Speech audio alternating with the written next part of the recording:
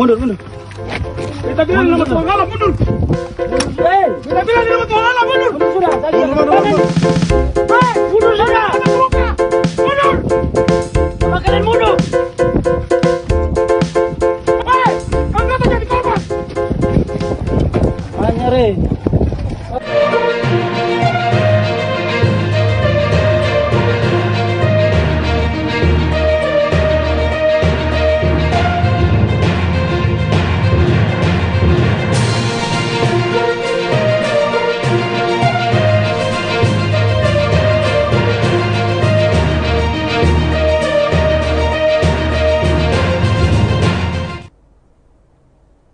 Hello, good afternoon Tribuners. Welcome back with me Kusnal Ashaifa in Indonesian News of Tribun Lampung. We will present you an updating and interesting information from every place in Indonesia. And here, the complete news. The first news is 5 victims between the Gegana police officer versus citizen in the Bandar Lampung. The dispute between police officer wearing Gegana t-shirt with resident in Waidati area in Bandar Lampung stands for the accusation of the drugs dealers. This was revealed by Dian Adi Saputra, the younger brother of the civilian who had an argument with a police officer wearing Gegana shirt in Waidati area Bandar Lampung. At the time, Dian was also location differing her sister Huang to clarify an allegation of drug dealers, and then the video emergency upholds police officer wearing a Gegana shirt. Dian confirmed the incident that has gone viral on social media. He also mentioned that the police officer wearing a Gegana shirt had pointed a gun at him. However, residents who are victims of the manja still have different opinion with the police. The police denies that any person carrying out the mentions of the civilian and based on the circulating the police claim. The police officer only intervened between the two warring parties. Meanwhile, Dian said that the time her brother put his appointed and the latest police officer, Dian also explained that the incident began with his brother was involved in argument with someone in the Sunday February according. And to Dian, the glass into the argument because February used a hardware word and the brother offered of this phone. According to him, people who come into Raja Basa Indah complex at the time asked the local resident to looking for the drug dealer houses. He also explained that at the time the three persons wearing police uniform and another person wearing a Gegana shirt. However, is a person different from the person circulating in the viral video.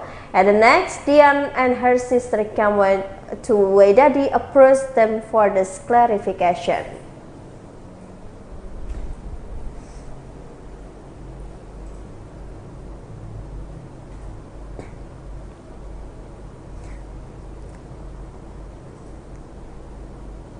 The next news is 3 days, 7 cows and 16 cows captured by the Aceh Jaya Civil Surveillance Police Unit.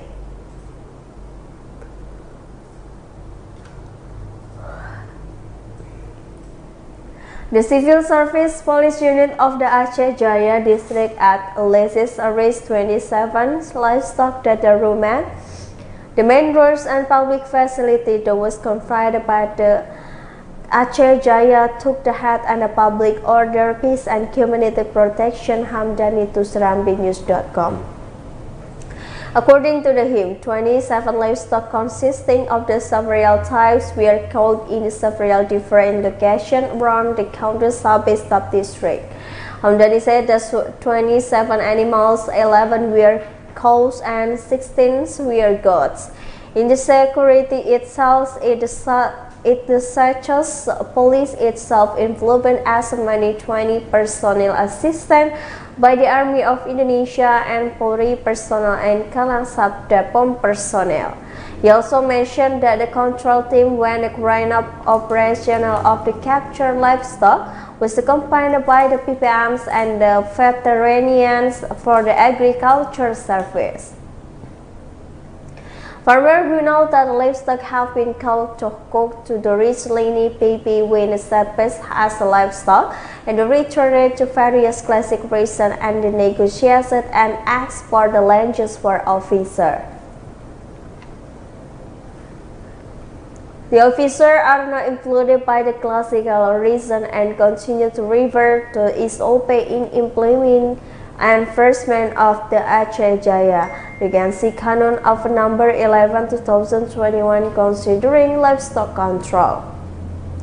Statement letter and a proof of deposit of administrative finance the District General Treasury account Aceh Jaya according to the type livestock and the lake time in the quarantine in Konduli in Hamdani.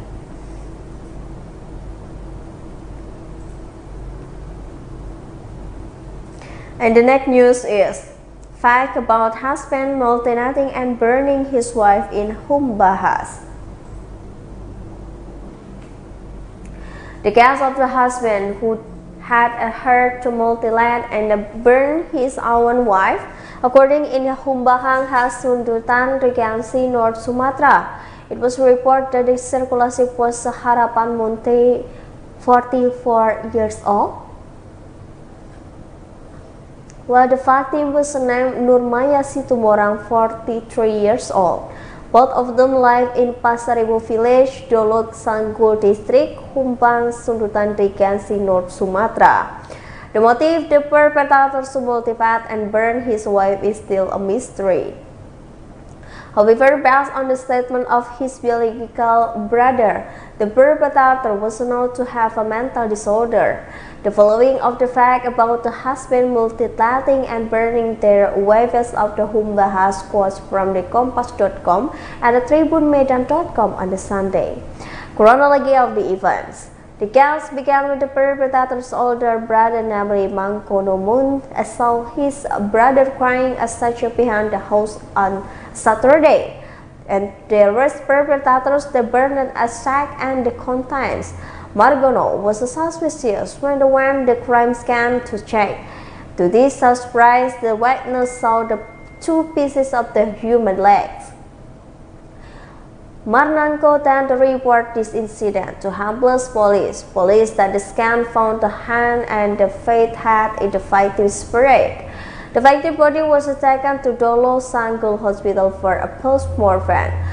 Humbahas Police Chief Adjutant Commissioner Police Ahmad Muhaimin confirmed this incident. He said the perpetrator was badly bruised while still at the scan. In front from the office and police, the perpetrators admitted that he had killed his wife.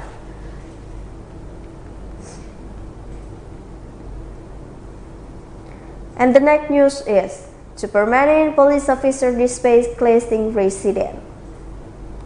The police officer Brigadier Matias Wafu and Brigadier Surya Indra Laksamana remain standing on the front line to the prevent mass clashes in the Maluku district, being hit by a rose in their body.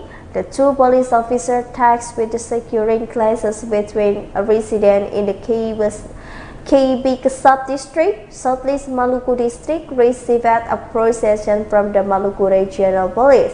The head of the public relations and the Maluku Police Commissioner Police Muhammad Rum Airat told in the Saturday night that what happened to the two police officers was from security that don't show in the cases clashed between residents in the Kibas district.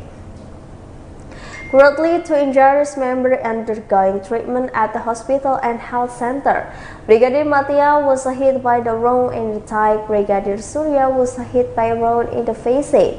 The video was circulated and seen by the Kompas.com. It can be seen the Brigadier Mus Mutia, who is injured, remained in standing to front line while dispatching. He also continued to cry and repeat, asked the resident with the sharp weapons not to cry, not to attack anymore.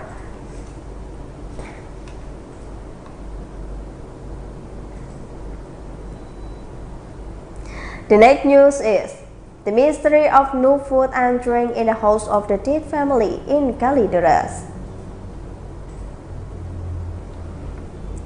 The death of our 4 family members in house the Citra Garden 1 complex, Kalideres, West Jakarta is still a mystery. At the first, it was suspected that they had died of the starvation because they could not any food and drink in house. Another fact, based on the result of the medical team's temporary examination, was that they stomach and 4 victims had a stroke and was no food left. The autopsy result has shown that the time of the first people was different at the most. The 3 tools who died 3 weeks ago. The raises suspicion that the 4 victims did not eat and a long time before they died. However, regretting allegedly death to the victim due to not eating, serving, and police have not been able to consider. Investigators are still waiting for the laboratory test with the contemplate to come out with the autopsy result and show no sign of the violence in the 4 victims. No harmful substance for the elements have been found in their internal organs. However, something strange with the talk and autopsy process. The worst substance or food elements in the internal organs or dead victim. The 4 victims were badly as Rudianto Gunawan, 17 years old, and his wife Margareta Gunawan, 16 years old, and the children of 2 were namely Dian, 14 years old, and the last one Budianto Gunawan, 69 years old, to Jatuh Brado in the law.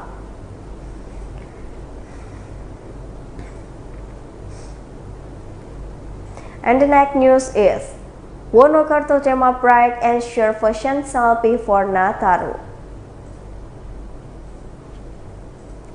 Here's a video of a good news, and Wonokerto Denmark Bridge just make sure it functional before Nataru. The Wonokerto Bridge in Denmark agency will open at the end of November and will be functional on December 14 before Natal and a New Year.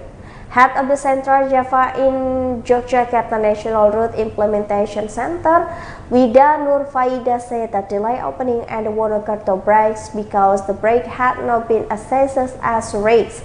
It was opened today. The bridge was reached a point 70 meters and the total width is wide once and discovery 7 meters to length. He explained that forces to open wall to address road user. Vida said that currently the project of the Wonokerto Bridge is still 75% progress.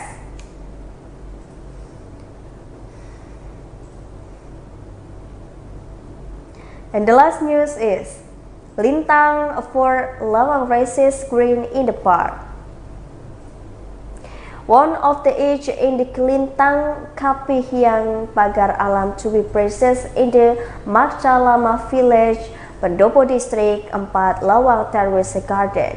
With a beautiful view and a cool atmosphere, the location people call this park is the Jodo Park, which is located on the base on the Lintang River, which flows in the 4 Lawang Regency, which has a variety show and sports sunset view. Getting in the Taman Jodo is not too difficult. The location of only 100 meters from the main route, even though access entry the far headquarters is not managed where route is not provided. Associately, there was those who visit here.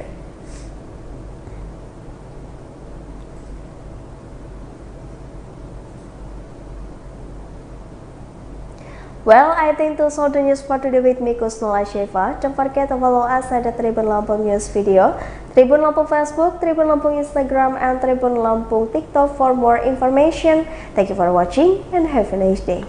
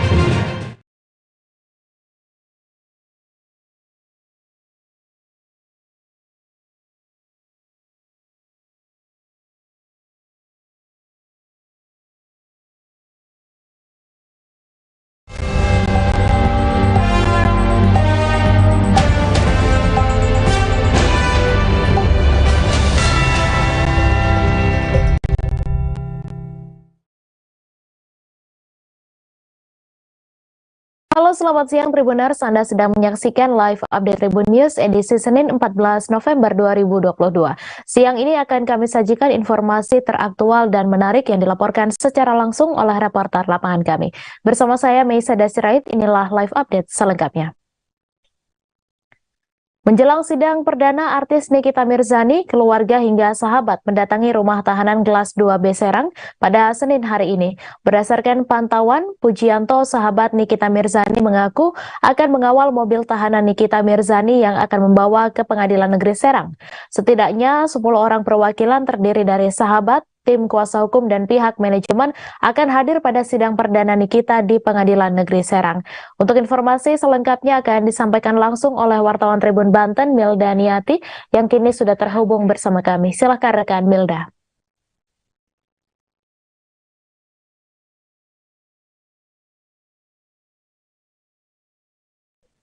Halo rekan Tribuners, dimanapun Anda berada dapat dilaporkan dari reporter Tribun Banten bahwa pada hari Senin, tepatnya pada tanggal 14 November 2022, saat ini dilaksanakan sidang perdana tahanan atas nama Nikita Mirzani di Pengadilan Negeri Serang. Bahkan sebelumnya dari pihak sahabat Nikita Mirzani, salah satunya Pujianto, mendatangi rutan kelas 2B Serang sekitar pukul 8 pagi. Rencananya dia akan mendampingi Nikita Mirzani untuk menuju ke Pengadilan Negeri Serang bersama dengan mobil tahanan. Selanjutnya Nikita juga sempat memuji mobil tahanan baru yang dinaikinya.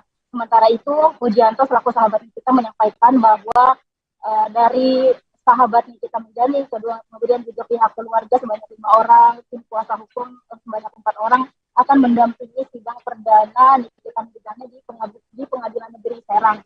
Selanjutnya Nikita Mirzani sekitar pukul 9.30 keluar dari rutan kelas 2B Serang didampingi oleh pihak Kejaksaan Negeri Serang dan juga Pujianto. Setelah keluar dari rutan, Nikita tampak wajahnya berseri, dia juga mengenakan pakaian modis, menggunakan setelan kemeja berwarna putih panjang, kemudian juga celana levis, bandana dan juga kacamata. Nikita tidak terlalu banyak berkomentar, dirinya langsung masuk ke dalam mobil tahanan dan juga langsung menuju ke Pengadilan Negeri Serang. Pihak Humas Pengadilan Negeri Serang juga mengatakan bahwa sidang perdana Nikita Mirzani di Pengadilan Negeri Serang saat ini dilaksanakan secara offline dan dimulai sekitar pukul 9. Tadi juga pada saat di persidangan sempat molor, jadi persidangan dimulai sekitar pukul 10 pagi ini. Tribuners. Sekian yang dapat disampaikan oleh reporter tribunbanten.com. Kembali ke studio. Terima kasih rekan Milda atas laporan Anda. Selamat bertugas kembali. Pasca 4 hari ditemukannya jasad satu keluarga di perumahan Citra Grand Extension Kalideres, Jakarta Barat, per hari ini Senin 14 November, situasi di rumah tersebut tampak sepi dari aktivitas warga. Berdasarkan pantauan, suasana di lokasi terpantau tak ada aktivitas yang berarti praktis hanya awak media yang terlihat masih bertugas di lokasi tersebut. Adapun kondisi rumah satu keluarga yang ditemukan tewas pada Kamis lalu itu terlihat masih tertutup rapat dan dibatasi oleh garis kepolisian. Informasi selengkapnya akan disampaikan langsung oleh wartawan Tribun News Fahmi Ramadan yang kini sudah terhubung bersama kami. Silahkan rekan Fahmi. Ya, selamat siang Tribuners. Halo, Mei. Ya, silakan. Selamat siang Tribuners. Pasca 4 hari ditemukannya jasad satu keluarga yang tewas di perumahan Citra Grand 1 Extension Kalideres, Jakarta Barat, per hari ini situasi di sekitar lokasi rumah tampak masih terlihat sepi. Tidak ada aktivitas yang berarti di sekitar rumah yang pada hari Kamis lalu itu ditemukan empat jasad dari satu keluarga pada hari itu. Praktis hari ini hanya awak media saja yang berada standby di lokasi tersebut dan di sekitarnya pun tampak tidak ada aktivitas lainnya selain dari aktivitas awak dari media. Selain itu, berdasarkan informasi yang Tribun News dapat hari kemarin, rencananya hari ini untuk keempat jenazah dari satu keluarga tersebut rencananya akan dikremasi di krematorium daerah Cilincing, Jakarta Utara. Kendati demikian, kami belum bisa memastikan apa terkait waktu pelaksanaan kremasi tersebut, apakah akan tetap dilaksanakan hari ini atau tidak. Sampai sejauh ini belum ada informasi yang terkait kremasi dari 4 jenazah satu keluarga tersebut. Demikian yang bisa saya laporkan dari lokasi kejadian penemuan 4 jasad satu keluarga di wilayah Kalideres, Jakarta Barat. Kembali ke Mei. Terima kasih rekan Fahmi atas laporan Anda. Selamat bertugas kembali. Kita beralih ke informasi selanjutnya, Tribuners. Kelvin, seorang yang bertempat tinggal di sebelah rumah keluarga tewas di Kalideres, menceritakan sejumlah hal yang pernah dilakukan satu keluarga tewas di perumahan Citra Garden Extension tersebut. Pertama, Kelvin menyebut ibunya pernah mendapati bapak keluarga tersebut membungkus sebelah kakinya dengan plastik hitam saat sedang berjalan menuju rumah. Saat ditanyai mengapa diikat, tak ada jawaban yang dilontarkannya. Kelvin juga menganggap jika rumah tersebut sudah tak ada orang karena mengira penghuni rumah sudah pindah. Informasi selengkapnya akan disampaikan langsung oleh wartawan Warta Kota Nuriatul Hikmah yang kini sudah terhubung bersama kami. Silakan rekan Nuri. Ya, baik Mei dan juga pemirsa, benar sekali bahwasannya kemarin kami sempat bertemu dengan salah satu tetangga dari 4 orang yang tewas di perumahan Citra Garden Kalideres, Jakarta Barat.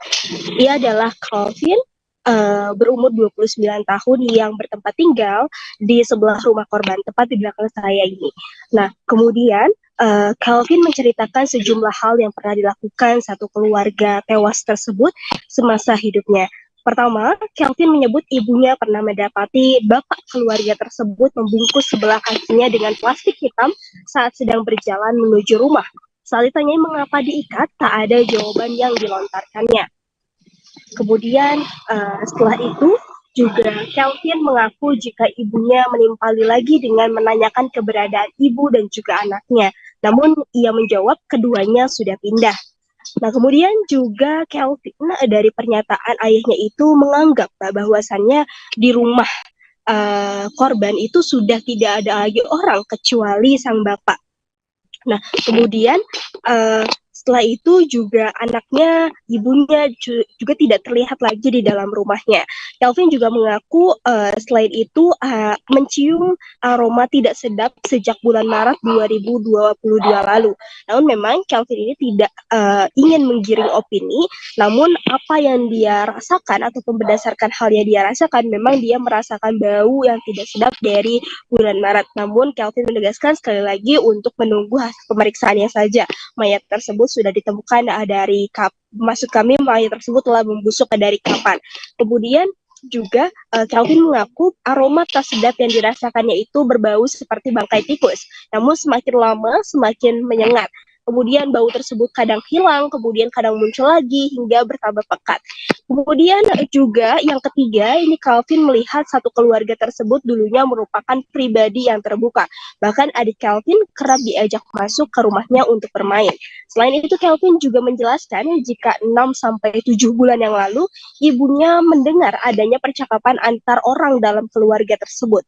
Namun belakangan ini sudah sepi dan tidak terdengar apapun lagi. Dulu adiknya waktu sekitar 10 tahun yang lalu itu pernah diundang masuk ke dalam. Bahkan Kelvin sendiri itu sempat diajak berbincang-bincang dan juga kenal baik dengan ibu dan juga anaknya. Nah, kemudian kalau misalkan pernyataan dari Kelvin itu sendiri, kadang-kadang kalau misalkan keluarga tersebut itu keluar dari rumahnya itu kerap menyapa tetangga sekitarnya.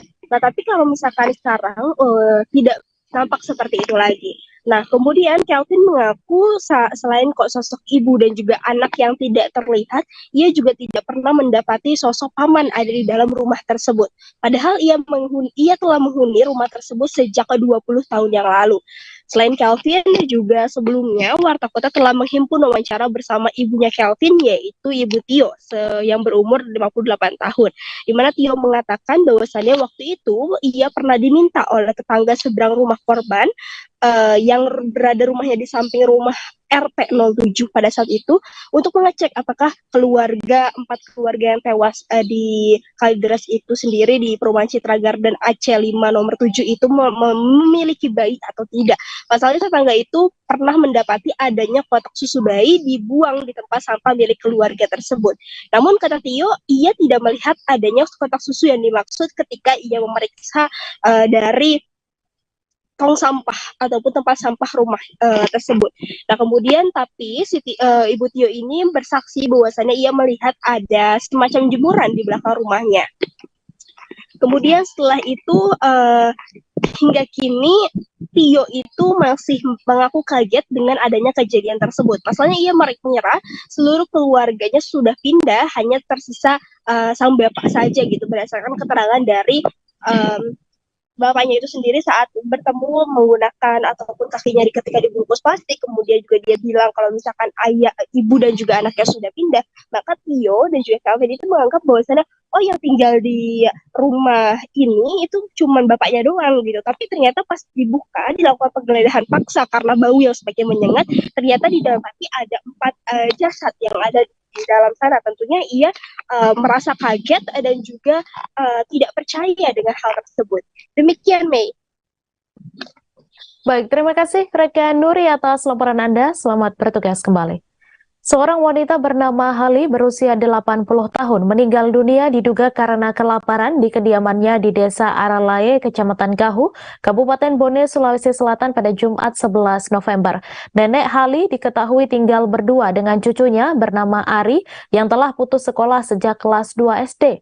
Ari memilih ikut tinggal bersama neneknya sebelum duduk di bangku sekolah. Nenek Hali dan cucunya Ari tinggal di sebuah rumah semi permanen hasil gotong royong warga setempat. Informasi selengkapnya akan disampaikan langsung oleh wartawan Tribun Timur, Noval Kurniawan yang kini sudah terhubung bersama kami. Silakan rekan Noval. Baik, terima kasih rekan Mei. Sebelumnya di Tribun Timur telah melakukan pantauan di lapangan dan mewawancarai tetangga dari Nenek Hali ini. Dan menurut pengakuan dari tetangga almarhumah Nenek Hali, Nenek Hali meninggal memang betul karena diduga karena kelaparan. Nenek Hali tinggal berdua bersama cucunya yaitu Ari. Ari seperti yang tadi rekan Mei sampaikan bahwa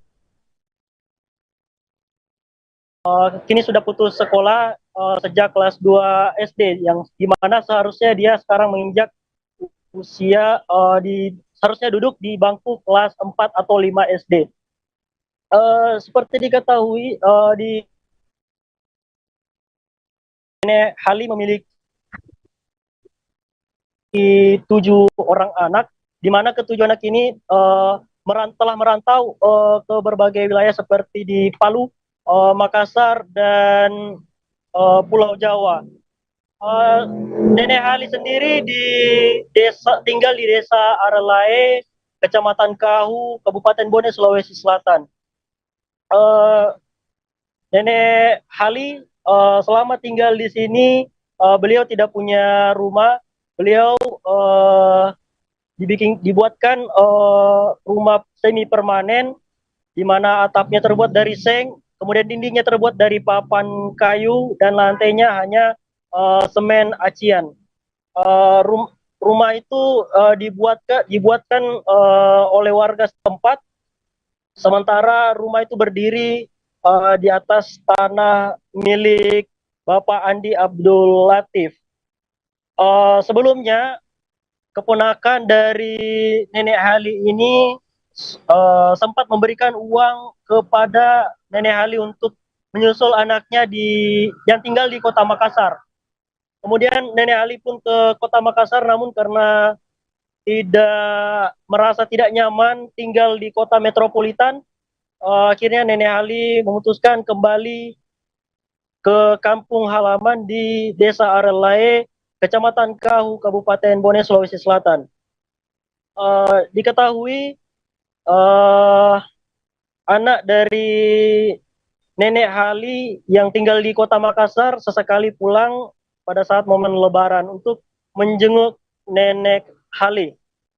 Sementara cucunya Ari memutuskan ikut tinggal bersama nenek Hali sebelum dia duduk di bangku sekolah. Nah, semasa hidup nenek Hali sering mendapat bantuan dari tetangga sekitarnya, baik itu berupa uang ataupun beras, ikan dan sebagainya. Hingga kemudian 3 tahun sebelum nenek Hali meninggal, dia mulai sering sakit-sakitan. Hingga pada akhirnya pada Jumat 11 November 2022, menjelang maghrib, nenek Hali sudah menghembuskan nafas terakhirnya yang diduga karena kelaparan. Kurang lebih seperti itu, rekan Mei. Baik, terima kasih rekan Noval atas laporan Anda. Selamat bertugas kembali. Kita beralih ke informasi selanjutnya, Tribuners. Rombongan Presiden Jokowi dan Presiden Uni Emirat Arab Mohammed bin Zayed Al Nahyan datang ke Solo sekitar pukul 7:21 waktu Indonesia Barat pada Senin hari ini. Mereka dikawal ketat oleh belasan full rider. Presiden Jokowi dan Presiden Uni Emirat Arab Mohammed bin Zayed tiba di Masjid Sheikh Zayed Solo dalam satu mobil menggunakan mobil kepresidenan jenis Mercedes-Benz S600. Informasi selengkapnya akan disampaikan langsung oleh wartawan Tribun Solo, Ahmad Syarifuddin, yang kini sudah terhubung bersama kami. Silakan rekan Ahmad.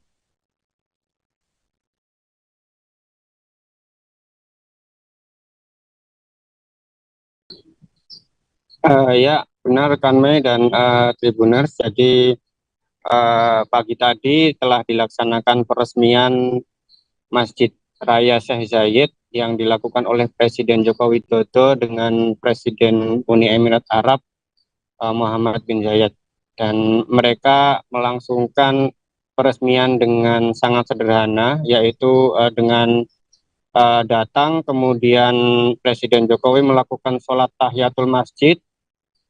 Setelah itu kemudian dilakukan penandatanganan prasasti oleh kedua belah Presiden Jokowi dan Presiden Mohammed bin Zayed di ruang utama masjid. Kemudian setelah itu dilakukan penanaman pohon sebagai simbol persahabatan antara kedua negara. Lalu setelah itu dilakukan foto bersama dan kemudian dilanjutkan rombongan ke kediaman Jokowi di Solo untuk dijamu makan siang. Jadi di situ juga ada Menteri Pertahanan Prabowo Subianto, kemudian ada Menteri BUMN Erick Thohir, dan di situ juga didampingi Wali Kota Solo Gibran Rakabuming Raka.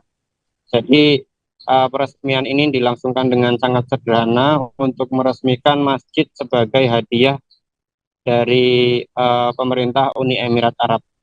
Begitu. Baik, terima kasih rekan Ahmad Syarifuddin atas laporan Anda. Selamat bertugas kembali. Seorang tenaga honorer di Bawaslu Ogan Ilir ditetapkan tersangka korupsi dana hibah sebesar 7 miliar rupiah. Dana hibah tersebut dianggarkan Pemkab Ogan Ilir kepada Bawaslu Ogan Ilir pada tahun anggaran 2020. Selain tenaga honorer, ada 2 orang lainnya yang ditetapkan tersangka. Kedua orang tersebut merupakan mantan koordinator Sekretariat Bawaslu Ogan Ilir pada tahun 2020. Untuk informasi selengkapnya akan disampaikan langsung oleh wartawan Tribun Sumsel, Agung, yang kini sudah terhubung bersama kami. Silakan rekan Agung.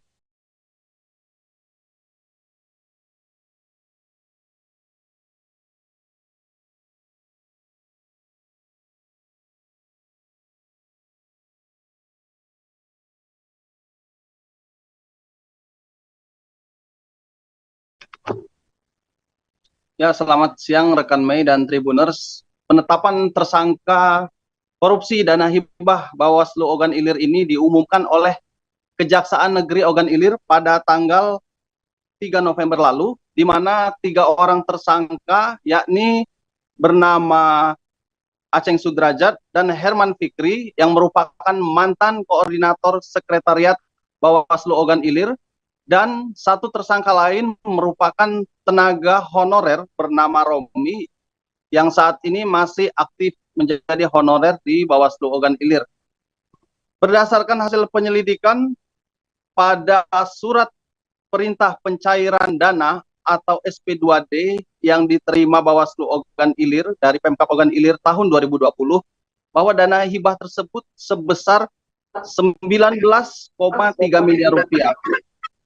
Namun pada realisasinya, berdasarkan hasil penyelidikan dari tim pidana khusus Kejari Ogan Ilir, berdasarkan bukti otentik belanja dana hibah itu hanya terrealisasi 11,9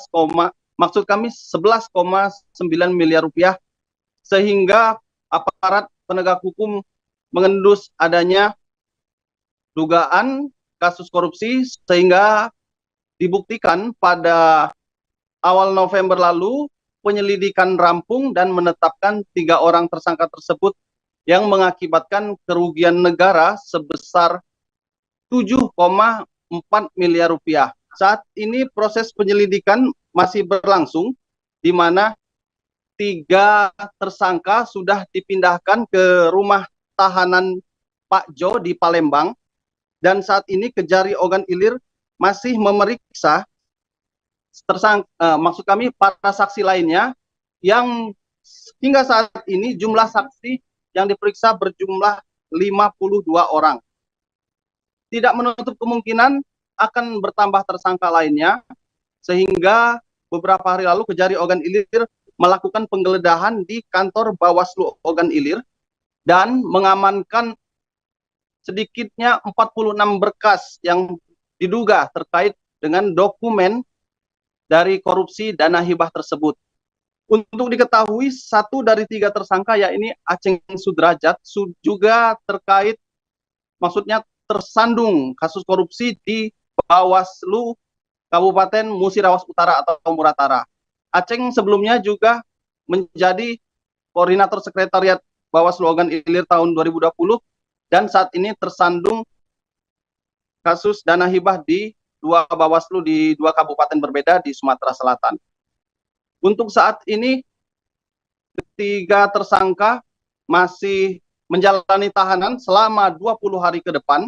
Untuk selanjutnya akan ke tahapan selanjutnya, yakni di pengadilan.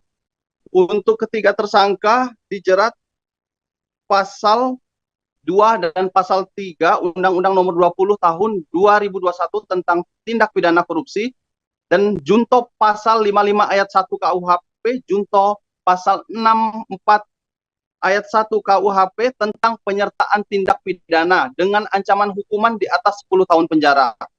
Saat ini keputusan menjadikan tersangka terhadap tenaga honorer Bawaslu Ogan Ilir mengundang pro kontra, di mana disebutkan diduga berhembus kabar bahwa tenaga honorer ini sengaja dikorbankan untuk menjadi tersangka, sementara pimpinan atau pucuk pimpinan dari Bawaslu Ogan Ilir saat ini belum dijadikan tersangka. Begitu juga dengan bendahara dari Bawaslu Ogan Ilir. Namun, Kejaksaan Negeri Ogan Ilir menegaskan penetapan tersangka ini berdasarkan alat bukti, 3 alat bukti, yakni keterangan saksi-saksi, dan juga ada keterangan ahli dari BPK Perwakilan Sumatera Selatan, dan alat bukti 3 yakni invoice atau bukti-bukti pembayaran dana hibah yang tidak sesuai alokasinya tersebut. Untuk saat ini, meskipun tersangka sudah ditetapkan, penyelidikan, pengembangan terus berlanjut, dan Kejari Ogan Ilir menerima informasi sekecil apapun dari masyarakat jika mengetahui indikasi korupsi dana hibah di Bawaslu Ogan Ilir ini. Demikian rekan Mei yang dapat kami laporkan dari Ogan Ilir, Sumatera Selatan. Terima kasih rekan Agung atas laporan Anda, dan Tribuners, wartawan kami juga telah menghimpun wawancara dengan Kasipitsus Kejari Ogan Ilir. Berikut tayangannya untuk Anda. Bisa jelaskan terkait penggeledahan yang berada di kantor Bawaslu ini seperti apa? Oh iya, terima kasih rekan-rekan pers yang sudah hadir. Assalamualaikum warahmatullahi wabarakatuh. Saya Kasipitsus dan tim penyidik telah melakukan penggeledahan di kantor Bawaslu dengan penetapan geledah nomor 212.PEN.PID-2022-PN Kayu Agung yang diteken tanda tangani oleh Wakil Ketua Pengadilan Negeri Kayu Agung tanggal 4 November 2022. Dalam pelaksanaan penggeledahan kita menyita 46 dokumen dan dihadiri oleh Lurah dari Indralaya Indah dengan Pak Hamid. Kepala Kejaksaan Negeri Aceh Timur Semeru didampingi Kepala Seksi Pengelolaan Barang Bukti dan Barang Rampasan Hanita Azrika menyetorkan uang sebesar 2 miliar rupiah ke kas negara melalui PT Bank Syariah Indonesia Persero Cabang ID Rayek pada Kamis 10 November. Kajari Aceh Timur Semeru mengatakan penyetoran uang ke kas negara itu sebagai pelaksanaan eksekusi pidana uang pengganti dari 2 terpidana kasus korupsi PT Kereta Api Indonesia.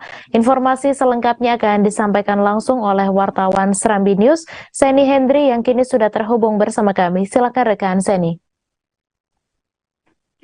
Ya, terima kasih rekan Mei dari Provinsi Aceh, khususnya Kabupaten Aceh Timur. Dapat saya laporkan bahwa Kejaksaan Negeri Aceh Timur telah melaksanakan eksekusi penyetoran uang ke kas negara sekitar 2 miliar 22 juta rupiah. Penyetoran itu dilakukan pada Kamis 10 November lalu oleh Kepala Kejaksaan Negeri Aceh Timur Semeru SHMH didampingi oleh Kepala Seksi Pengelolaan Barang Bukti dan Barang Rampasan Hanita Azrika SHMH dan Kepala Seksi Tindak Pidana Khusus Muhammad Jeki SH. Mereka menyetorkan uang ke kas negara senilai 2 miliar 22 juta rupiah melalui PT Bank Syariah Indonesia Persero Cabang ID Rayek Kabupaten Aceh Timur.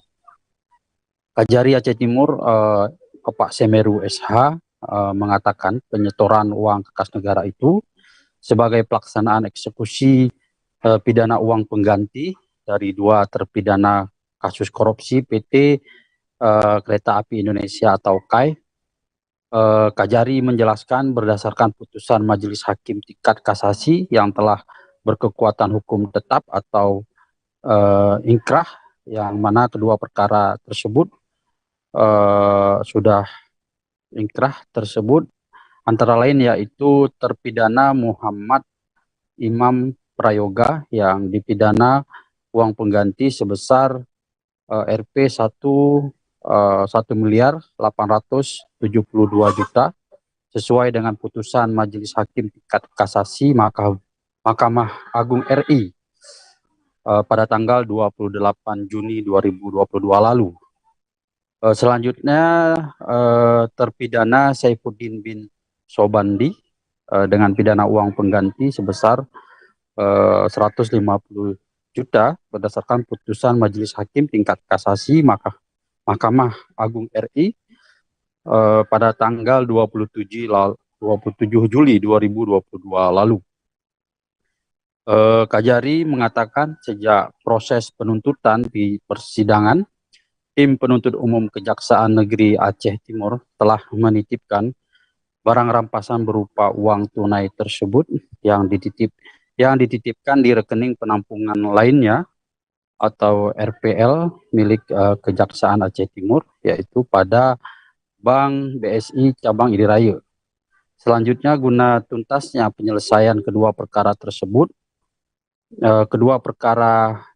uang rampasan yang dititipkan tersebut berdasarkan putusan Majelis Hakim diperhitungkan sebagai eksekusi pidana denda dan pidana uang pengganti.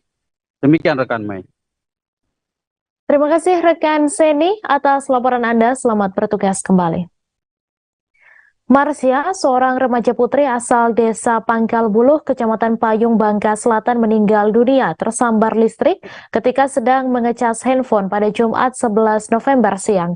Korban yang tak lain adalah salah satu calon Korea asal desa Pangkal Buluh yang akan mengikuti Musabakoh Tilawatil Quran dan Hadis ke-11 yang akan digelar pada pekan depan.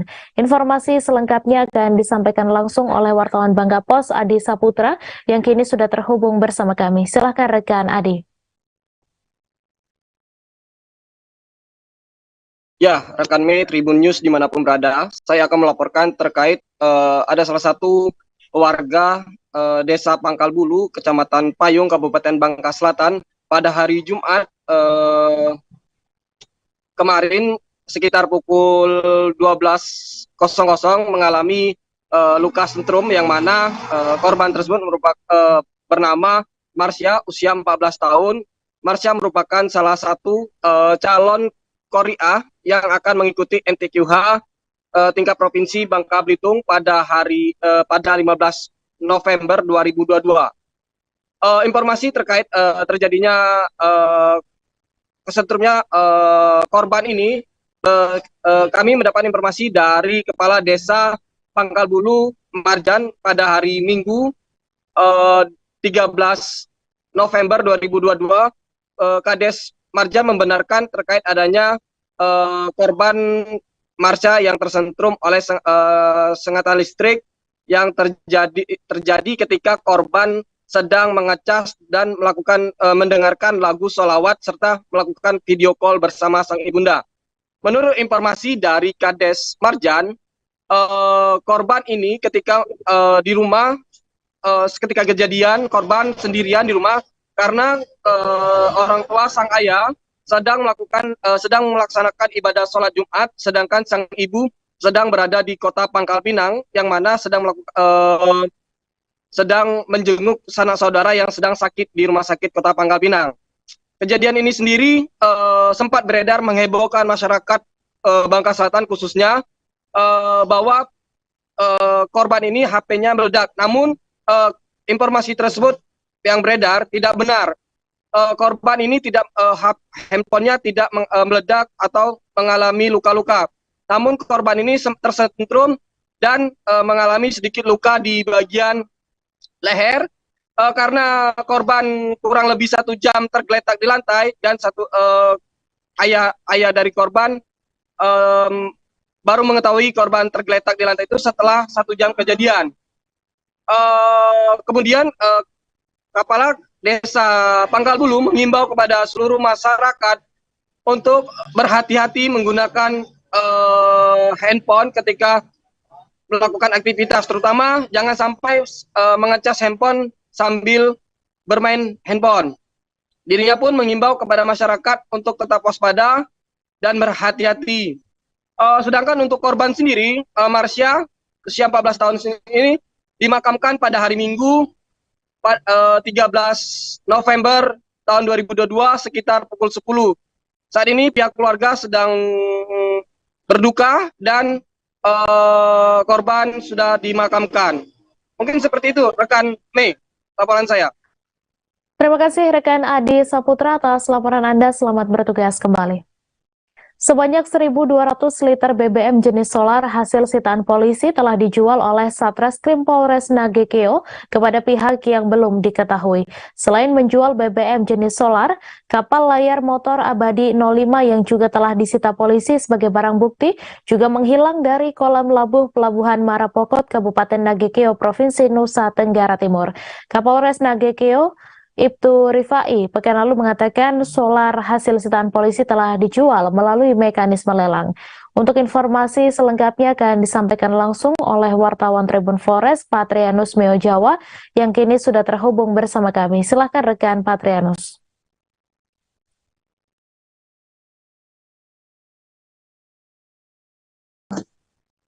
Dari Kabupaten Nagekeo Provinsi Nusa Tenggara Timur, saya informasikan bahwa benar Satreskrim Polres Nagekeo menginformasikan bahwa barang bukti berupa 1.200 liter BBM jenis solar telah dijual kepada pihak yang tidak disebutkan dengan melalui dalil bahwa penjualan itu dilakukan melalui mekanisme pelelangan.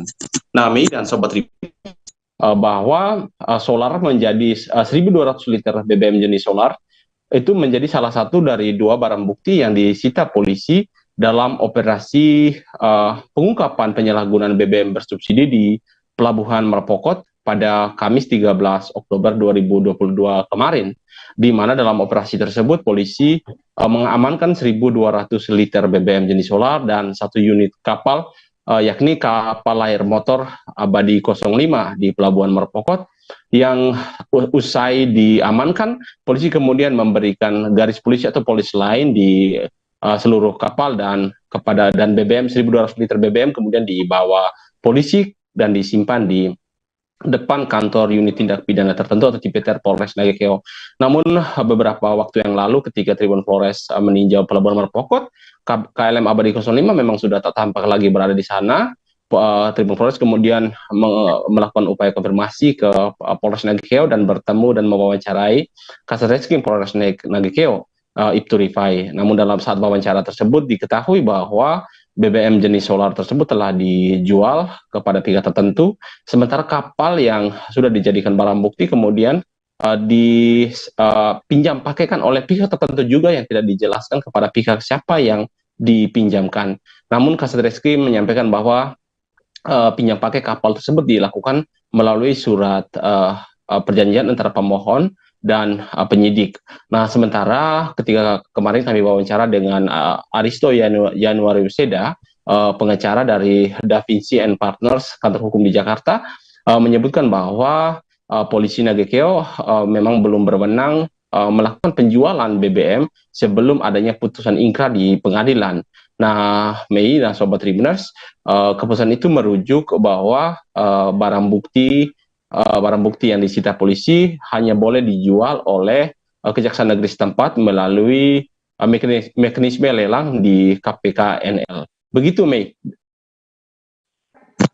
Baik, terima kasih rekan Patrianus atas laporan Anda, dan Tribuners, wartawan kami juga telah menghimpun wawancara dengan pengacara dari kantor hukum Da Vinci and Partner. Berikut tayangannya untuk Anda.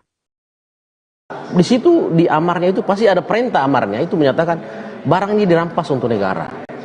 Kemudian barang itu dimusnahkan atau barang itu dikembalikan kepada terdakwa.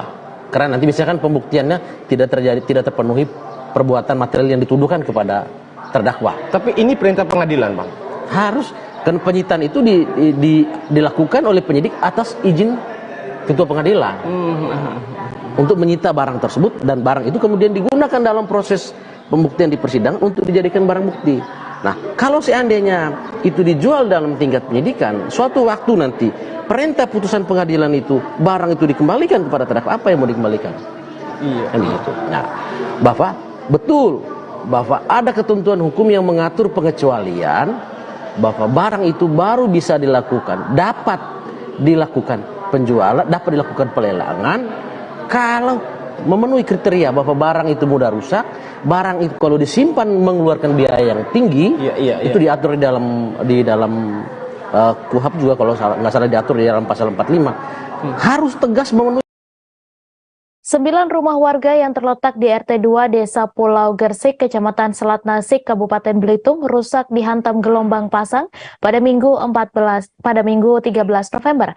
Bahkan 6 dari rumah tersebut rusak berat hingga bagian belakang rubuh dikarenakan terkikis gelombang pasang. Akibatnya penghuni rumah terpaksa mengungsi ke rumah kerabatnya yang agak jauh dari pinggir pantai. Informasi selengkapnya akan disampaikan langsung oleh wartawan Pos Belitung Dede Suhendar yang kini sudah terhubung bersama kami. Silakan rekan Dede. Ya, baik Mei dan Tribuners, bisa kami sampaikan 9 rumah di RT 2 Desa Pulau Gersik, Kecamatan Selat Nasik, Kabupaten Belitung rusak dihantam gelombang pasang pada hari Minggu 13 November pagi kemarin. Menurut keterangan Kepala Desa Pulau Gersik, Mahram mengatakan gelombang pasang itu terjadi pada pagi hari dan kemudian mengikis bibir pantai dan kemudian merusak rumah-rumah yang berada di tepat di bibir pantai tersebut. Ia mengatakan kondisi tersebut terjadi dikarenakan saat ini wilayah setempat memasuki cuaca musim angin barat di mana ketika musim angin barat itu berhembus kencang, kemudian mempengaruhi kepada tinggi gelombang yang menghantam bagian bibir pantai. Sebagai informasi, Desa Pulau Gresik ini memang terletak tepat bersebelahan dengan Alki 1 atau jalur kapal-kapal besar, sehingga kondisi lautnya cukup dalam dan juga tinggi gelombangnya juga cukup besar. Ditambah dengan pengaruh saat ini cuaca musim angin barat yang membuat tinggi gelombang itu lebih dari biasanya. Ia juga menilai kondisi angin musim barat saat ini lebih besar dibandingkan tahun sebelumnya. Sebab pada tahun sebelumnya itu tidak terjadi kerusakan rumah, namun pada tahun ini baru saja memasuki awal musim barat sudah terdapat 9 rumah yang rusak. Oleh sebab itu, warga di RT2 yang tinggal di bibir pantai saat ini sudah mulai mengungsi di rumah sanak saudara mereka yang terletak agak jauh dari pantai. Tujuannya untuk menghindari kejadian serupa yang kemungkinan akan terjadi beberapa hari ke depan. Maharam juga meminta perhatian kepada pemerintah kabupaten, baik provinsi maupun pusat, untuk mencarikan solusi terbaik untuk wilayah mereka. Sebab kondisi tersebut sebenarnya sering terjadi memasuki atau menjelang akhir tahun ketika gelombang pasang mulai tinggi. Memang sebelumnya sempat muncul wacana untuk pembangunan breakwater atau tanggul peminta gelombang, namun saat ini memang belum ada realisasi sama sekali baik dari pemerintah pusat, kabupaten maupun provinsi. Oleh sebab itu, ia meminta perhatian kepada pemerintah, mengingat Desa Pulau Gresik merupakan salah satu pulau di Kabupaten Belitung yang berpenghuni. Demikian, Mei. Terima kasih rekan Dede Surendar atas laporan Anda. Selamat bertugas kembali. Lubang menganga besar disertai kondisi yang becek saat hujan membuat jalan PPI Sungai Selan, Kecamatan Sungai Selan, Bangka Tengah semakin memprihatinkan. Kerusakan yang sudah terjadi secara berlarut-larut ini membuat masyarakat sekitar berkeluh kesah. Pasalnya ruas jalan tersebut memang kerap dilintasi warga sekitar, terutama saat sore hari ketika hendak berkunjung ke tempat pembongkaran ikan. Informasi selengkapnya akan disampaikan langsung oleh wartawan Bangka Pos, Arya Bima Mahendra, yang kini sudah terhubung bersama kami. Silakan rekan Arya. Ya, baik, terima kasih rekan Mei dan pemirsa Tribuners. Perlu saya sampaikan kondisi memprihatinkan jelas di ruas jalan PPI Sungai Selan, Kelurahan Sungai Selan, Kecamatan Sungai Selan, Kabupaten Bangka Tengah, Provinsi Kepulauan Bangka Belitung. Dari pantauan kami di lapangan memang terlihat jelas bahwa kondisi ruas jalan tersebut terbilang rusak cukup parah, bahkan terlihat lubang menganga cukup besar disertai genangan air yang membuat kondisi ruas jalan tersebut menjadi becek ketika di musim penghujan saat ini. Mirisnya lagi diketahui bahwa kerusakan tersebut tidak hanya terjadi di satu titik saja, melainkan di banyak titik, di mana setiap beberapa ratus meter selalu ditemukan lubang-lubang baik yang berukuran kecil ataupun yang berukuran besar di ruas jalan tersebut.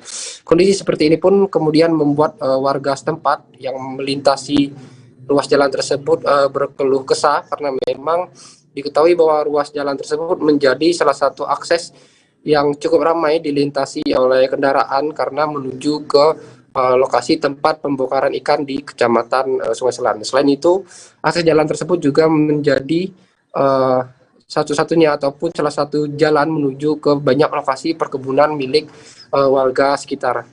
Disampaikan oleh Zulkifli, salah satu warga sekitar, dirinya mengaku sudah cukup risih dan resah melihat kondisi ruas jalan yang sudah rusak parah dan berlubang selama bertahun-tahun lamanya itu. Bahkan dia menilai sampai saat ini belum ada bentuk perhatian dari pemerintah setempat untuk melakukan perbaikan, baik itu peningkatan ataupun pemeliharaan jalan di ruas jalan tersebut. Begitu pula yang disampaikan oleh Apri, warga lainnya, yang mengatakan bahwa dirinya kerap malas melintasi ruas jalan tersebut, apalagi ketika musim hujan, karena jika melintasi jalan tersebut saat musim hujan otomatis akan membuat kendaraan yang ia gunakan menjadi kotor akibat kecipratan air ataupun becek di jalan. Terpisah, Kepala Dinas Pekerjaan Umum dan Perumahan Rakyat Kabupaten Bangka Tengah, Bapak Rahmat Wibowo, menyebutkan bahwa memang saat ini pihaknya sedang terkendala anggaran untuk memperbaiki ruas jalan tersebut. Namun pihaknya mengupayakan agar tahun depan mulai dianggarkan untuk perbaikan jalan, khususnya dalam hal pemeliharaan ataupun penambalan jalan. Disampaikan oleh Rahmat, untuk pemeliharaan sendiri mungkin akan dilakukan dilakukan secara bertahap karena memang keterbatasan anggaran tadi mungkin dimulai tahun depan akan dilakukan secara bertahap mulai dari 400 meter terlebih dahulu dan seterusnya. Mungkin demikian yang bisa saya laporkan. Rekan Mei kembali ke studio. Baik, terima kasih rekan Arya Bima atas laporan Anda, dan Tribuners, wartawan kami juga telah menghimpun wawancara dengan warga sekitar. Berikut tayangannya untuk Anda. Sangat risih sekali, Mas, dan ini sudah lama sekali tidak diperhatikan, dan kendala yang paling berat itu saat malam hari, dan saat malam hari itu sering nyiprat kalau kita lewat, apalagi habis hujan itu airnya itu bisa mencapai mata kaki kalau kita tangan dan kaki. Nah, dan satu hal yang paling membuat masyarakat di sini tuh malas untuk mencuci motor, karena jika sudah mencuci motor percuma saja untuk lewat di jalanan ini. Sebuah mobil dump truck bermuatan 50 sak semen terjebak banjir bandang di Sungai Taen, Kecamatan Amfuang Barat Daya, Kabupaten Kupang. Hampir 18 jam mobil itu terjebak sejak Sabtu 12 November pukul 16 WITA hingga Minggu 13 November pukul 10 dan berhasil dievakuasi warga dengan mobil lain. Pemilik mobil, Nardi Niap, yang berhasil dihubungi, mengungkapkan banjir datang secara tiba-tiba saat dirinya sudah di tengah sungai. Informasi selengkapnya akan disampaikan langsung oleh wartawan Pos Kupang, Rian, yang kini sudah terhubung bersama kami. Silakan rekan Rian. Baik, selamat siang Tribuners dimanapun Anda berada. Dapat saya laporkan sebuah mobil dump truck terjebak banjir di Sungai Taen di Kecamatan Amfuang Barat Daya, Kabupaten Kupang. Hampir 18 jam mobil tersebut terjebak sejak Sabtu 12 November pukul 4 sore hingga Minggu 13 November sekitar pukul 10 pagi, dan akhirnya berhasil dievakuasi warga dengan mobil milik warga sekitar. Pemilik mobil, Nardi Niap, yang berhasil dihubungi oleh wartawan, mengungkapkan banjir datang secara tiba-tiba saat dirinya sudah berada di tengah sungai. Nardi yang berhasil lolos dari banjir mengatakan saat menyeberang dia melihat tidak ada banjir di sungai. Namun saat mobil sudah berada di pertengahan sungai, banjir tiba-tiba datang dengan cukup deras. Dan pada saat kejadian tersebut, dirinya berusaha agar selamat dari terjangan banjir dan meninggalkan mobil serta muatan yang secara perlahan mulai terseret banjir menjauh dari lintasan yang dilalui di tengah sungai. Semula Nardi mengungkapkan dirinya bergerak dari Kupang menuju Desa Honu, Kecamatan Amfuang Barat Laut untuk mengantar bahan bangunan berupa semen untuk pekerjaan irigasi di Kecamatan Amfuang Barat Laut. Sesampainya di Kali Taen belum ada banjir sehingga dirinya dapat menyeberang dengan aman.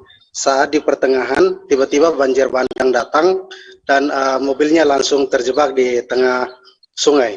Pasca terjebak, ada mobil truk kayu milik warga sekitar membantu mengevakuasi dengan memasang tali untuk ditarik paksa. Namun tidak berhasil karena kondisi mobil yang terendam dalam banjir dan tersangkut dalam lumpur. Kata dia, mobilnya hampir terhanyut dan mesin tidak dapat hidup usai dievakuasi pada Minggu kemarin. Muatan semen yang ada dalam bak truk untuk proyek irigasi basah semua. Setelah banjir mulai reda, bersama beberapa warga sekitar dan juga mobil-mobil yang berada di tepi sungai mulai mengevakuasi mobilnya dengan tali tambang dan juga mulai menarik manual menggunakan tali serta mobil yang ada. Dia meminta agar pemerintah Provinsi NTT segera membangun jembatan yang menghubungkan dua wilayah tersebut. Sementara Kepala Dinas PU Provinsi Nusa Tenggara Timur, Maxine Nabu, yang dikonfirmasi belum memberikan keterangan resmi terkait dengan permintaan masyarakat dari Amfuang tersebut. Demikian. Baik, terima kasih rekan Rian atas laporan Anda. Selamat bertugas kembali. Selama ini para petani di Kabupaten Musirawas, Provinsi Sumatera Selatan, khususnya di Kecamatan Tugu Mulyo, kesulitan dalam mendapatkan pupuk bersubsidi. Sehingga saat pemerintah membagikan kartu tani, petani di Kecamatan Tugu Mulyo ini pun sumringah dan rela antri berjam-jam untuk mendapatkannya. Baru-baru ini pemerintah Kabupaten Musirawas melalui Balai Penyuluh Pertanian Tugu Mulyo membagikan kartu tani di 17 desa dan 1 kelurahan di Kecamatan Tugu Mulyo. Informasi selengkapnya akan disampaikan langsung oleh wartawan Sriwijaya Pos Eko Mustiawan yang kini sudah terhubung bersama kami. Silakan rekan Eko. Baik, rekan Mai melaporkan langsung dari Kabupaten Musirawas bahwasanya benar beberapa hari yang lalu Balai Penyuluh Pertanian atau BPP bekerja sama dengan Bank BRI melakukan penyaluran kartu tani kepada para petani di Kabupaten Musirawas. Nah, untuk penyaluran kartu tani ini sendiri dilakukan masing-masing oleh Balai Penyuluh Pertanian masing-masing di kecamatan. Nah, untuk di Kecamatan Tugu Mulyo ini sudah dilaksanakan beberapa hari lalu dari 17 desa dan 1 kelurahan itu dilaksanakan sejak 7 November hingga 20 November mendatang. Nah, sedangkan untuk jumlah para petani di Kecamatan Tugu Mulyo yang mendapatkan kartu tani itu sebanyak 2.315 para petani. Namun masih ada beberapa atau masih banyak para petani yang belum mendapatkan kartu tani tersebut karena memang mereka belum tergabung ke kelompok tani. Jadi untuk para petani yang belum mendapatkan kartu tani diharapkan untuk segera melakukan atau bergabung kepada kelompok tani yang kemudian disampaikan kepada penyuluh pertanian di masing-masing desa. Nah, tujuan dari pembagian kartu tani ini bisa digunakan masyarakat dalam penebusan pupuk bersubsidi. Itu ada 2 jenis, yakni pupuk urea dan juga NPK. Dan masing-masing para petani itu mendapat jatah maksimal 2 hektar lahan persawahan. Nah, untuk sistem penebusan sendiri itu para petani diharapkan untuk lebih dulu menabung di rekening yang diberikan pada saat penyerahan kartu tani itu dengan nominal yang sesuai dengan kemampuan para petani. Kemudian pada saat penyaluran nanti diharapkan tabungan yang dari para petani itu mencukupi dari harga yang sudah ditentukan. Nah, untuk para petani sendiri itu mendapatkan untuk 1 hektarnya itu mendapatkan pupuk jenis urea bersubsidi itu 200 kg dan NPK-nya 150 kg dengan harga yang tentu diatur oleh pemerintah atau harga sesuai eceran tertinggi yang ditetapkan pemerintah. Untuk harga head sendiri untuk urea itu 112.500 untuk per saknya, kemudian untuk NPK-nya itu 115.000 yang nantinya ditebus melalui sub atau pengecer di agen yang sudah ditentukan. Nah, untuk para petani yang mendapatkan kartu tani ini nantinya mereka bisa menebus pupuk bersubsidi sesuai dengan masa tanamnya. Misalnya ketika dalam 1 tahun para petani itu menanam selama 3 kali, maka penebusan pupuk subsidi juga dilakukan 3 kali. Sedangkan untuk 1 tahun maksudnya untuk hanya 2 kali tanam itu menebus pupuk subsidi itu hanya 2 kali. Begitu juga kalau 1 kali tanam itu hanya 1 kali. Baik, begitu rekan Mai. Baik, terima kasih rekan Eko atas laporan Anda, dan Tribuners, wartawan kami juga telah menghimpun wawancara dengan petani serta Kepala BPP Kecamatan Tugu Mulyo. Berikut tayangannya untuk Anda. Untuk harapan kita dengan adanya kartu tani ini cak mana, Pak? Harapan kita dengan adanya kartu tani sangat-sangat membantu para petani Desa Mataram khususnya, karena yang selama ini untuk mencari pupuk terlampau sulit karena RDKK itu selalu ditebus orang-orang yang mampu. Oh, jadi selama ini susah juga dapat pupuk ini untuk petani susah. Untuk subsidi itu ya, Pak ya? Ya, untuk subsidi. Kalau selama ini kita cak mana, Pak, dengan adanya kesusahan nyari pupuk subsidi itu? Terpaksa untuk para petani khususnya di Desa Mataram ini membeli di kios-kios. Oh, di kios-kios. Harganya juga mahal ya, Pak ya? Tidak ada secara subsidi seperti ini. Jadi dengan harapan kami dengan adanya kartu tani masyarakat khususnya para petani sangat-sangat berbahagia, bersenang. Izin Pak, untuk kegiatan hari ini apa Pak? Kegiatan hari ini pembagian kartu tani di Desa Mataram. Nantinya apa sih kartu tani itu Pak? Nah, kartu tani ini gunanya untuk penebusan pupuk subsidi. Oh, di mana nanti para petani ini bisa nebus ya? Itu para petani harus buka rekening. Rekening apa tuh Pak? Rekening Bank BRI. Nanti dikasih dari pemerintah subsidi tabungan ATM. Saldonya berapa itu dari petani yang mau ditebus. Misalnya untuk Desa Mataram, indeks pertanaman 1 tahun 3 kali, itu bisa nebus 3 kali. Indeks pertanamannya misalnya 2 kali, bisa nebus 2 kali. Seandainya indeks pertanaman 1 kali, hanya bisa nebus 1 kali. Nah, kemudian sarana produksinya itu ureanya 200 kilo per hektar, NPK-nya 150 kilo per hektar. Dalam Semaraknya Piala Dunia Qatar 2022 di Kota Jayapura dapat dilihat dari maraknya pedagang bendera negara peserta Piala Dunia di sepanjang jalan. Menurut pantauan pada hari ini di sepanjang Jalan Raya AB Pura Sentani, teramati para pedagang yang menjajakan bendera negara-negara peserta Piala Dunia Qatar 2022. Tak hanya bendera, para pedagang juga terlihat menjual pernak-pernik Piala Dunia Qatar 2022, mulai dari jersey pemain, syal, topi, kalung, stiker, gelang, hingga pajangan dinding bertemakan negara peserta Piala Dunia Qatar 2022. Informasi selengkapnya akan disampaikan langsung oleh wartawan Tribun Papua, Aldi Bimantara, yang kini sudah terhubung bersama kami. Silakan rekan Aldi.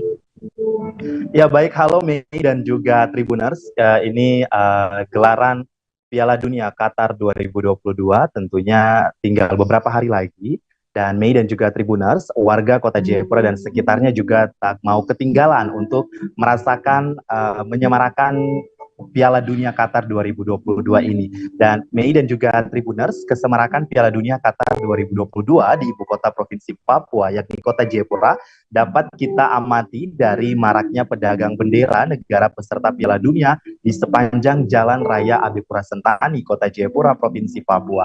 Mei dan juga Tribuners, dapat kami laporkan berdasarkan pantauan kami di lapangan pada hari ini, Senin 14 November 2022, di sepanjang Jalan Raya AB Pura Sentani teramati para pedagang yang menjajakan bendera-bendera negara peserta Piala Dunia Qatar 2022.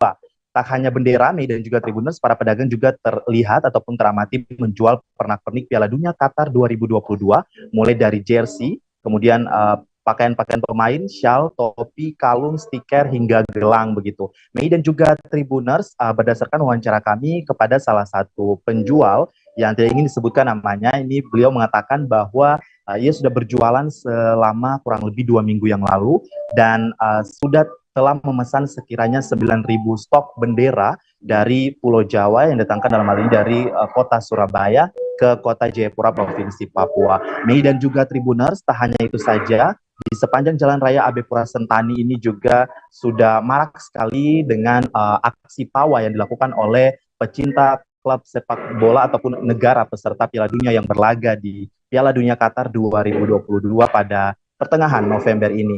Mei dan juga Tribuners, dapat kami informasikan bahwa salah satu pecinta sepak bola khususnya di gelaran Piala Dunia 2022 ini mengaku memborong sejumlah bendera negara untuk dijual kembali begitu di kompleks halamannya, bahkan dibawa hingga ke Pegunungan Papua yang akses ataupun untuk pemenuhan akses barang-barang ataupun dalam hal ini bendera dan ornamen-ornamen Piala Dunia Qatar 2022 mungkin sulit ditemui. Untuk itu ia memborong dalam jumlah banyak dan menjual kembali di daerah pegunungan. Mei dan juga Tribuners, animo warga Kota Jayapura juga dirasakan di berbagai fasilitas-fasilitas publik seperti di terminal, kemudian di angkutan umum dan juga di layanan jasa ojek online begitu. Dan ini bisa dilihat dengan berbagai ornamen-ornamen seperti bendera, tangkai, dan juga bendera dalam ukuran yang besar ataupun raksasa begitu yang dikibarkan secara sukarela oleh masing-masing pecinta negara peserta Piala Dunia yang nantinya akan berlaga begitu. Mei dan juga Tribuners, demikian laporan singkat saya terkait dengan animo warga Kota Jayapura di Provinsi Papua dalam menyambut gelaran Piala Dunia Qatar 2022 yang akan digelar sebentar lagi. Dari Kota Jayapura, Provinsi Papua, Aldi Bimantara, tribunpapua.com melaporkan. Kembali ke Mei di studio. Terima kasih rekan Aldi Bimantara atas laporan Anda, dan Tribuners, wartawan kami juga telah menghimpun wawancara dengan salah seorang pembeli. Berikut tayangannya untuk Anda. Ini lagi cari-cari ini kan? Oke, untuk di Piala Dunia Qatar 2022 Bang, fans negara mana ini? Spanyol. Abang kenapa fans Spanyol? Sudah dari dulu kah atau bagaimana? Dari dulu. Dari dulu ya? Oke. Kenapa fans Spanyol? Suka pemainnya. Suka pemainnya? Siapa yang kira-kira prediksi Abang Spanyol kira-kira masuk putaran sampai berapa besar? Final. Sampai final ya? Oke, baik. Kapan konvoy ini Abang? Konvoy kapan? Untuk Spanyol sudah belum ada ya? Oke, baik. Harapannya untuk tim Spanyol di Piala Dunia Qatar 2022 apa? Semoga apa? Ketua Panitia Event Road Race Pamekasan Haji Lutfianto buka suara perihal alasan batalnya gelaran event road race yang direncanakan digelar pada Minggu 13 November kemarin. Ia mengatakan batalnya penyelenggaraan event road race Kejurprov Bupati K Pamekasan 2022 ini karena Satgas COVID-19 Pamekasan tidak mengeluarkan izin.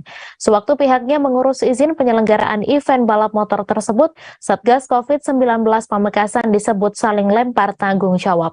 Informasi selengkapnya akan disampaikan langsung oleh wartawan Tribun Madura, Kuswanto Ferdian, yang kini sudah terhubung bersama kami. Silakan rekan Kuswanto.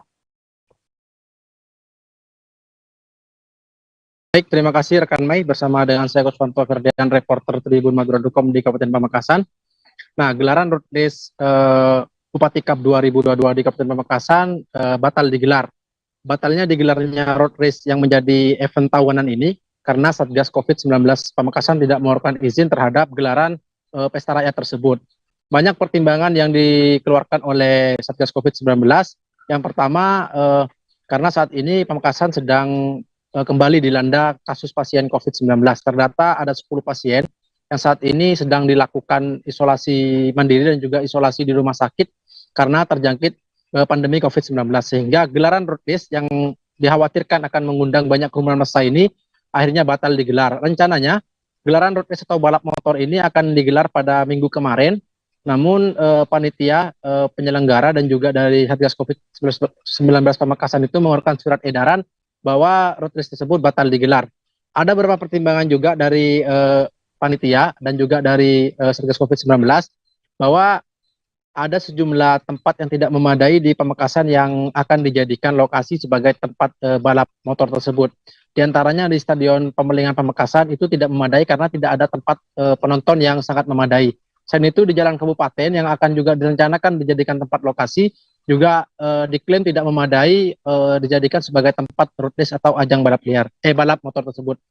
Sehingga panitia Satgas COVID-19 mengundurkan dan juga mengeluarkan surat bahwa gelaran road race Bupati Cup 2022 tersebut batal digelar. Begitu rekan Mei, kembali ke studio. Baik, terima kasih rekan Kuswanto atas laporan Anda. Selamat bertugas kembali. Dinas Kesehatan Kabupaten Malang mewaspadai lonjakan kasus COVID-19 yang tengah terjadi di sejumlah daerah di Indonesia dalam beberapa waktu terakhir.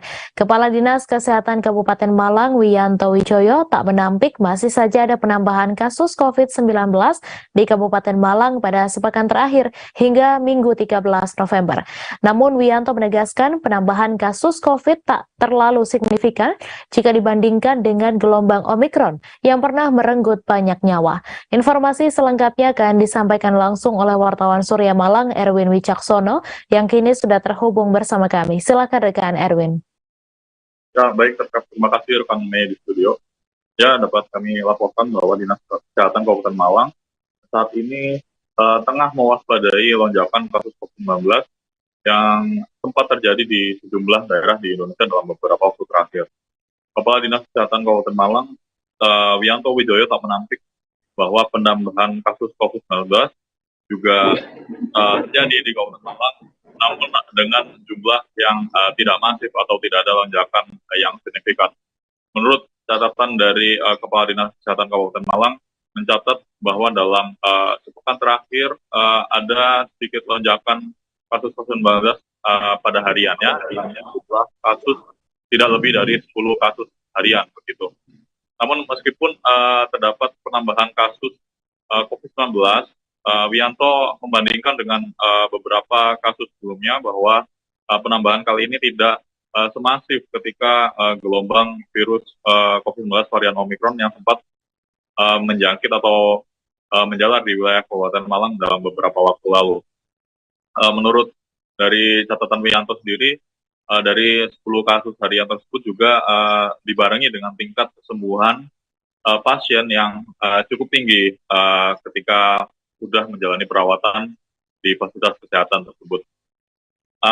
Kemudian Wianto menerangkan bahwa sembuhnya pasien-pasien COVID-19 dengan cepat tersebut karena penanganan yang cepat dan juga dibarengi dengan faktor pernah menjalani vaksinasi secara 3 kali yang sudah dijalankan masyarakat di Kabupaten Malang gitu. Dan meskipun terdapat penambahan kasus yang sudah nampak pada beberapa waktu ini, Wianto menegaskan dan menghimbau kepada masyarakat agar senantiasa menerapkan protokol kesehatan agar tidak mudah terjangkit COVID-19.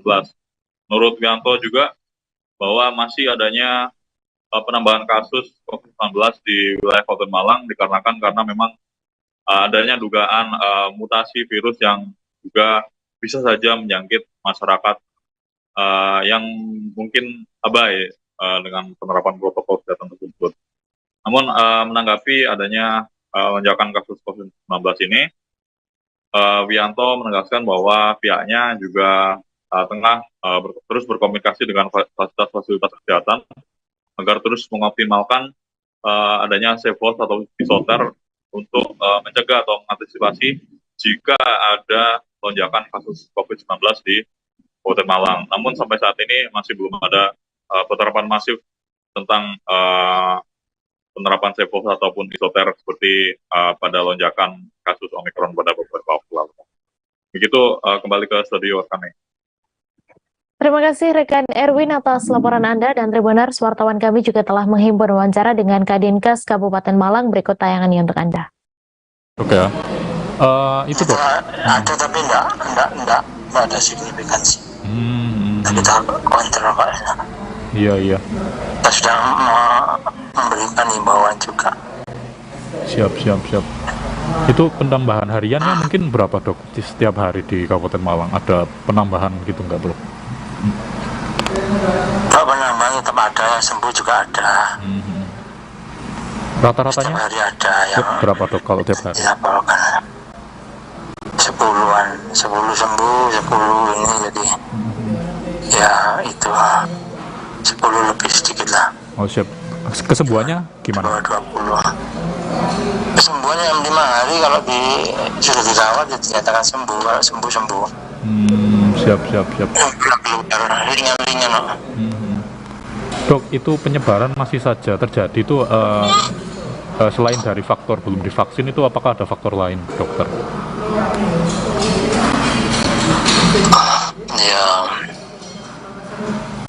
Ya kemungkinan virusnya selalu bermutasi ya.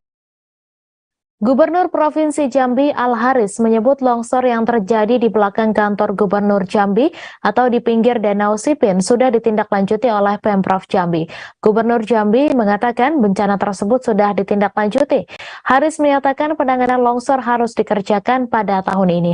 Informasi selengkapnya akan disampaikan langsung oleh wartawan Tribun Jambi, Wiradani, yang kini sudah terhubung bersama kami. Silakan rekan Wiradani. Ya, selamat siang rekan dan Tribuners dimanapun Anda berada. Ya, benar bahwasannya terjadi longsor di pinggiran Danau Sipin, Kota Jambi, yang berdasarkan laporan atau informasi warga yang bernama Mas Pur, di mana dia adalah seorang penjaga kawasan wisata di Danau Sipin, melaporkan bahwasannya longsor itu terjadi sebanyak 2 kali, yakni yang pertama pada Kamis malam di mana memang terjadi hujan lebat pada malam hari itu, dan paginya Jumat Maskur sudah melihat ada longsor di pinggiran danau itu. Lalu yang kedua juga terjadi pada malam Minggu, di mana longsor yang terjadi ini cukup parah, yang memutus jalan trayek jogging yang dibangun oleh pemerintah Kota Jambi di sepanjang pinggiran sungai itu. Nah, Tribuners, menanggapi hal itu, Gubernur Jambi Al-Haris mengatakan bahwasannya dia telah mengirimkan bukti longsor itu kepada dinas terkait, dinas PU. Lalu juga berdasarkan pengamatan kami di lapangan bahwasannya di area kondisi longsor itu sudah dipasangi dari PUPR, dan sejumlah alat memang sudah ada yang diturunkan, dan nantinya itu akan dikerjakan bersama-sama dengan BWSS. Nah, untuk kejadian longsor itu tidak ada yang memakan korban karena memang itu kawasan wisata, pada malam hari tidak ada pengunjung, sehingga memang longsor itu hanya mengakibatkan kerusakan pada sejumlah fasilitas-fasilitas yang dibangun oleh pemerintah kota, termasuk juga tiang-tiang pembatas dan lampu-lampu jalan yang ada dibangun di sebuah taman yang ada di area tersebut. Untuk lokasinya persis di belakang kantor Gubernur Jambi atau di pinggiran Danau Sipin Kota Jambi. Demikian informasi yang dapat saya sampaikan, Mei, dan dimana Anda berada. Saya kembalikan ke studio. Terima kasih rekan Wiradani atas laporan Anda. Selamat bertugas kembali. Kita beralih ke informasi selanjutnya, Tribuners. Pengenalan dan promosi terhadap produk-produk UMKM semakin gencar dilakukan pemerintah Kota Surabaya di setiap event, salah satunya pada batik. Hal itu juga terlihat selama gelaran Grand Final pemilihan Duta Wisata Cak Daning Surabaya 2022 pada Sabtu 12 November malam, di mana para peserta juga mengenalkan motif batik khas Surabaya. Tak heran sebanyak 15 pasang finalis terlihat anggun mengenakan karya desainer dan UMKM di Kota Pahlawan tersebut. Informasi selengkapnya akan disampaikan langsung oleh wartawan Surya, Bobby Kolowai, yang kini sudah terhubung bersama kami. Silakan rekan Bobby.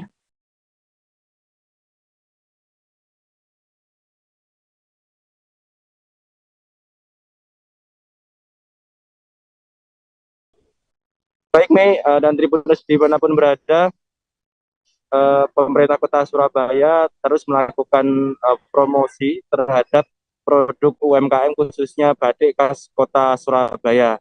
Di antara yang dilakukan adalah melalui acara gelaran Cak Daning yang diselenggarakan pada Sabtu akhir pekan lalu.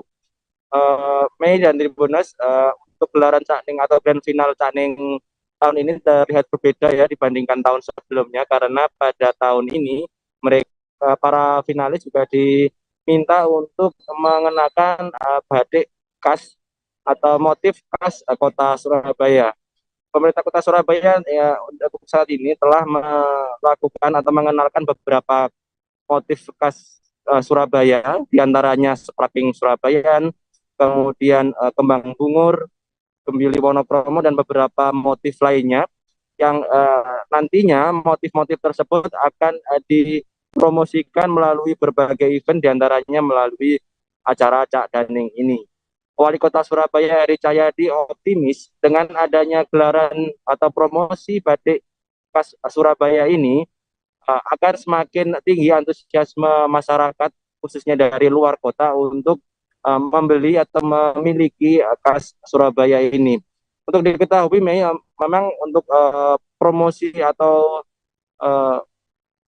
pemasaran ya UMKM di Kota Batik sendiri dilakukan secara masif oleh pemerintah Kota Surabaya. Selain dengan melalui gelaran Cak Daning, sebelumnya juga telah dilakukan pameran di Jalan Tunjungan yang juga melibatkan beberapa kepala daerah dari lintas kota kabupaten di Jawa Timur. Pemerintah Kota Surabaya fokus dalam mengenalkan batik khas Surabaya, yang mana ini juga akan dipatenkan begitu sebagai salah satu kekayaan dari Kota Surabaya. Selain dalam hal promosi UMKM, Cak Daning atau Duta Wisata nantinya juga akan ikut mempromosikan berbagai wahana wisata yang ada di Kota Surabaya, baik kepada wisatawan lokal maupun mancanegara. Nantinya produk UMKM maupun wisata yang ada di Kota Surabaya bisa naik kelas dan dapat diketahui bukan hanya oleh wisatawan lokal namun juga wisatawan dari mancanegara. Begitu, Mei.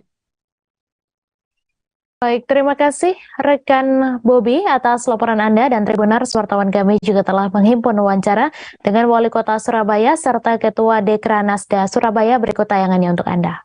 Alhamdulillah, karena Cak Daning ini adalah duta wisata, maka salah satu wisata yang kita tampilkan adalah batiknya Surabaya.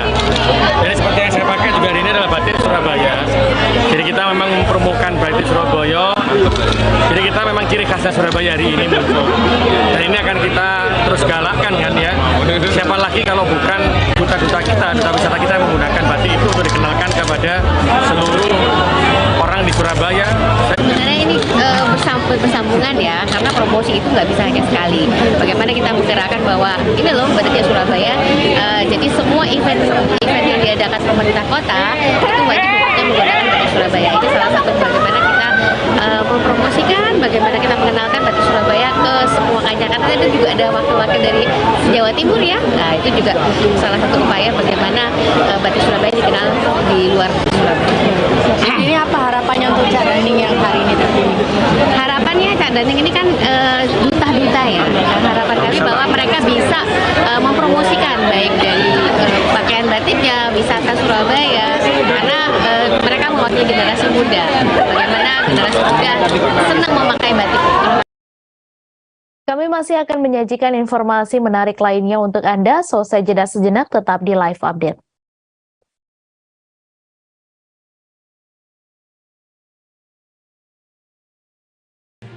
Tribun News Live Update. Tanggal 21. Selamat siang Tribuners, selamat sore Tribuners, selamat petang Tribuners, Anda sedang menyaksikan Live Update. Informasi teraktual dan terupdate dari siang hingga petang kami sajikan untuk Anda. Menewaskan 2 orang penumpang, yang mana kedua penumpang. Kami perdalam dengan laporan langsung dari lokasi kejadian dan narasumber terpercaya. Benar-benar menghukum mereka-mereka yang menghentikan terduga pelaku yang ingin laporan terkait peristiwa pompong hilang kontak menabrak sejumlah pemotor yang melintas tepat. Saksikan Live Update siang, sore, dan petang hanya di channel YouTube Tribun News.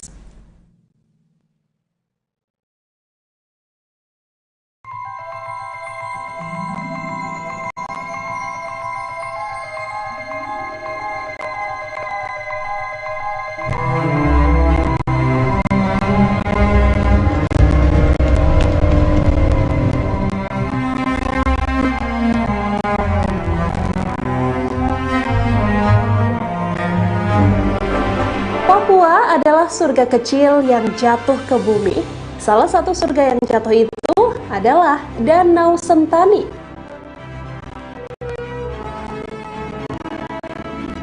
Danau Sentani menjadi surga untuk 30 spesies ikan air tawar di dalamnya, dan juga bagi masyarakat Papua yang tinggal di sekitar Sentani, Jayapura. Terima kasih Anda masih menyaksikan Live Update. Berbagai kegiatan dihadirkan oleh pengurus Kerukunan Keluarga Sulawesi Selatan atau KKSS dalam memeriahkan hari ulang tahun ke-46 pada Minggu 13 November di kawasan Megamas Manado. Perayaan hari ulang tahun KKSS ke-46 ini dibuka dengan kegiatan Jalan Sehat Bersama yang dibuat oleh Kakankes Bangpol Sulawesi Utara yang mewakili Gubernur Oli Dondo Kambe. Informasi selengkapnya akan disampaikan langsung oleh wartawan Tribun Manado, Nilton Durado, yang kini sudah terhubung bersama kami. Silakan rekan Nilton.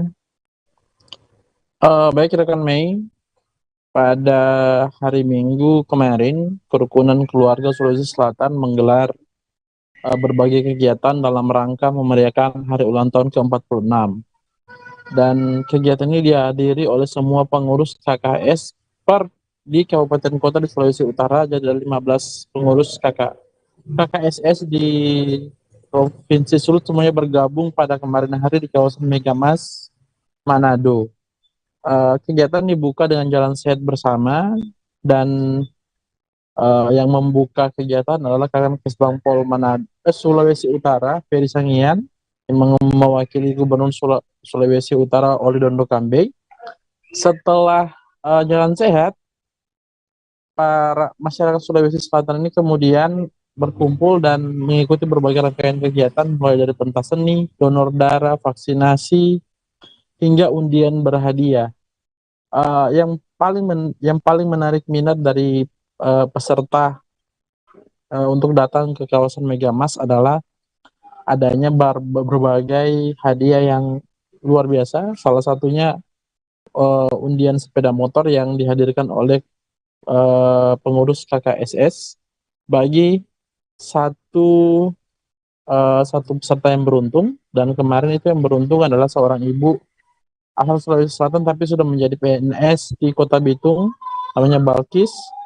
Dia mendapatkan 1 unit sepeda motor dalam kegiatan ini. Sedangkan untuk donor darah,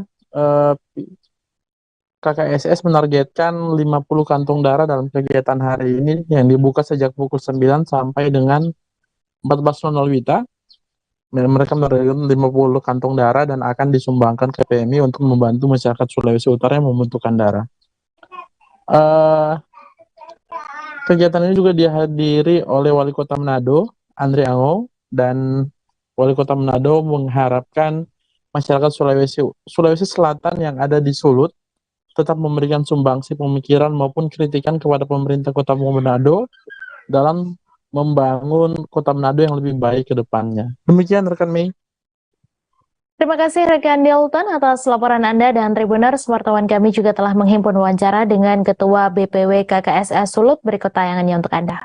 Ada acara apa di hari ini? Sudah mulai? Ya.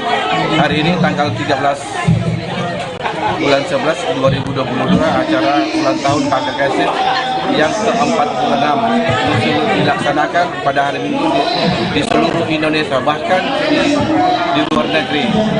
Jadi untuk dilaksanakan ulang tahun ini untuk mempererat hubungan silaturahmi antara sesama warga Sulawesi Selatan yang ada di Sulawesi. Banjir setinggi 1 meter yang sempat merendam jalan tol Jakarta Merak kini mulai surut. Kemacetan panjang kendaraan yang sebelumnya tertahan oleh banjir di jalan tol tersebut pun berangsur-angsur terurai. Kanit Induk PJR Tangerang, AKP Suwito, mengatakan banjir mulai surut dari ruas jalan tol Jakarta Merak sejak Minggu 13 November malam. Informasi selengkapnya akan disampaikan langsung oleh wartawan Warta Kota, Gilbert Semsandro, yang kini sudah terhubung bersama kami. Silakan rekan Gilbert.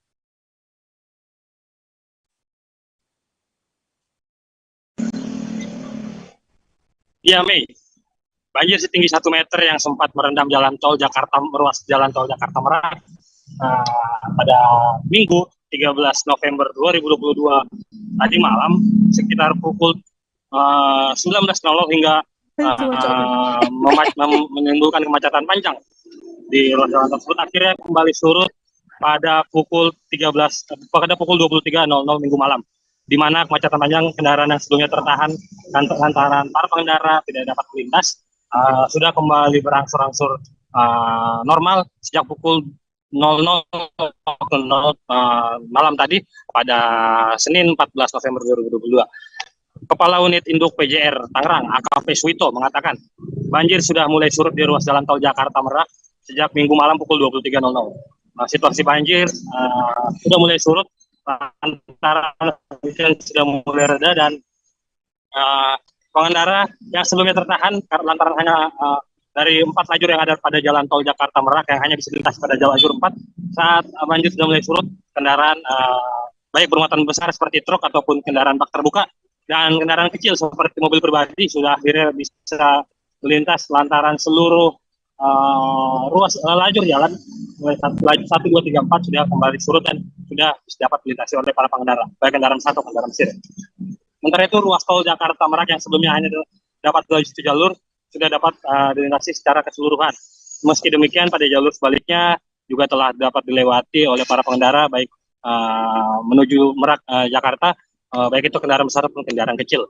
Suwito menerangkan meski demikian hingga pukul waktu Indonesia Barat pada Senin 14 November masih terdapat beberapa titik kemacetan lantaran para pengendara harus melintasi ruas jalan tol lajur 1, 2, 3, 4 dengan kecepatan lambat lantaran situasi badan jalan yang licin dengan tergenang air. Meskipun tidak tinggi, akhirnya seluruh kendaraan dapat melintas hingga pukul 02.00 waktu Indonesia Barat, akhirnya kemacetan dapat terurai.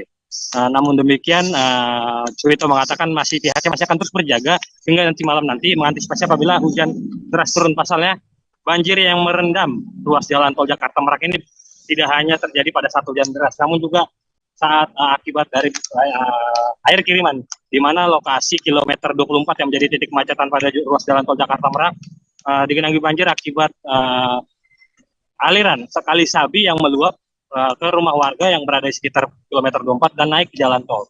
Oleh karena itu, selain karena hujan, AKP Suwito memastikan pengawasan arus lalu lintas masih akan dilakukan mengantisipasi akibat banjir kiriman tersebut. Pihaknya pun mengimbau kepada para pengendara atau masyarakat agar menghindari terlebih dahulu apabila turun hujan ruas jalan tol Jakarta Merak agar diarahkan keluar dari pintu tol Karawaci Tangerang. Dengan demikian kemacetan dapat terhindar dan para pengendara dapat melaju tanpa terhambat dengan kemacetan sendiri. Demikian yang dapat saya sampaikan. Terima kasih rekan Gilbert atas laporan Anda, dan Tribuners wartawan kami juga telah menghimpun wawancara dengan Kanit Induk PJR Tangerang. Berikut tayangannya untuk Anda. Mas, tepatnya di kilometer 24 itu memang ada namanya kali sapi dari kampung Adulah. Nah, itu sudah meluap akhirnya karena air sudah meluap tinggi masuk ke jalur tol. Dari maghrib tadi sudah sedikit-sedikit menggenangi tol, pas maghrib lebih sedikit akhirnya jalur betul-betul tertutup karena ketinggian air sudah cukup tinggi.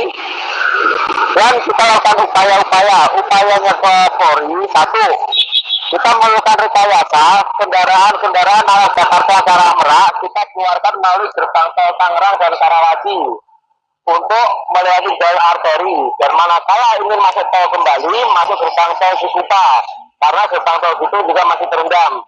Lanjut, upaya kita dengan tol Jasa Marga, saya minta dengan Jasa Marga agar membawa karung-karung yang bermuatan pasir lunak. Video seorang pria menggunakan sweater warna hijau dilempar helm lalu dikeroyok oleh belasan orang remaja beratribut pencaksilat berlokasi di Jalan Tunjungan Genteng, Surabaya viral di media sosial sejak Minggu 13 November pagi. Video berdurasi tak lebih dari 13 detik itu diunggah pertama kali oleh sebuah akun Instagram berinisial AG.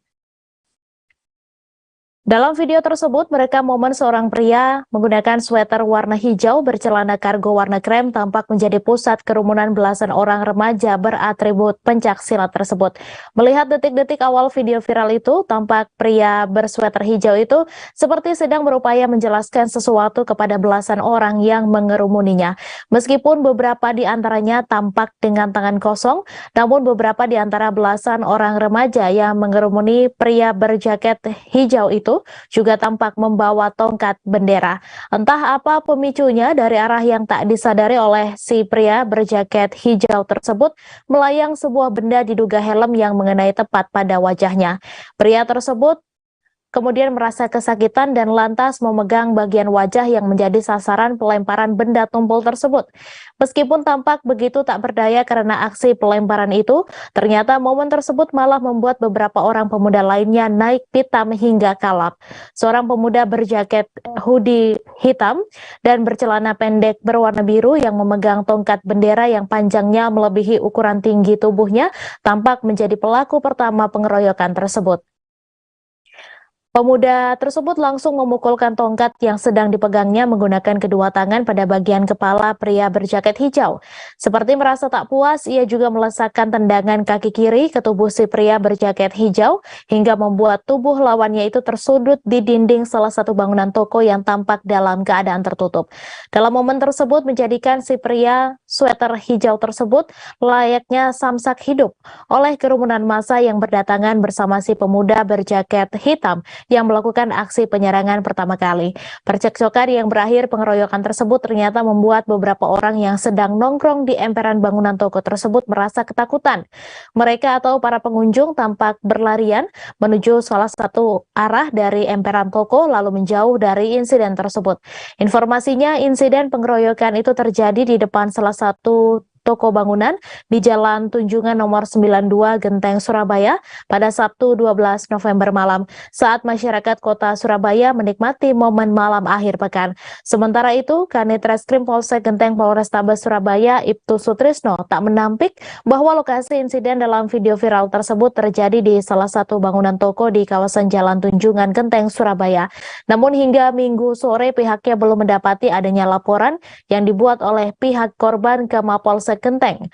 Oleh karena itu, ia mengimbau pihak yang menjadi korban atau merasa dirugikan akibat insiden yang sempat rekam ponsel warga tersebut untuk segera membuat laporan kepolisian. Sutrisno menambahkan pada malam hari itu sempat terjadi konvoy atau arak-arakan massa dari salah satu perguruan pencaksilat. Namun ratusan massa yang berdatangan mengendarai motor tersebut dapat dikendalikan oleh anggota patroli skala besar jajaran Polrestabes Surabaya. Bahkan khusus wilayah Kecamatan Genteng, Sutrisno mengatakan pihaknya selalu melakukan patroli keamanan dan ketertiban masyarakat atau Kamtibmas, gunanya meminimalisir potensi tindakan kejahatan ataupun kecelakaan lalu lintas yang disebabkan oleh pelanggaran lalu lintas.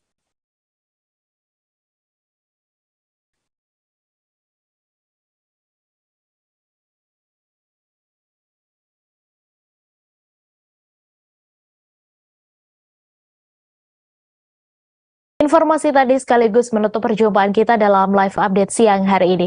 Jangan lupa saksikan informasi terbaru lainnya hanya di kanal YouTube Tribun Network. Terima kasih atas kebersamaan Anda. Saya Misa Dasirait beserta kru yang bertugas pamit undur diri dan sampai jumpa.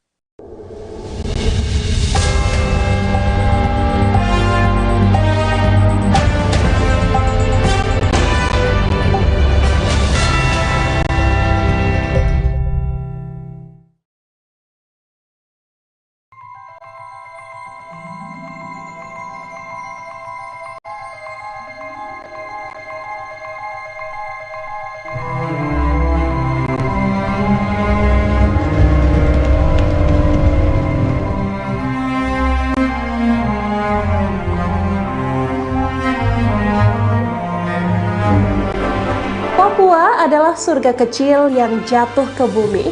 Salah satu surga yang jatuh itu adalah Danau Sentani. Danau Sentani menjadi surga untuk 30 spesies ikan air tawar di dalamnya dan juga bagi masyarakat Papua yang tinggal di sekitar Sentani, Jayapura. Surga kecil yang memiliki luas wilayah kurang lebih 9.360 hektar dan kedalaman 75 meter di atas permukaan laut, merupakan danau terluas di Papua.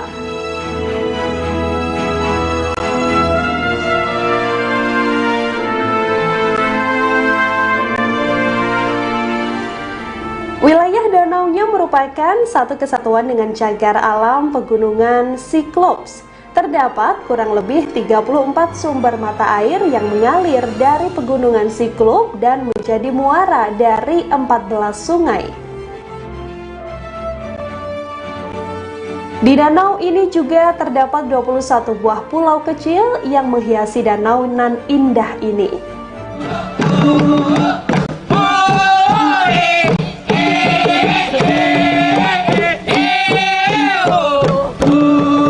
Arti kata Sentani berarti di sini kami tinggal dengan damai.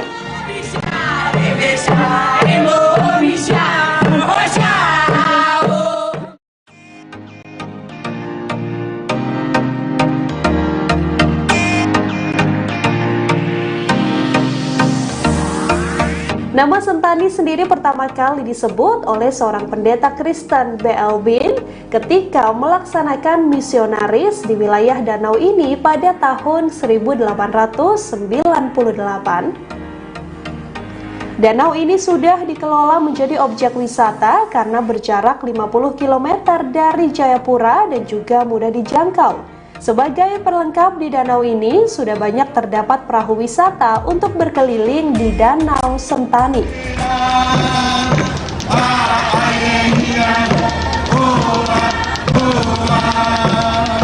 Di danau ini juga diadakan Festival Danau Sentani untuk menarik wisatawan. Festival Danau Sentani biasanya diadakan pada pertengahan bulan Juni setiap tahun. FDS sendiri telah ditetapkan sebagai festival tahunan dan masuk dalam kalender pariwisata utama. Namun, pada tahun 2022, Festival Danau Sentani diselenggarakan pada bulan Oktober berbarengan dengan Kongres Masyarakat Adat Nusantara ke-6 di Papua. Festival ini diisi dengan tari-tarian adat di atas perahu, tarian perang khas Papua, dan sajian berbagai kuliner khas Papua.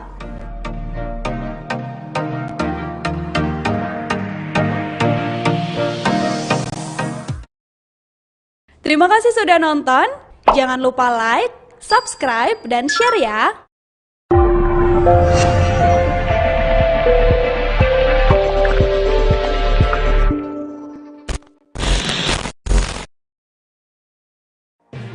Tribun News Live Update. Tanggal 21. Selamat siang Tribuners, selamat sore Tribuners, selamat petang Tribuners, Anda sedang menyaksikan live update. Informasi teraktual dan terupdate dari siang hingga petang kami sajikan untuk Anda. Menewaskan 2 orang penumpang, yang mana kedua penumpang Kami perdalam dengan laporan langsung dari lokasi kejadian dan narasumber terpercaya. Benar-benar menghukum mereka-mereka yang terlibat, menghentikan terduga pelaku yang ingin Laporan terkait peristiwa pompong hilang kontak menabrak sejumlah pemotor yang melintas tepat. Saksikan live update siang, sore, dan petang Hanya di channel YouTube Tribun News.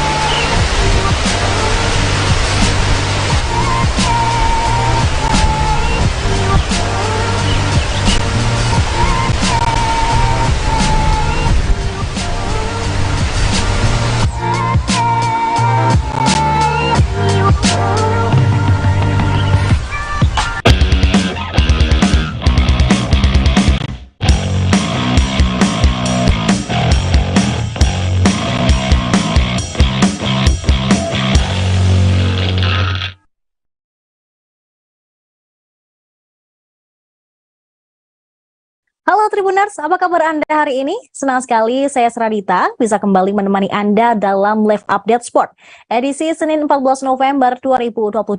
Berbagai informasi terkini dan menarik seputar dunia olahraga akan kami sajikan hanya untuk Anda. Selengkapnya di Tribun News. Pasca menang 3-0 atas FC Bekasi City, Persib Bandung direncanakan akan menggelar uji coba setiap pekannya. Rencana tersebut dijelaskan langsung oleh pelatih Persib, Luis Milla. Ia menyebut tim Liga 1 kemungkinan bisa menjadi partner latihan Persib Bandung. Laporan selengkapnya akan disampaikan oleh reporter Tribun Jabar, Adi Ramadan. Silahkan Adi. Ya benar Seradita. Sebelumnya pelatih Persib Bandung Luis Milla mengatakan rencana tersebut setelah bertanding dan mengalahkan Bekasi FC 3-0 pada 12 November lalu. Dari hasil uji tanding tersebut, Luis Milla mengatakan bahwa dirinya belum puas melihat perkembangan dari anak asuhnya. Oleh sebab itu, Luis Milla telah membuat rencana dalam setiap akhir pekannya Persib Bandung akan menggelar latihan uji tanding. Tanya itu, dirinya juga menjelaskan bahwa Persib Bandung saat ini sedang mencari lawan dan tim dari Liga 1 untuk melakukan uji tanding bersama dengan Maung Bandung ya. Namun sebelum menggelar latihan uji tanding, Persib Bandung direncanakan akan menggelar setiap hari latihan seperti biasa, dan dikabarkan juga Persib Bandung juga saat ini sedang melakukan evaluasi latihannya setelah melihat pertandingan melawan FC Bekasi City pada Sabtu kemarin. Untuk tempat latihan dari Persib Bandung sendiri itu, Persib Bandung saat ini memiliki 3 opsi, yaitu di Stadion Sidoli Kota Bandung, Stadion Siliwangi Kota Bandung, dan Stadion Gelora Bandung Lautan Api. Lalu untuk rencana uji tanding tersebut, dikabarkan akan setiap pekannya diadakan untuk melihat perkembangan dari para pemain Persib Bandung agar lebih terbiasa menghadapi pertandingan jika Liga 1 kembali bergulir ya. Sekian laporan dari saya, kembali ke studio. Baik, terima kasih Adi atas laporan Anda. Dan Tribuners, reporter kami juga telah menghimpun keterangan dari pelatih Persib Bandung, Luis Milla. Berikut tayangannya untuk Anda. For next, during waiting the start competition, do you have plan for friendly match again with maybe with same level in First League? Yeah, the idea we job only think about 1 week. It's impossible. It's not possible now the start of the league. The schedule is for 1 week. The idea is work all the week and Saturday make one match against one team in the first division. This is the idea. More along is impossible schedule nothing because we don't know when start the league. Ya, untuk sementara ini kita masih menunggu keputusan atau informasi dari manajemen bagaimana kompetisi ini berlangsung, continue. Sementara rencananya tentunya saya tidak akan bisa membuat planning jauh ke depan. Artinya saya hanya mempunyai ide untuk continue latihan selama 1 minggu ke depan, kemudian 1 minggu ke depan. Dan tentunya di minggu ke depan rencananya dalam setiap 1 minggu kita akan melakukan uji coba, dan rencananya mungkin bisa saja jadi ada 1 tim di Liga 1.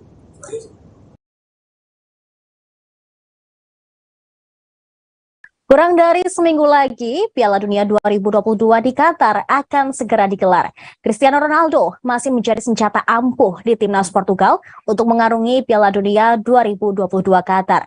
Meskipun penampilan Ronaldo selama musim ini menurun ketika bersama Manchester United, Ronaldo tetap mendapat dukungan dari rekan-rekan setimnya di Portugal untuk gelaran Piala Dunia 2022. Ronaldo yang kini berusia 37 tahun adalah pencetak gol terbanyak dalam sejarah sepak bola dengan raihan 117 gol dalam 191 pertandingan. Bersama Manchester United, Ronaldo baru mencetak 3 gol di semua kompetisi dari 16 laga musim 2022-2023. Sedangkan di level timnas pun, Ronaldo hanya mencetak 2 gol yang dicetak ke gawang Swiss dalam 10 laga selama setahun terakhir. Namun, karisma CR7 tetap memancar kuat. Selain itu, pelatih timnas Portugal, Fernando Santos, tidak berani mengambil risiko mengenyahkan sang ikon yang juga menjadi kapten tim. Bagi Ronaldo, ini akan menjadi kesempatan tampil yang kelima di Piala Dunia 2022 dan mungkin menjadi pentas terakhirnya pula. Pelatih Fernando Santos kemungkinan tetap akan menurunkan CR7 sebagai starter. Namun di posisi penyerang dan sayap, dia harus bersaing keras dengan talenta muda yang lebih cepat dan bertenaga seperti Joao Felix dan Andre Silva. Para pemain Portugal lainnya memberi dukungan penuh kepada Ronaldo untuk habis-habisan di pentas terakhirnya ini. Bahkan mereka tak ragu menyebut Ronaldo masih tetap menjadi senjata terampuh di tim. Hal tersebut dikatakan langsung oleh Bernardo Silva. Portugal tidak pernah memenangkan Piala Dunia. Terjauh, mereka hanya finish di tempat ketiga pada tahun 1966. Silva menegaskan trofi Piala Dunia 2022 menjadi impian timnas Portugal. Mereka perlahan akan mencoba memenangkan setiap fase pertandingan agar bisa meraih trofi ajang 4 tahunan tersebut. Portugal lolos ke Piala Dunia 2022 melalui jalur play-off setelah jadi runner-up grup A terpaut 3 poin dari Serbia yang jadi juara grup. Pada babak semifinal play-off, Portugal mengalahkan Turki dengan skor 3-1 dan pada babak final mengalahkan Makedonia Utara dengan skor 2-0 berkat 2 gol dari Bruno Fernandes. Portugal membuka kampanye mereka di Qatar pada 24 November mendatang. Mereka akan melawan Ghana di grup H yang juga berisi Korea Selatan dan Uruguay. Timnas Portugal bersama Uruguay jadi favorit untuk lolos ke babak 16 besar Piala Dunia 2022 Qatar.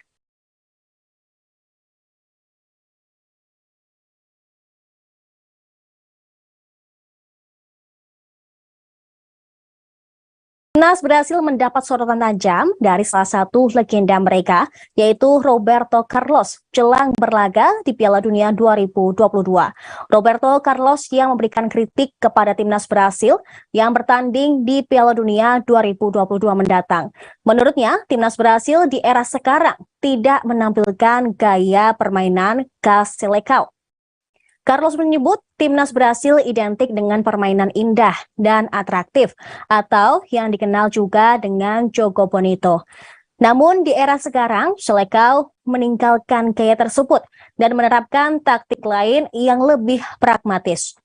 Meski demikian, timnas Brasil sejatinya tidak asing dengan permainan yang lebih pragmatis. Selecao pernah menjalani hal yang sama saat ditangani oleh Carlos Dunga. Dunga menganut sistem permainan yang lebih pragmatis baik saat menjadi pemain maupun pelatih. Hasilnya pada Piala Dunia 1994 silam, Brasil keluar sebagai pemenang dengan permainan yang jauh dari jogo bonito. Meski demikian, mereka kala itu memiliki Dunga yang paham betul dengan pilihan strategi tersebut. Sedangkan di timnas Brasil sekarang, hanya sosok Neymar saja yang berperan besar dalam memimpin tim. Hal tersebut membuatnya memiliki beban besar membawa timnas Brasil berbicara banyak di ajang Piala Dunia 2022 kali ini. Pada Piala Dunia 2022, Brasil akan memulai perjuangan dari grup G bersaing dengan Serbia, Swiss, dan Kamerun. Tim Samba dijadwalkan terlebih dahulu melawan Serbia pada matchday pertama grup G. Setelah itu mereka akan melawan Swiss pada 28 November dan Kamerun pada 3 Desember pada 2 laga terakhir grup G.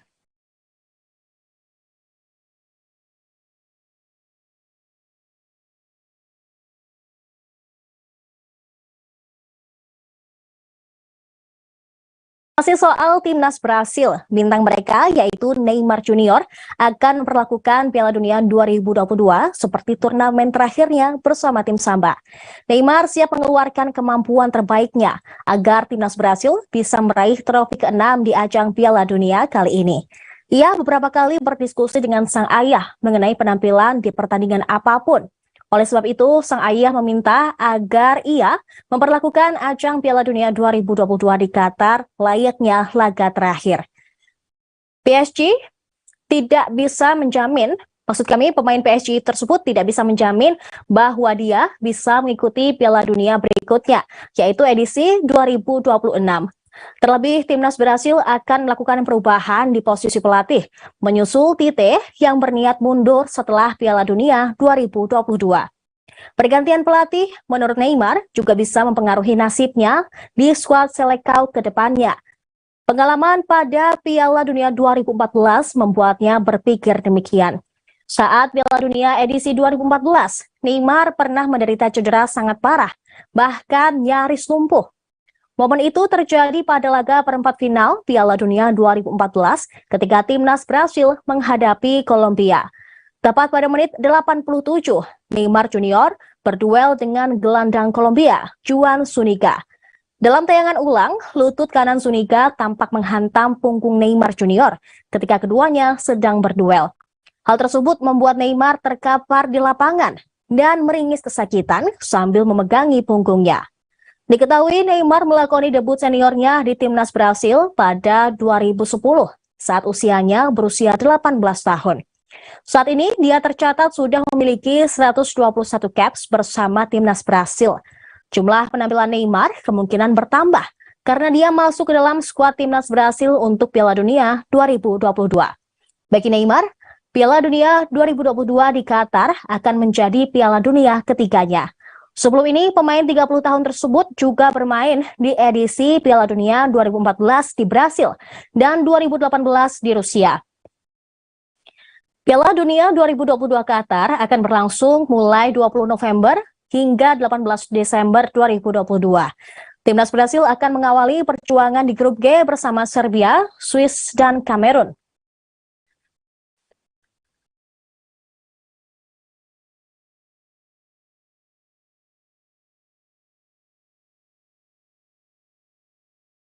Tribuners, Karim Benzema begitu berambisi tampil bersama timnas Prancis di Piala Dunia 2022.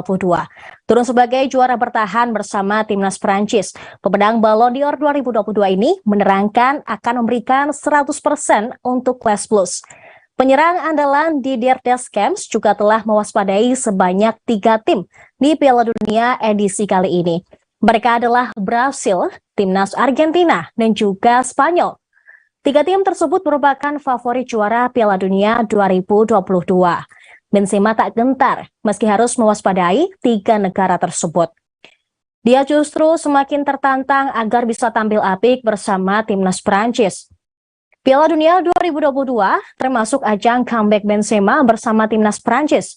Sebelumnya, Karim Benzema harus menepi sejenak lantaran mendapat skors dari Asosiasi Sepak Bola Prancis. Kini setelah skorsingnya selesai, Benzema tak sabar untuk kembali merumput bersama rekan kompatriotnya. Di atas kertas, Benzema menyadari bahwa Prancis lebih diunggulkan di Piala Dunia 2022. Benzema ingin rekan satu timnya menyadari fakta tersebut jelang Piala Dunia 2022 untuk mendongkrak semangat. Prancis tergabung dalam grup D bersama Denmark, Tunisia, dan Australia. Timnas Prancis sudah ditunggu badai cedera sebelum Piala Dunia bergulir pada 20 November nanti. 2 gelandang andalan mereka yaitu Paul Pogba dan N'Golo Kante dipastikan absen karena belum pulih. Padahal keduanya adalah pemain kunci ketika Prancis menjadi juara dunia di Rusia 2018. Di lini tengah Prancis justru diperkuat banyak pemain muda. Sedangkan untuk lini serang, Les Bleus akan diperkuat pemain-pemain yang punya catatan tajam. Selain Benzema, ada Oliver Giroud dari AC Milan, serta Antoine Griezmann dari Atletico Madrid. Selain nama-nama tersebut, ada pula Christopher Nkunku, Kylian Mbappe, Ousmane Dembele, dan Kingsley Coman yang bakal diandalkan.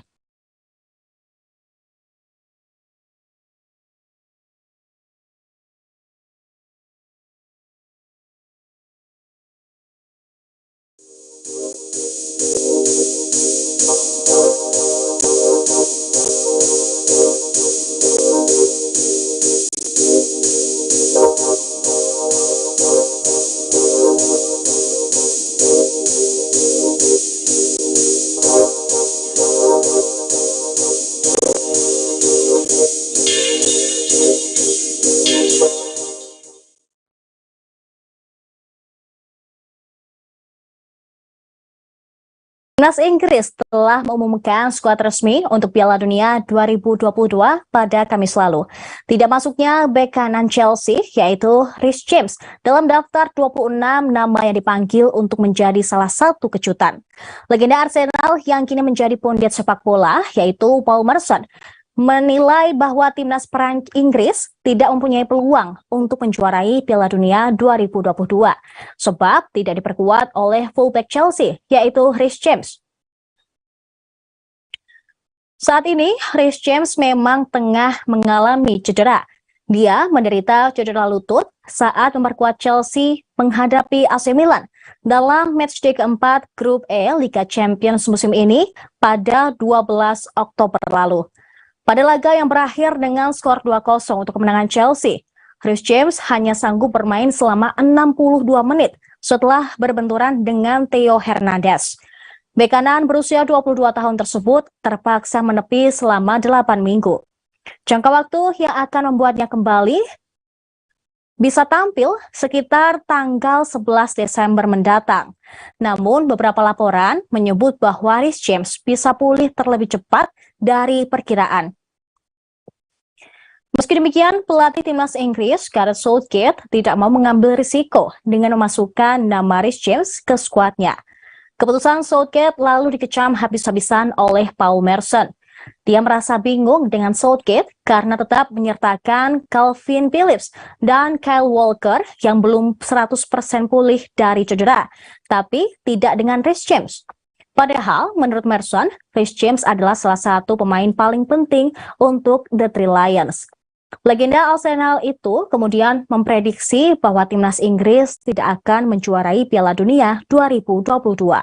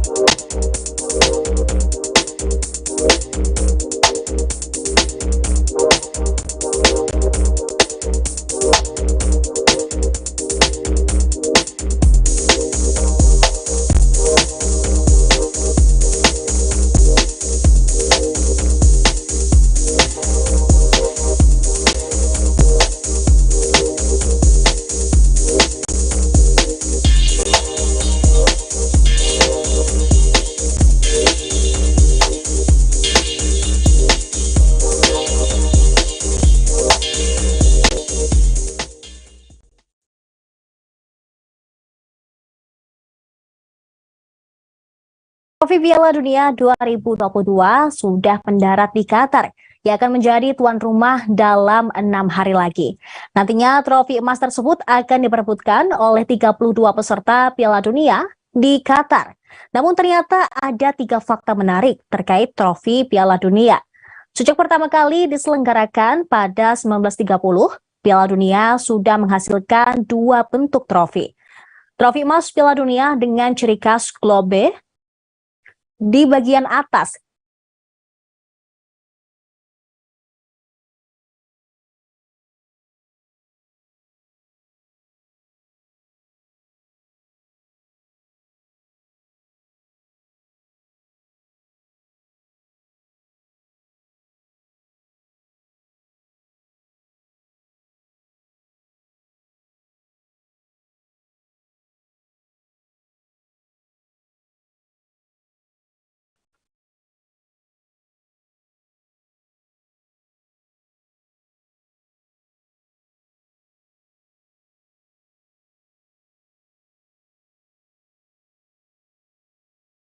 Tribuners Asosiasi Sepak Bola Dunia atau FIFA telah membuat beberapa terobosan baru yang akan diberlakukan di Piala Dunia 2022 Qatar. Tentunya terobosan baru tersebut menjadi hal menarik yang dinantikan penggemar sepak bola di dunia. Terdapat 5 terobosan yang dilakukan dalam Piala Dunia 2022 ini. Satu di antaranya adalah melibatkan wasit wanita hingga menerapkan sistem pendeteksi offside. Nah, pada Juli lalu, FIFA mengumumkan bahwa Piala Dunia 2022 Qatar bakal menggunakan sistem offside semi-otomatis. Dalam offside semi-otomatis berguna untuk mendeteksi offside yang cepat dan akurat. Teknologi tersebut menggunakan sistem kamera pelacak anggota tubuh untuk melacak pergerakan pemain dan sensor di dalam bola. Setelah itu, hasil dari data sistem tersebut diproyeksikan ke dalam sebuah gambar 3D di layar stadion. Dan yang kedua, ada 5 pergantian pemain. Setiap tim akan diizinkan melakukan pergantian pemain sebanyak 5 kali. Keputusan tersebut merupakan hasil dari analisis tentang dampak berkelanjutan dari COVID-19. Beberapa liga sepak bola, termasuk La Liga Spanyol dan Major League Soccer di Amerika Serikat, telah menerapkan aturan tersebut selama 2 tahun terakhir. Terobosan ketiga adalah waktu kick-off. Jika sebelumnya Piala Dunia selalu diselenggarakan pada musim panas di belahan bumi utara, biasanya pada bulan Juni dan Juli. Namun pada Piala Dunia 2022 Qatar akan berlangsung pada bulan November hingga Desember. Perubahan tersebut dilakukan untuk menghindari suhu tinggi di Qatar yang bisa mencapai hingga 50 derajat Celcius selama periode tersebut. Ketika turnamen berlangsung, suhu di Qatar diperkirakan berkisar antara 14 Celcius hingga 31 derajat Celcius. Terobosan keempat adalah jumlah skuad. Pada Piala Dunia 2022 Qatar, setiap tim akan berisi 26 pemain. Jumlah tersebut berbeda dengan edisi Piala Dunia 2014 yang hanya berisi 23 pemain. Menurut FIFA, perubahan tersebut dilakukan untuk menghindari segala risiko akibat pandemi COVID-19. Dan yang kelima, terobosannya adalah wasit wanita. Untuk pertama kalinya, 3 wasit wanita akan terlibat dalam pertandingan Piala Dunia 2022 Qatar. Ketiga wasit wanita tersebut bernama Yoshima Yamashita dari Jepang, Salima Mukansanga dari Rwanda, dan juga Stephanie Frappart dari Prancis. Pada Piala Dunia 2022 Qatar mendatang, ketiga wanita tersebut akan menjadi wasit utama.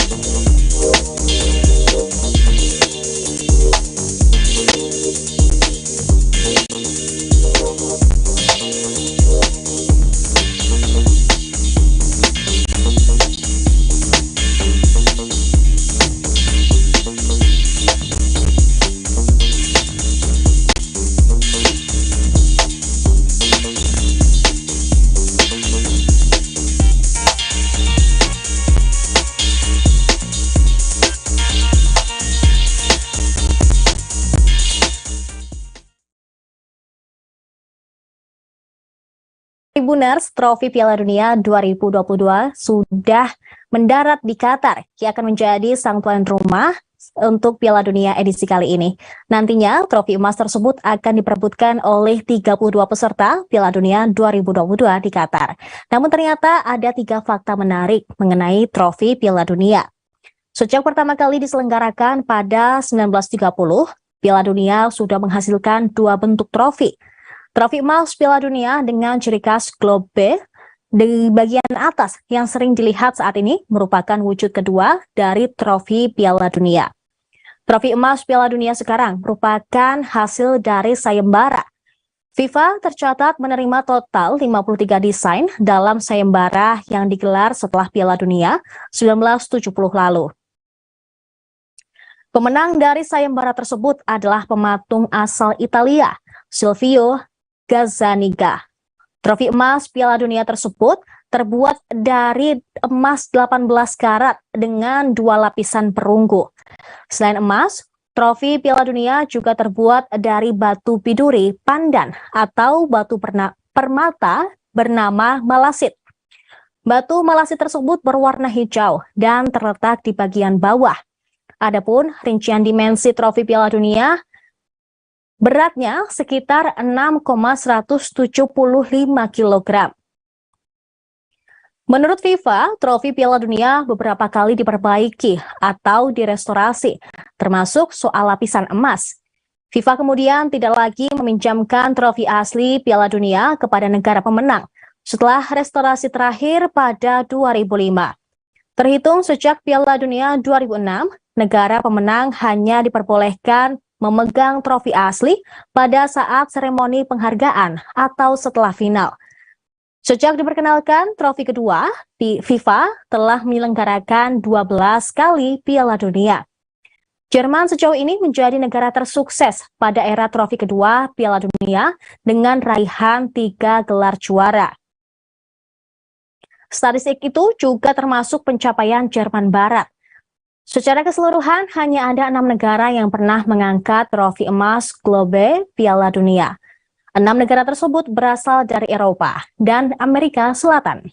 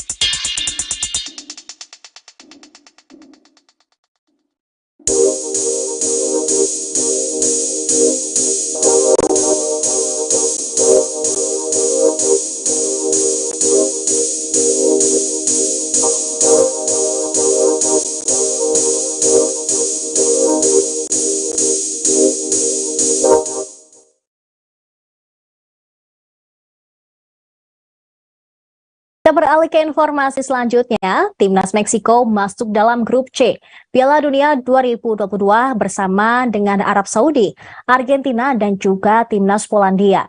Profil Timnas Meksiko sangat menarik, sebab si kuda hitam ini langganan lolos ke babak 16 besar Piala Dunia. Bahkan mereka bisa saja menjadi ancaman untuk Timnas Argentina. Terhitung dalam 7 edisi terakhir Piala Dunia, Meksiko selalu lolos dari babak penyisihan grup. Pencapaian terbaik Meksiko di Piala Dunia adalah mencapai babak perempat final pada edisi 1970 dan 1986 saat menjadi tuan rumah. Akan tetapi di babak 16 besar, Timnas Meksiko selalu kalah dari lawan-lawannya dan juga gagal melaju ke babak selanjutnya. Hal tersebut kemudian membuat L3 disebut-sebut punya satu kutukan.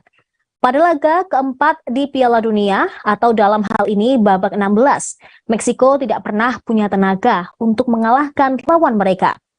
Piala Dunia 2022, sang pelatih Gerardo Martino tentu saja punya misi untuk mematahkan kutukan laga keempat bersama Timnas Meksiko. Martino yang juga dikenal sebagai mantan pelatih Barcelona diharapkan bisa membawa Timnas Meksiko melaju ke babak perempat final. Hingga Sabtu 12 November, Meksiko belum mengumumkan skuad resmi untuk Piala Dunia 2022 Qatar, di mana batas paling lambat diserahkan pada 14 November ini. Namun yang jelas, tim berjuluk L3 tersebut akan tampil tanpa Jesus Corona yang mengalami cedera ACL. Meksiko punya pemain yang patut diwaspadai pada helatan akbar 4 tahunan tersebut. Ada Raúl Jiménez, Irving Lozano, Edson Alvarez, dan Hector Herrera. Raúl Jiménez adalah satu di antara penyerang Meksiko yang masih aktif dan berpotensi menambah rekor golnya di Piala Dunia edisi tahun ini. Penyerang Wolves itu sudah mengoleksi 29 gol dan hampir menyentuh angka 100 kali untuk penampilannya bersama L3. Sementara Irving Lozano, kesempatan ini adalah momen yang tepat di tengah performanya yang meningkat.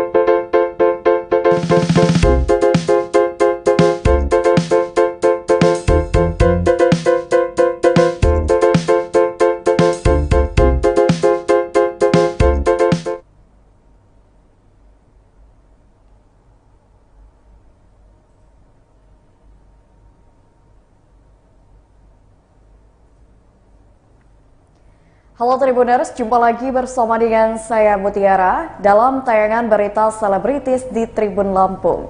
Kami akan menyajikan informasi menarik dan terupdate seputar selebritis tanah air untuk Anda. Dan inilah berita selebritis selengkapnya. Berita pertama, pakai rompi tahanan, Nikita Mirzani terlihat sumringah hadiri sidang perdana. Sidang perdana terdakwa Nikita Mirzani atas kasus dugaan pencemaran nama baik digelar di Pengadilan Negeri Serang, Banten pada Senin 14 November 2022. Sidang tersebut beragendakan pemeriksaan identitas terdakwa dan pembacaan dakwaan. Terdakwa Nikita dijadwalkan akan dihadirkan dalam persidangan yang digelar di ruang utama Cakra. Dalam pantauan Grid.id, Nikita Mirzani sampai ke Pengadilan Negeri Serang sekira pukul 9:45 waktu Indonesia Barat dengan menggunakan mobil tahanan Kejaksaan Negeri Serang. Nikita Mirzani tampak mengenakan kemeja putih dan rompi tahanan berwarna merah, juga bandana di kepalanya. Saat turun dari mobil tahanan, janda 3 anak ini tampak dijaga ketat oleh pihak kepolisian Polresta Serang, Kota Banten. Namun Nikita mengaku kepada awak media kondisinya dalam keadaan baik-baik saja. Berikut situasi sidang perdana Nikita Mirzani.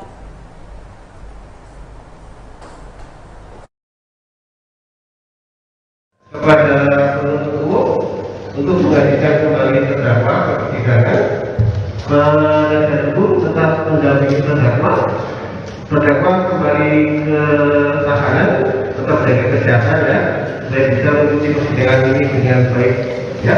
Belum ditutup. Sabar. Ya, dengan demikian kita selesaikan itu. Niki dong.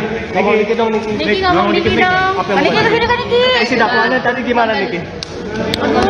Niki tengah dong. Gimana tadi? Sampai gue. Jangan dorong. Dorong, weh.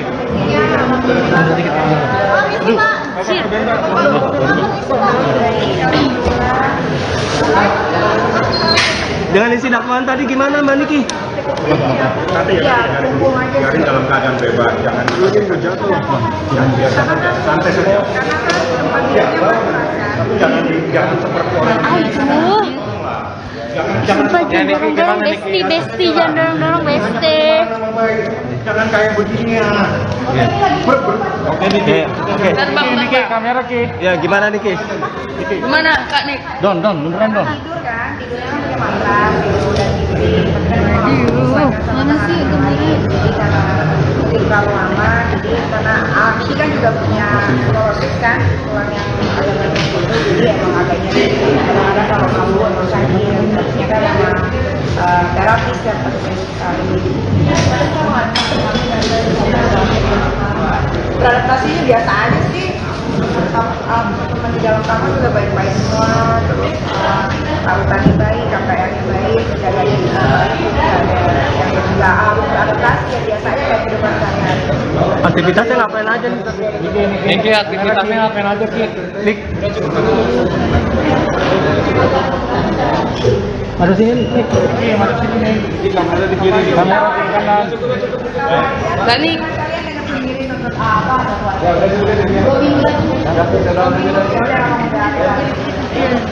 Nik, tadi kenapa Nik nggak tahu Nik? Atau ada kuannya Nik? Lupa. Ayo. Jangan itu. Bawa aja kali ya.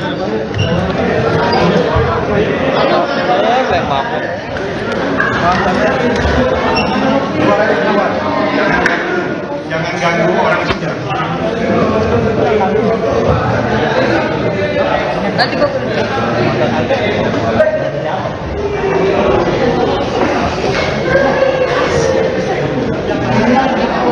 tadi dapat gak? Dapat gak? Yang mana? Yang itu yang foto iya fotonya. Pagi ya? Dapat. Pagi ya?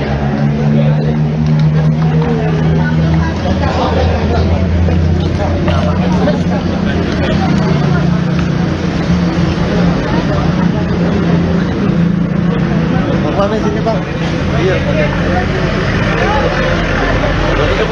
mundur dikit bang, mundur dikit. Ini gimana caranya? Ketinggian enggak ya? Enggak kak. Udah pas bang. Udah. Mohon maaf.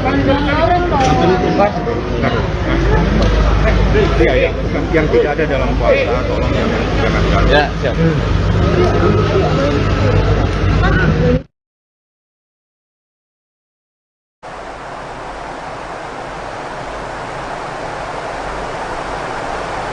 Berita selanjutnya datang dari aktor Reza Rahardian, ungkap alasan jadi ketua komite FFI.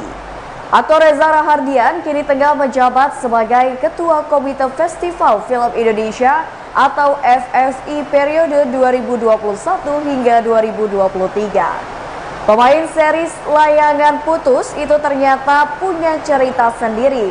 Mengapa akhirnya ia mau menerima jabatan Ketua Komite FFI setelah 2 kali menolak? Awalnya Reza Rahadian mengaku merasa belum mampu untuk memikul tanggung jawab sebagai ketua. Apalagi tugasnya untuk menjadi seorang ketua tidaklah sedikit. Sehingga 2 kali dirinya menolak jabatan Ketua Komite FFI. Akan tetapi ada sosok penting yang akhirnya membuat ia mau menerima tawaran tersebut. Sosok itu adalah artis kawasan Christina Hakim. Mendengar perkataan itu, hati Reza Rahadian mengaku tergerak dan yakin untuk bisa berkontribusi di dunia film tanah air. Berikut wawancara dengan Reza Rahadian. Saya juga merasa senang sekali bisa melihat sinias-sinias datang di FFI dengan busana kebaya yang mungkin sudah dimodifikasi sedemikian rupa. Itu kita kembali kepada salah satu identitas kita lah, tanpa bermaksud membatasi tentunya ya. Jadi tetap tema pakaiannya akan sama tradisional ya, kebaya, yang laki-lakinya black tie. Ya, Bu, ya. Black tie. Oke, Mas. Kriteria penilaian dikit boleh, Mbak? Ketinggian, Mbak. Ketinggian, Mbak. Ketinggian, Mbak. Kriteria penilaian. Allahu Akbar. Mbak, turunin dikit, Mbak. Oke. Kriteria penilaian pemenang FFI nanti seperti apa? Yang jelas tema tidak mempengaruhi. Jadi artinya tema tidak mengikat, jadi bukan berarti kemudian itu mempengaruhi. Kalau kriteria itu kami sudah mendapatkan masukan banyak dari asosiasi, justru itu yang menarik. Jadi kita tidak serta-merta membuat semua aturan sendiri, tapi masukan dari asosiasi sesuai dengan profesinya. Misalnya asosiasi sinematografer memberikan masukan tentang ini loh pakem-pakem untuk penilaian sinematografi seperti ini. Kemudian dari editing seperti ini, dari penulisan skenario seperti ini. Itu yang dijadikan pegangan bagi para juri ketika menilai. Tentu dengan perspektif masing-masing juri yang juga harus dihargai. Mereka pasti akan punya pandangan-pandangannya dalam melihat film. Dari sisi budayawan, tahun lalu ada wartawan, misalnya kita juga melibatkan gitu ya, seperti tahun ini ada kritik film dan lain-lain. Jadi murni itu menjadi wilayahnya para juri-juri nanti. Oke, ada pilihan penonton sendiri? Ada, pilihan penonton, voting. Apa aja tuh kategorinya? Kategorinya ada 3. Ada film pilihan penonton. Jadi kita mengganti kata terfavorit menjadi kata pilihan penonton. Film pilihan penonton, kemudian aktor pilihan penonton, dan aktris pilihan penonton. Itu adalah 3 kategori yang kenapa ada semenjak tahun lalu, karena kami bertanggung jawab juga untuk melibatkan partisipasi publik dalam penyelenggaraan Festival Film Indonesia, agar FFI bukan hanya menjadi seolah-olah acaranya orang film saja, tapi sementara orang film juga selalu mengapresiasi ketika filmnya ditonton oleh publik. Nah, ini cara kami mengapresiasi pendapat publik ketika mereka juga ikut ambil andil dalam menentukan ini loh aktor pilihan saya tahun ini. Yang beda dari tahun lalu sebenarnya adalah tahun lalu itu kita bebaskan pilihannya, top of mind. Tapi ternyata top of mind-nya belum tentu orang film. Tahun ini kita betul-betul menjaga agar konsistensinya berlangsung pada spektrum film. Maka pilihan favorit itu hanya bisa dipilih dari 30 film seleksi awam. Jadi aktor itu dipilih berdasarkan film, aktris juga demikian, dan filmnya sendiri. Gitu. Mas, yang menarik kategori pengabdian seumur hidup. Ya. Itu mungkin bisa dijelaskan seperti apa itu? Ya, kategori itu kan sudah ada dari tahun ke tahun. peraihnya sudah cukup banyak. Pengabdian Seumur Hidup itu adalah sebuah penghargaan atas dedikasi insan film tersebut kepada dunia film. Kontribusi yang begitu besar yang mereka berikan pada dunia film, itu yang menjadi highlight utama. Dan tahun ini biasanya memang pengabdian seumur hidup itu ditentukan oleh komite. Saya merasa sepertinya itu bukan kurang tepat ya, tapi bahasanya lebih baik, alangkah lebih baik ketika hal itu bisa dilakukan oleh Dewan Pengabdian Seumur Hidup. Mereka-mereka yang juga telah meraih penghargaan itu, karena saya yakin referensinya pasti jauh lebih besar. Mereka pasti lebih mengenal, ada loh insan film namanya ini, kontribusinya besar. Mungkin Reza nggak tahu, atau mungkin teman-teman di komite yang muda-muda nggak tahu, tapi ini kontribusinya besar sekali, figur ini misalnya gitu. Nah, itu tuh hal-hal yang penting. Oleh sebab itu, kenapa komite tahun ini membentuk Dewan Pengabdian Seumur Hidup. Itu hal baru memang di tahun ini. Itu pertama kalinya ada di FFI tahun ini. Dan itu kami menyepakati untuk itu harus terus di tahun depan. Setidaknya sampai di tahun terakhir panitia kami. Ada yang menarik, ini baju ini membentuk campaign untuk insan film. Ya. Ini dibuat khusus untuk. Ya, ini kerjasama FFI dengan saya. Telusur Kultur. Salah satu official merchandiser kita, partnernya.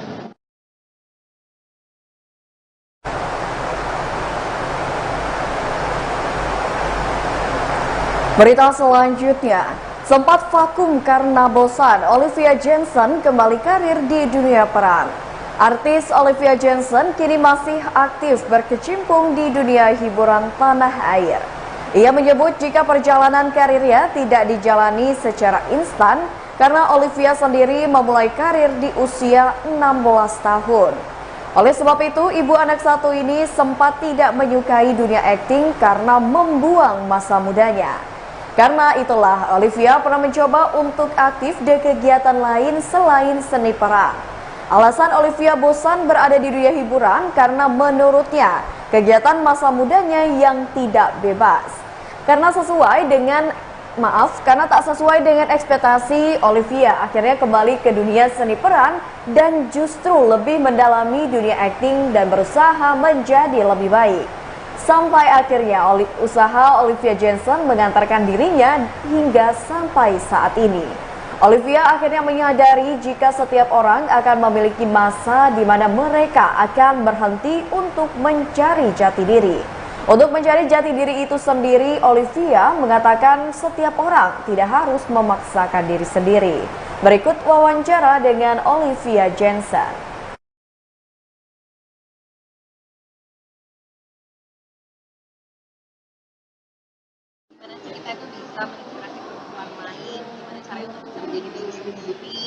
Tanpa ngerasa minder dan tetap percaya diri gitu. Buat Kak Olive sendiri sebagai sesama perempuan juga itu seperti apa sih Kak? Supaya percaya diri dan lain-lain? Pasti semua orang deh, jangan perempuan pasti ada aja satu yang bisa membuat tapi kita jangan sampai mana dan terus nggak berusaha bisa melewati rasa fear kita dari lain. Dan yang selalu aku bangun adalah sebenarnya rasa aman dan percaya diri kita dari dalam. Karena aku merasa kalau aku fokus dan percaya diri dengan eksternal faktor kayak misalkan apa yang aku pakai penampilan kayak gimana, atau mungkin aku pakai branding tertentu, aku merasa nggak akan ada habisnya gitu. Dan karena harus selalu ada tas yang lebih mewah, selalu ada orang yang pakai baju yang lebih keren dari aku, jadi rasa aman dan percaya diri aku nggak akan ada titik muatnya gitu kan. Ya sebentar atau percaya diri, tapi kalau lagi tasnya kalah memang kalau bagus nggak percaya diri, jadi itu nggak ada habisnya. Itu hanya lomba patriotisme, jadi itu aku gali dan aku nggak percaya diri.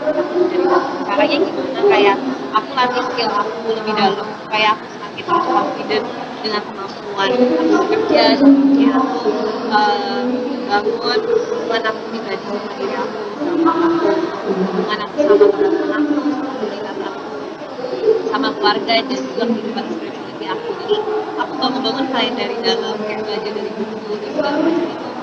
Lama-lama di saat aku bangun hal tersebut, percaya diri aku juga semakin meningkat dan rasa aman aku jadi kuat dan tetap doesn't matter di luar sana mau kayak gimana dari semua kayak selain kayak gimana gue tetap merasa aman dan percaya diri dan bisa jadi diri sendiri. Tapi seorang Olivia James kalau insecure tuh kayak gimana sih Kak? Pernah nggak insecure? Yang pasti adalah kayak aduh kayaknya badannya nggak pas pakai baju ini atau kayak sempat kan ya sempat juga soal overweight gitu, overweight banget gitu, gila nih di kamera gue bakal kayak cabi banget dan semua di kamu tuh tipikal yang rata gitu ya, kayak yang maksudnya pikir ini di kamera kan kelihatannya menurut mereka harus difokusin kalau gue kalau ngikutin pendapat mereka dan kemauan mereka nggak akan ada habisnya karena kan orang kan akan bergerak. Jadi gimana caranya gue tuh bisa bangun rasa aman dan percaya diri gue dari dalam dan gue harus menerima diri gue yang seperti ini. Gue nggak pernah ada kelemahan, ada kelebihan, gue fokus ke kualitas gue dan di saat gue harus jadi malah gue kan makin percaya diri loh karena gue bisa jadi apa adanya tuh gue merasa kayak bebas dan plong gitu loh. Dan di saat gue merasakan freedom dan kebebasan itu ya semakin kayak percaya diri, semakin bisa ngomong apa adanya nggak harus pakai mau pakai barang mewah dan nggak mewah bisa diajar gitu. Jadi nggak tergantung dengan satu hal. Kayaknya gitu sih, makanya yaitu step by step kali ya. Semoga nantinya dia juga bisa percaya diri dari dalam.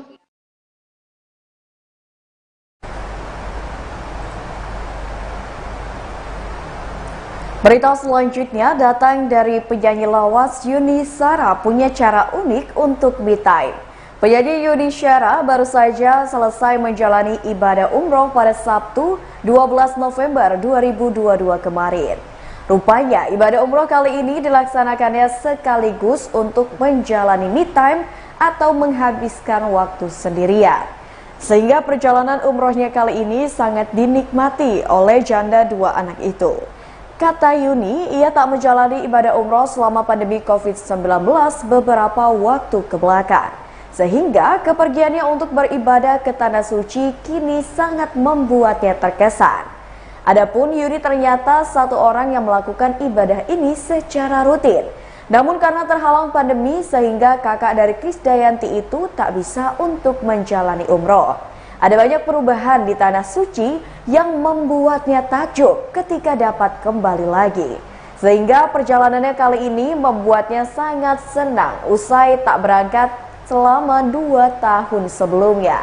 Berikut wawancara dengan Yuni Shara.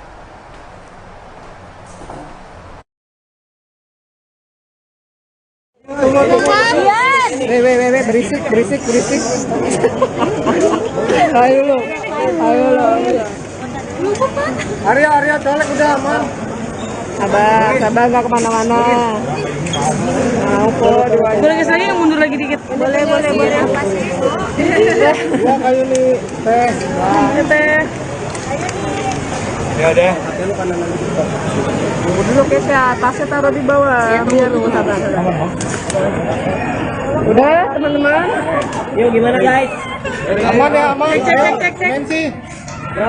Oke, Mbak Yuni, alhamdulillah sudah nyampe tanah air. Mau ngaca lagi? Kasih kaca lagi? Panas. Kameranya udah dibalik aja tuh biar kameranya udah dibalik. Yuk. Cek. Dah. Ya. Oke. Mbak. Bapak, maaf. Pak, Ibu, maaf Bu. Mbak Yuni, alhamdulillah sudah sampai tanah air nih. Perjalanan bagaimana? Seberapa lama? Menyenangkan. Jadi selain beribadah juga bisa santai. Jadi saya menikmati itu perjalanan saya karena kemarin pandemi saya nggak pergi ya. Jadi pas kali ini.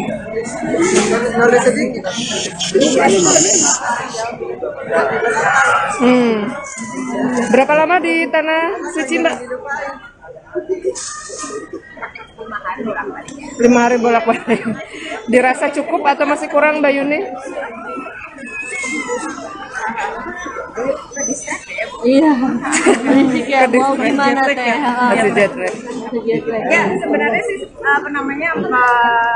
karena hal yang rutin karena pas pandemi saya nggak lakuin, jadi jauh lebih semangat gitu saya menjalaninya. Terus ternyata banyak perubahan di sana, banyak perubahan yang paling yang paling basic itu ya kereta api, stasiun kereta api. Biasanya saya naik kereta, saya naik mobil dari Madinah ke Mekah, saya naik kereta api yang kereta api bagus banget, nyaman banget. Aku nggak usah wawancara kali ya.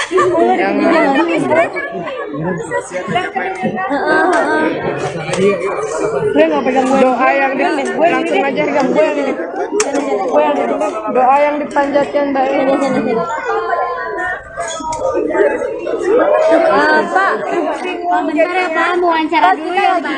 Kita lagi kerja Pak, mohon maaf bisa di luar, mohon maaf ya, kasihan Tete. Kasihan Mbak Yuninya baru pulang, kasihan, tolong ya. Yo biar cepet yuk. Ya, tolong. Wawancara lagi. Baik. Jadi perjalanan yang menyenangkan 2 tahun selama pandemi saya tidak lakukan. Pas saya lakukan banyak sekali perubahan. Yang paling menyenangkan adalah saat saya perjalanan dari Madinah menuju ke Mekah, karena ada stasiun yang sangat bagus, kereta api yang nyaman, dan 2 jam saya bisa sampai ke Mekah dalam cepat melaksanakan umroh. Jadi saya di Mekah itu waktunya cuma 2 hari, saya bisa tawaf berkali-kali. Sendiri, mama, doain teman-teman semuanya, saya doain.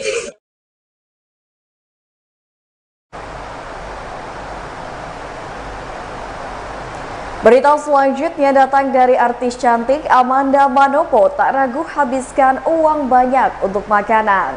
Pemain sinetron Amanda Manopo disebutkan menghabiskan uangnya hingga lebih dari 200 juta rupiah hanya untuk membeli makanan melalui aplikasi online.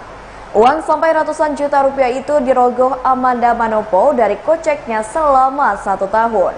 Atau tepatnya Amanda menghabiskan Rp253.700.000. Amanda Manopo mengaku bisa memesan makanan hingga 4 kali dalam sehari melalui aplikasi online. Makanan yang dipesan itu tidak hanya untuk Amanda Manopo, tapi juga untuk disantap oleh banyak orang, termasuk teman, kru di lokasi syuting, dan juga keluarganya. Biasanya, Amanda Manopo membeli makanan berupa ayam penyet untuk disantap bersama. Hal itu dilakukan oleh Amanda Manopo karena merasa jauh lebih praktis dibandingkan jika harus memasak makanan sendiri. Berikut wawancara dengan Amanda Manopo.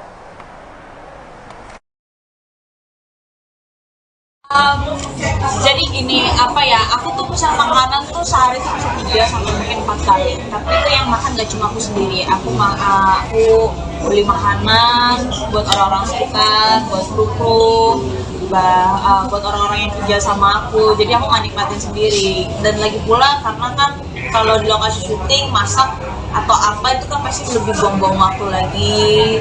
Jadi ya kita memaksimalkan waktu dengan sebaik mungkin, dan untuk menambah imun tubuh supaya kita happy itu pasti kan dengan harus makan ya. Jadi ya kenapa aku sering pakai kayak aplikasi buat online gitu.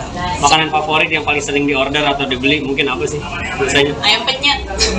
Biasanya habis sekitaran berapa sih Kak kalau sekali belanja di GoFood gitu? Itu saya kurang tahu ya, karena saya kerja capek pastinya untuk makan, untuk perut gitu. Jadi ya saya kalau misalkan untuk masalah harga untuk buat makan saya nggak terlalu masalahin. Emang di daerah mana mungkin kesulitan cari makanan?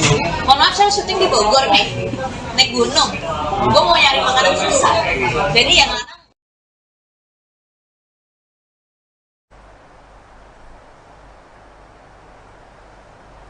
Baiklah Tribuners, itulah berita selebritis bersama dengan saya Mutiara.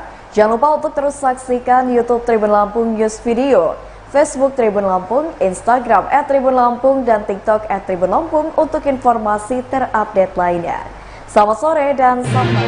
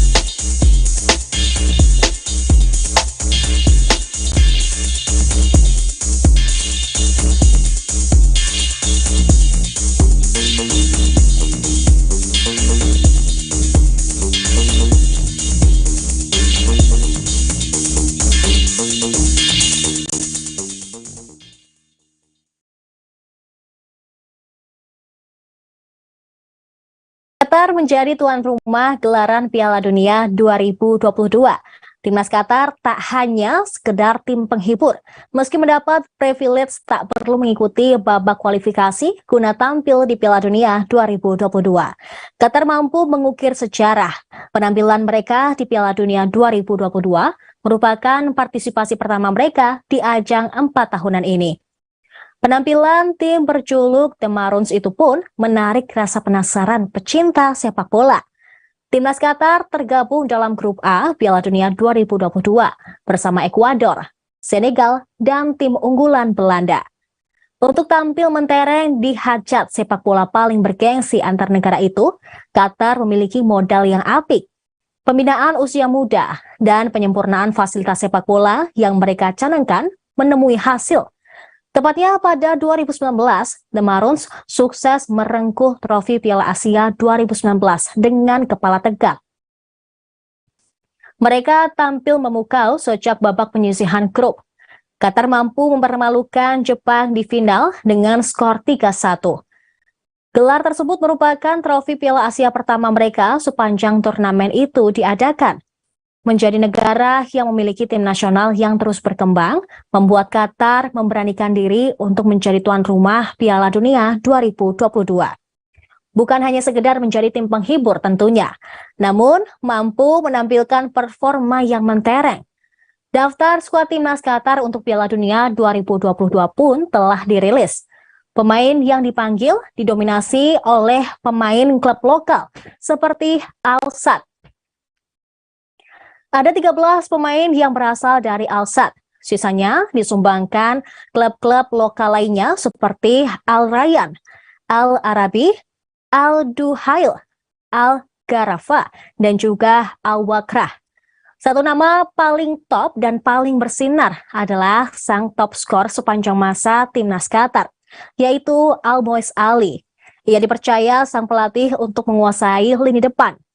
Penjaga gawang timnas Qatar diisi oleh Saad Al-Sheikh dan juga Meshal Barsham. Sementara stok back dihuni oleh Pedro Miguel, Musab Khidir, Tarek Salman, dan Boalem Kouki. Di lini tengah mereka ada nama seperti Ali Asad, Asim Mohamed Wad, Salem Al-Hajri, dan Mustafa Tarek. Kemudian untuk tim lini depan, timnas Qatar akan diperkuat Hasan Al-Haidos dan Akram Afif. Timnas Qatar akan tampil pada laga pembuka Piala Dunia 2022 menghadapi timnas Ekuador. Laga akan kick off pada hari Minggu 20 November pukul 23 waktu Indonesia Barat.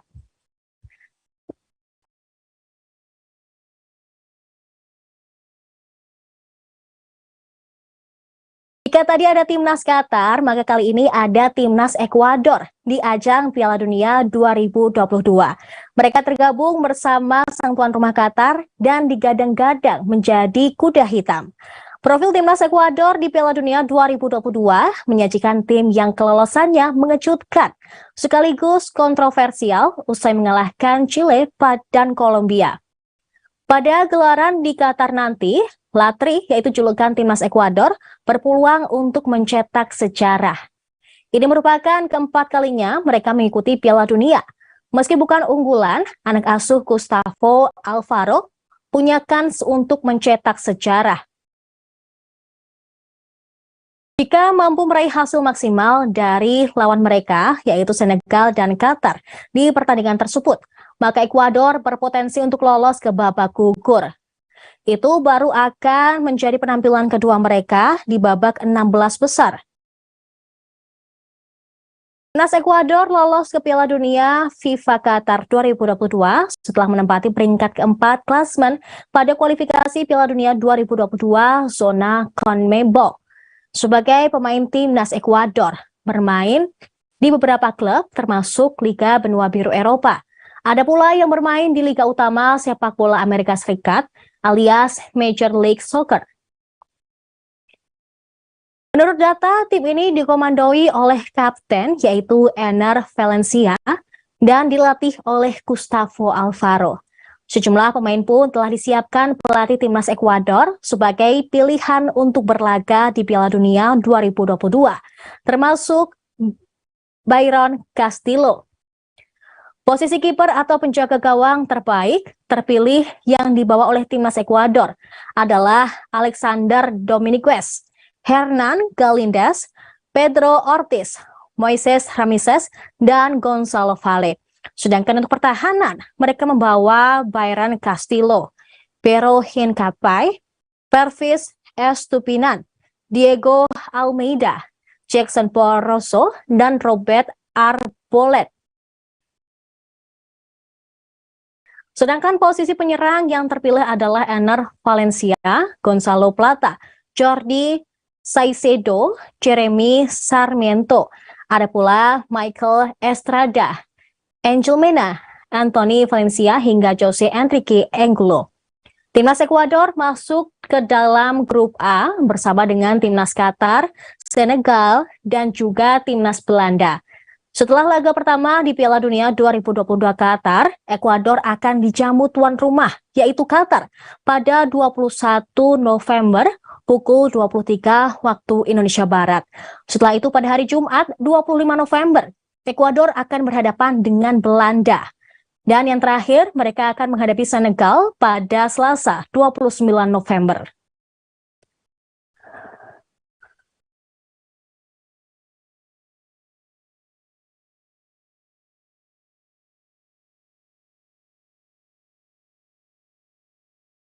Dominasi skuad mentereng dan pelatih jempolan menjadi tajuk utama profil Timnas Arab Saudi di Piala Dunia 2022. Timnas Arab Saudi seperti ingin menegaskan bahwa mereka tak cuma numpang lewat di Piala Dunia 2022 mendatang kala bertarung di grup C bersama Argentina, Meksiko, dan juga Polandia. Buktinya Timnas Arab Saudi lolos ke Piala Dunia 2022 sebagai juara grup. Mereka mengungguli Jepang dan Australia di fase penyisihan. Di fase grup Piala Dunia edisi kali ini, Arab Saudi memiliki lawan yang cukup sulit untuk lolos ke posisi 16 besar. Arab Saudi bakal berusaha mengulangi penampilan apiknya, seperti yang terjadi ketika mereka tampil perdana di ajang sepak bola 4 tahunan tersebut. Tepatnya pada edisi Piala Dunia 1994, Arab yang berstatus tim debutan justru mampu lolos hingga 16 besar. Kunci cemerlangnya performa Arab Saudi jelang Piala Dunia 2022 datang dari racikan sang pelatih, Hervé Renard, yang gemar menggunakan formasi 4-2-3-1.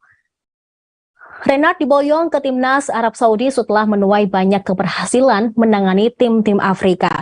Dia berpengalaman mengantar Zambia dan Pantai Gading menjadi juara Piala Afrika secara berturut-turut. Pelatih asal Prancis tersebut memuat daftar berisi 26 pemain yang istimewanya berasal dari produk lokal Liga Arab Saudi. Tak ada satupun dari mereka membela klub luar negeri.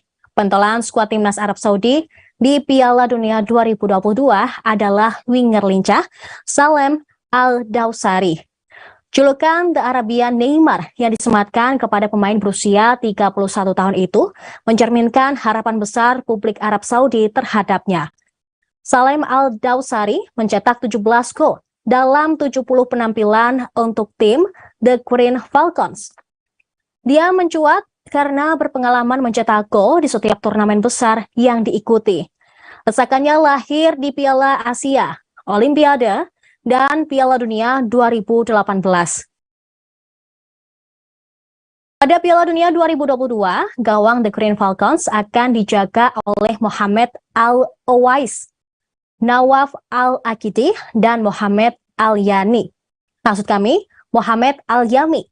Sementara penyerang akan diisi oleh Fahad Al-Muwalad, Haitam Asiri. Kemudian ada pula Saleh Al-Shehri, serta Firas Al-Buraikan.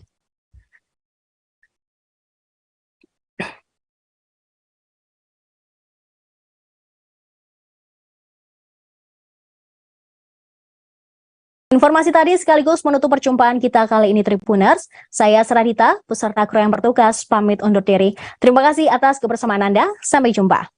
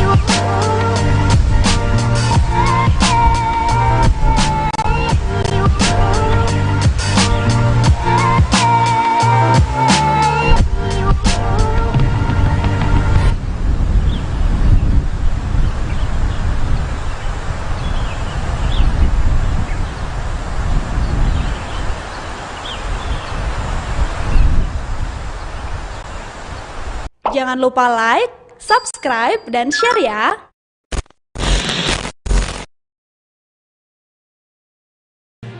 Tribun News Live Update. Tanggal 21. Selamat siang Tribuners, selamat sore Tribuners, selamat petang Tribuners, Anda sedang menyaksikan live update. Informasi teraktual dan terupdate dari siang hingga petang kami sajikan untuk Anda. Menewaskan 2 orang penumpang, yang mana kedua penumpang. Kami perdalam dengan laporan langsung dari lokasi kejadian dan narasumber terpercaya. Benar-benar menghukum mereka-mereka yang terlibat, menghentikan terduga pelaku yang ingin. Laporan terkait peristiwa pompong hilang kontak menabrak sejumlah pemotor yang melintas tepat. Saksikan live update siang, sore, dan petang hanya di channel YouTube Tribun News.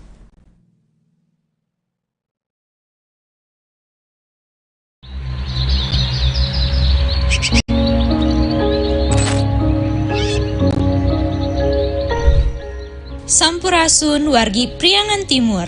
Kali ini kami akan mengajak Anda menjelajahi salah satu kampung adat yang berada di Kabupaten Tasikmalaya, Kampung Naga.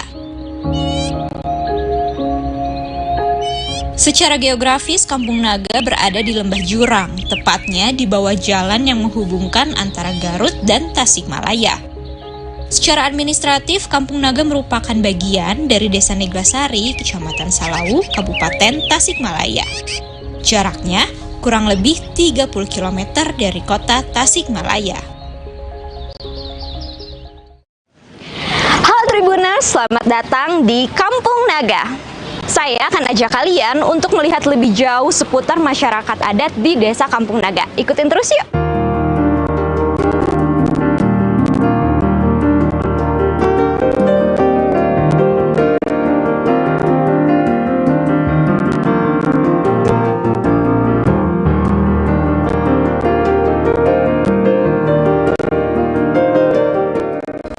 Bisa sampai di pemukiman penduduk Kampung Naga, kami harus berjalan setidaknya 500 meter dari pintu masuk.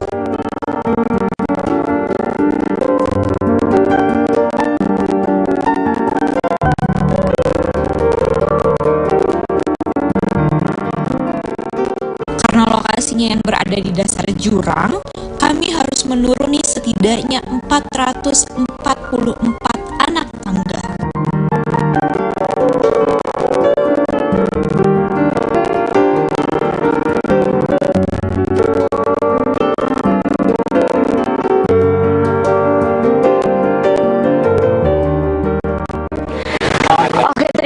Saya belum sampai separuhnya menuruni anak tangga ini dan saya udah cukup ngos-ngosan. Tapi dari sini kita sudah bisa melihat di sana rumah-rumah masyarakat adat Kampung Naga.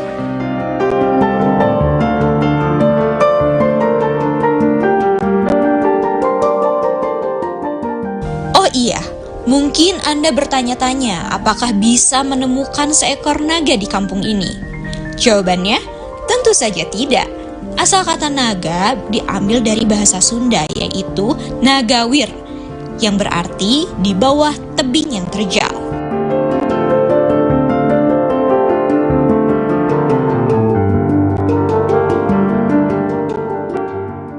Tribuners, akhirnya saya sampai juga nih. Udah mau dekat ke kompleks perumahan para masyarakat adat Kampung Naga. Sebelum ke sana, setelah sampai saya disambut dengan aliran Sungai Ciulan yang menjadi sumber mata air utama masyarakat adat Kampung Naga. Di seberangnya terlihat ada hutan larangan dan di sebelah kanan itu adalah sawah yang mana menjadi mata pencaharian utama para masyarakat adat Kampung Naga.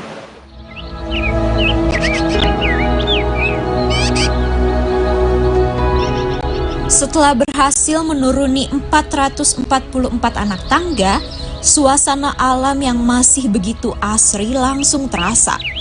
Suara burung saling bersaut-sautan menyambut kedatangan kami.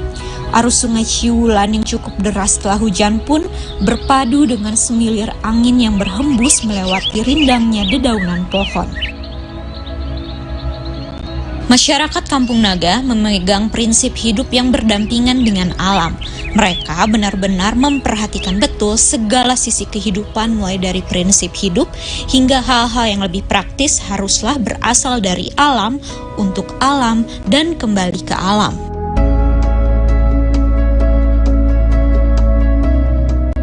Area Kampung Naga sendiri terbagi menjadi area luar dan area dalam. Di area luar terdapat beberapa bangunan seperti saung dan jamban. Sementara di area dalam adalah pemukiman penduduk. Keduanya dipisahkan oleh pagar kayu yang dianyam menggunakan teknik menyilang. Sebelum masuk ke daerah pemukiman, ada sebuah saung kayu yang didirikan di atas kolam.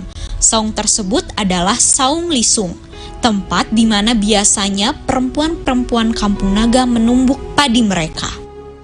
Nah, sekarang saya sedang berada di salah satu tempat namanya Saung Lisung, tempat di mana biasanya para perempuan-perempuan masyarakat adat Kampung Naga ini menumbuk padi. Nah, seperti yang Tribuners bisa lihat nih, saya sedang memegang yang namanya alo dan ini adalah lisung. Nah, kedua alat ini berfungsi untuk memecahkan padi. Jadi padinya nih seperti bisa saya contohkan di sini, jika ada padi yang diikat lalu ditaruh di lubang yang besar ini, lalu para perempuan-perempuan masyarakat adat Kampung Naga menumbuknya untuk memisahkan padi dari kulitnya. Lalu setelah itu dipindahkan ke lubang yang bulat untuk dilepaskan dari tangkainya. Sementara di lubang yang bulat ini padi ditumpuk untuk dilepaskan dari kulitnya. Masih di area luar pemukiman terdapat beberapa jamban tempat para penduduk melakukan aktivitas seperti mandi, buang air, mencuci baju, bahkan mencuci piring. Mereka percaya bahwa kamar mandi tidak seharusnya berada di dalam rumah. Nah, Tribuner, saya baru aja dari kamar mandi yang ada di Kampung Naga. Nah, mereka menyebutnya ini sebagai jamban. Masyarakat adat Kampung Naga percaya bahwa jamban tidak boleh ada di dalam rumah, sehingga posisinya ditaruh di lingkar luar perumahan masyarakat adat Kampung Naga. Mereka biasanya melakukan aktivitas sanitasi di jamban-jamban ini. Seperti di belakang saya terlihat salah satu masyarakat adat Kampung Naga yang sedang mencuci piring di jamban yang tersedia.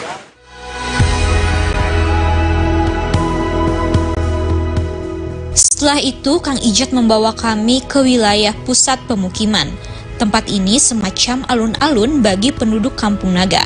Saya berduduk santai bersama Kang Ijat di depan balai pertemuan atau balai Patemon. Sembari Kang Ijat menceritakan tentang kampungnya itu. Di sini Kampung Naga, tadi kan jarak tempuh menuju Kampung Naga dari area parkir, kita turun tangga tadi jarak tempuhnya setengah kilo, 500 meter, dan menurunnya anak tangga yang banyaknya tadi ada 444 anak tangga. Terus di sini Kampung Naga ini yang mempunyai luas areal itu luasnya 1,5 hektar. Dalam 1,5 hektar secara turun-temurun dari zaman nenek moyang, luasnya 1 jengkal pun tidak boleh nambah. Ya terpaksa posisi sebagian besar warga Kampung Naga udah diposisikan tinggal di luar area perkampungan yang disebut Sanaga. Jadi Sanaga itu masih masyarakat adat Kampung Naga atau warga Kampung Naga yang posisi tinggal di luar. Kami masuk ke Balai Patemon. Balai Patemon ini merupakan tempat untuk mengadakan pertemuan. Di dalamnya terdapat beberapa instrumen musik tradisional hingga pajangan-pajangan lainnya. Instrumen tradisional ini biasanya dimainkan pada upacara-upacara seperti hajat sasih. Ini salah satu jenis alat musik yang ada di Kampung Naga. Soalnya di Kampung Naga ada 3 jenis alat musik yang masuk di Kampung Naga. Di sini ada terbang gembrung. Terbang gembrung itu sejenis kesenian yang sifat religi atau sakral. Ini paling dipakai di kala takbiran Idul Fitri, Idul Adha, diiringi sholat Nabi kita belum menggunakan. Terus ada juga angklung yang besar ya, yang ditempel, itu angklung bareng namanya. Besar-besar, ada juga yang lebih besar seperti itu, ukurannya sampai 1 meter 20. Kang Ijat memperlihatkan kepada saya, ternyata legenda trio Warkop DKI pernah mengunjungi kampung ini. Selanjutnya, perjalanan kami lanjutkan berkeliling kompleks pemukiman. Saya bertemu dengan beberapa anak-anak yang tinggal di Kampung Naga ini. Oh iya, Kampung Naga sendiri tidak memiliki aliran listrik, sehingga membuat saya penasaran bagaimana dengan pendidikan anak-anak Kampung Naga terutama ketika pandemi. Terkait dengan tidak adanya aliran listrik, Kang Ijat menegaskan bahwa mereka sepakat untuk menolak adanya listrik di desa mereka. Masyarakat Kampung Naga khawatir jika masuknya aliran listrik hanya akan menjadi beban tersendiri bagi mereka. Salah satunya kekhawatiran terkait kemungkinan kesenjangan yang tercipta di antara masyarakat Kampung Naga. Masuk ke dalam pemukiman, saya bertemu dengan Abah Maun, seorang pengrajin alat tajam. Abah Maun ini usianya sudah lebih dari 80 tahun. Di usia senjanya ini, Abah Maun masih lihai dalam membuat pisau, golok, hingga gergaji. Kang Ajat menjelaskan bahwa rata-rata usia hidup para masyarakat Kampung Naga memang tinggi. Hal itu disebabkan karena makanan yang dikonsumsi para masyarakat Kampung Naga terjaga dan hanya berasal dari alam. Kemudian kami melanjutkan perjalanan ke Bumi Ageng. Tempat ini menjadi tempat sakral yang tidak boleh direkam.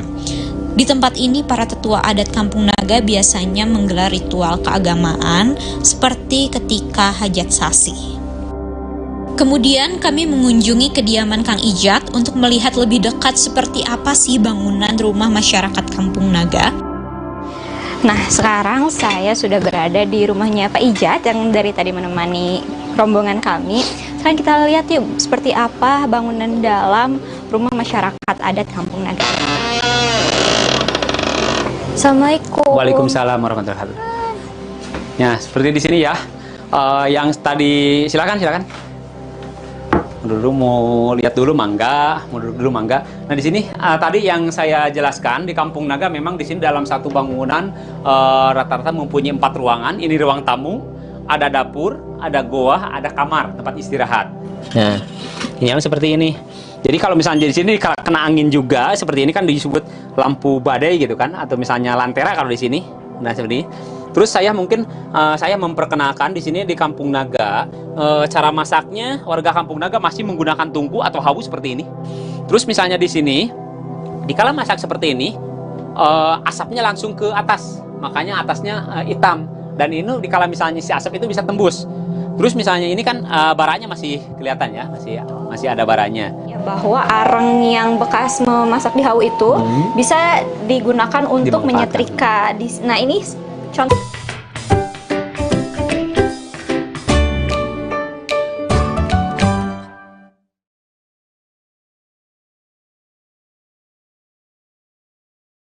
Halo, selamat sore Tribuners. Saya Siska Mawasi akan menemani Anda di Live Travel Update edisi Senin 14 November 2022.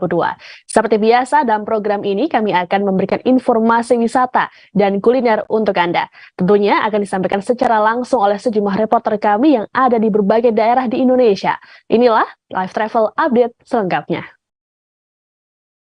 Kita awal informasi pertama Tribuners, sejumlah peselancar nasional dan internasional meramaikan Festival Bono Surfing 2022 di Sungai Kampar, Teluk Meranti, Pelalawan Riau pada akhir pekan lalu.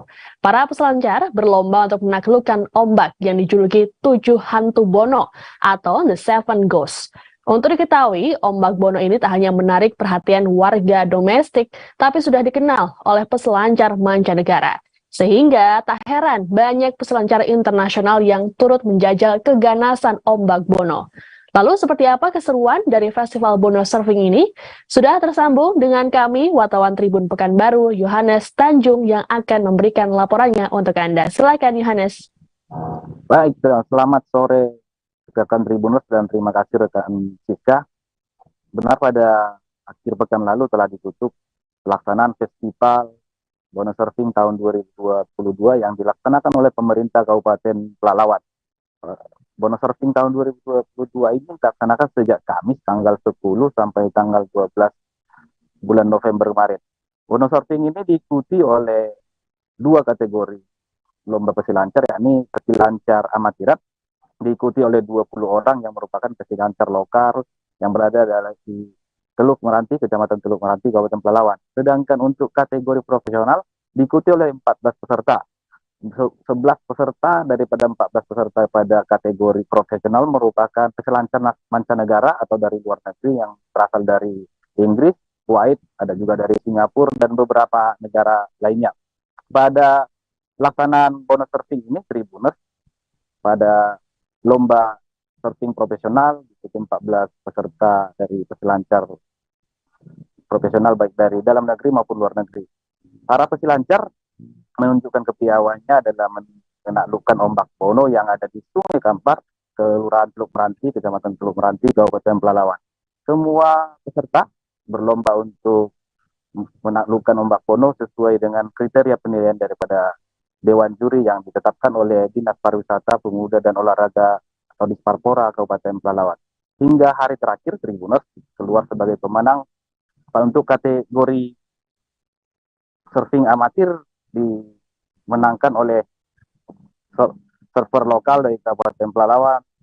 Ada 3 orang, yakni diantaranya Ade yang merupakan meraih juara 1 alias Oyek, dan kemudian Pratika juara 2 dan Agung Gumar juara 3. Seperti diketahui mereka bertiga merupakan penduduk lokal Kelurahan Teluk Meranti yang memang setiap hari sudah bermain ombak Bono di Sungai Kampar. Sedangkan untuk kategori profesional, Tribuners dimenangkan oleh peselancar lokal juga yang dari Teluk Meranti bernama Uji Hartono. Dia mengalahkan beberapa peselancar internasional yang datang ke Teluk Meranti. Sedangkan untuk juara 2 dari peselancar Indonesia juga yang berasal dari Bali, dan juara 3 dimenangkan oleh peselancar dari United Kingdom atau Inggris. Pada acara penutupan, Bupati Pelalawan Haji Sukri langsung memberikan hadiah, trofi, dan juga uang pembinaan kepada masing-masing peselancar yang memenangkan hadiah.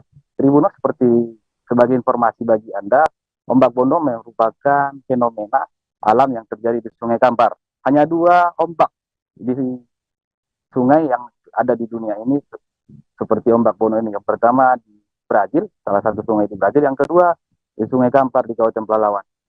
Berdasarkan referensi yang kami dapatkan, terjadinya ombak Bono ini akibat masuknya ombak dari laut yang dicampur dengan angin dari laut ke Sungai Kampar, bagian hilir Sungai Kampar. Ketika ombak dari laut lebih kuat tendangannya hingga menciptakan ombak dari hilir Sungai Kampar sampai ke Teluk Meranti. Panjang ombak ini, Tribuners, sebagai informasi bagi Anda, panjang ombak ini mencapai sampai 100 km lebih dengan ketinggian beragam, mulai dari 2 meter bahkan sampai puncaknya ketika bulan November seperti ini, puncaknya bahkan sampai 4 meter, bisa kita lihat sendiri di dalam video. Untuk itulah para pesilancar daripada internasional, lokal maupun dari mancanegara sangat tertarik dengan fenomena ombak di Teluk Meranti ini karena bisa bermain silancar dengan waktu yang panjang, bahkan bisa sampai 1 jam lebih. Ketika terjatuh bisa kembali lagi naik dan bermain silancar lagi.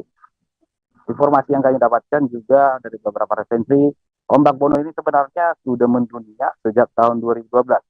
Ketika itu beberapa turis atau beberapa bule peselancar dari beberapa negara datang dan melakukan eksplor terhadap ombak Bono ini yang selama ini ditakuti oleh masyarakat Pelalawan. Ketika itu mereka kembali mengekspos dan mendatangkan berbagai turis mancanegara sehingga setiap tahun dilakukan festival Bono Surfing oleh Pemkab Pelalawan. Namun 2 tahun terakhir, Tribuners, Bono Surfing ini vakum akibat pandemi COVID-19 mulai tahun 2020 sampai 2021. Namun tahun ini Pemkab Pelalawan kembali menggelar Bono Surfing setelah pandemi COVID reda, dan untuk kembali menggerakkan, meningkatkan perekonomian masyarakat khususnya di Kabupaten Pelalawan dan juga Kecamatan Teluk Meranti, dan untuk meningkatkan kepariwisataan daripada Kabupaten Pelalawan khususnya wisata ombak Bono ini.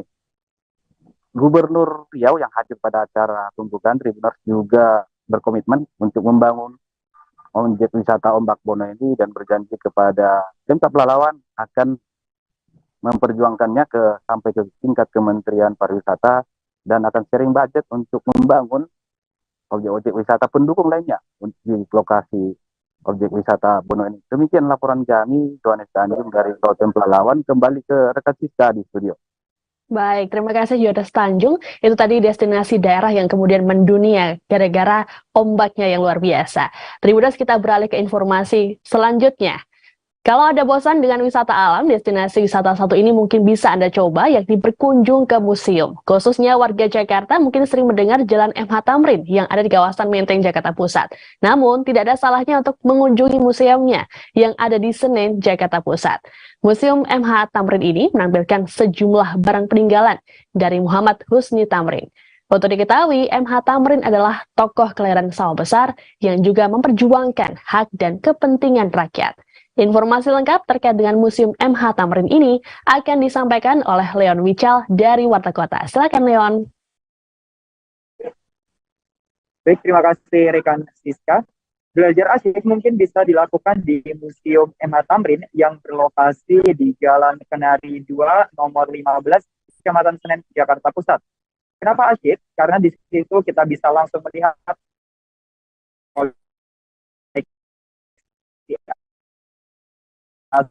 asli barang-barang peninggalan Museum MH Tamrin. Valdi Afiantosa menginformasikan bahwa di situ terdapat koleksi meja rias marmer, lalu ada pula meja kursi tamu dan ada beberapa barang-barang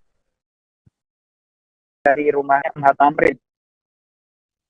Valdi mengatakan ketika MH Tamrin ada marmer. Menurutnya meja rias marmer tersebut menjadi koleksi marmer yang ada di Museum MH Tamrin. Selain itu ada pula replika kereta jenazah yang digunakan untuk mengantarkan jenazah MH Tamrin menuju ke pemakamannya. Lalu ada beberapa replika diketahui dari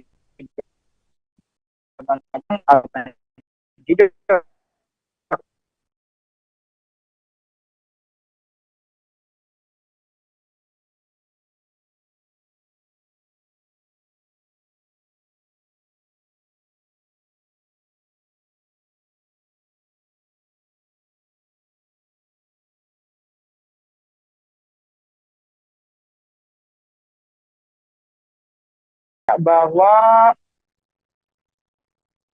dahulu MH Tamrin ketika membuat perkumpulan di gedung tersebut, selingannya adalah bermain alat musik Betawi. Karena memang mayoritas barang-barang koleksi museum adalah asli peninggalan ketika MH Tamrin masih hidup. Valdi membeberkan cara perawatannya. Untuk perawatan dari koleksi-koleksi tersebut ada beberapa kali dirawat oleh Balai Konservasi langsung. Itu dicat ulang atau dilap menggunakan cairan khusus. Namun apabila untuk barang replika dan yang lainnya hanya menggunakan kain lap seperti biasanya. Sebagai informasi, Museum MH Tamrin buka dari hari Selasa hingga Minggu, jadi memang tutupnya hanya di hari Senin. Sementara itu, Museum MH Tamrin buka mulai pukul 9 pagi sampai dengan 3 sore. Untuk tiket masuknya dibanderol mulai dari mulai dari Rp5.000 untuk dewasa, lalu Rp3.000 untuk mahasiswa dan untuk pelajar dibanderol dengan harga tiket Rp2.000. Valdi memastikan pengunjung akan mendapatkan informasi dan pengetahuan baru terkait kisah hidup MH Tamrin, mulai dari masa remaja, terjun ke dunia politik, hingga beliau wafat. Demikian informasi, kembali kepada rekan Siska di studio. Baik, itu tadi informasi terkait dengan Museum MH Tamrin yang dapat untuk menambah pengetahuan dan juga wawasan soal sejarah. Kita beralih ke informasi selanjutnya, Tribuners. Kita beralih ke informasi tentang kuliner. Kota Jogja tak hanya identik dengan kuliner gudeg atau mungkin bakpia. Kuliner satu ini juga bisa Anda cicipi dan jadi rekomendasi saat berkunjung ke Jogja, yakni bakmi Jowo Bahgito. Berlokasi di Jalan Nyi Ageng Nis nomor 9 Rejowinangun, Kecamatan Kota Gede, Kota Yogyakarta. Kuliner legendaris ini ramai diburu pembeli. Hal yang jadi daya tarik selain makanannya adalah desain bangunan dan ruangan yang cukup unik. Bahkan ada bagian yang merupakan bekas kandang sapi. Wah, seperti apa sensasi makan bakmi Jowo Bahgito ini? Yolanda Putri dari Warta Kota akan memberikan informasinya untuk Anda. Silakan Yolanda.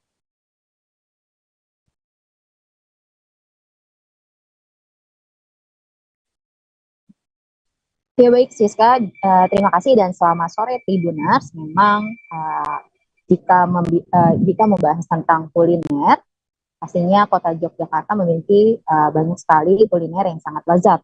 Nah, salah satunya bagi Tribuners yang ingin berkunjung ke Yogyakarta bisa mencoba bakmi Jowo Bahgito. Bakmi Jowo Bahgito ini berlokasi di Jalan Gangnis nomor 9, Tejo Winangun, Kecamatan Kota Gede, Kota Yogyakarta, dan kuliner ini pastinya ramai diburu pembeli. Alasan nama warung ini diberi nama Mbah Gito sebab pemilik warung ini milik keluarga Mbah Gito itu sendiri. Di mana ketika saya memasuki bakmi rumah makan tersebut, memang seluruh sudut ruangan di warung ini dihiasi oleh ornamen kayu. Di mana sebenarnya kayu-kayu yang digunakan merupakan bekas dari kandang sapi.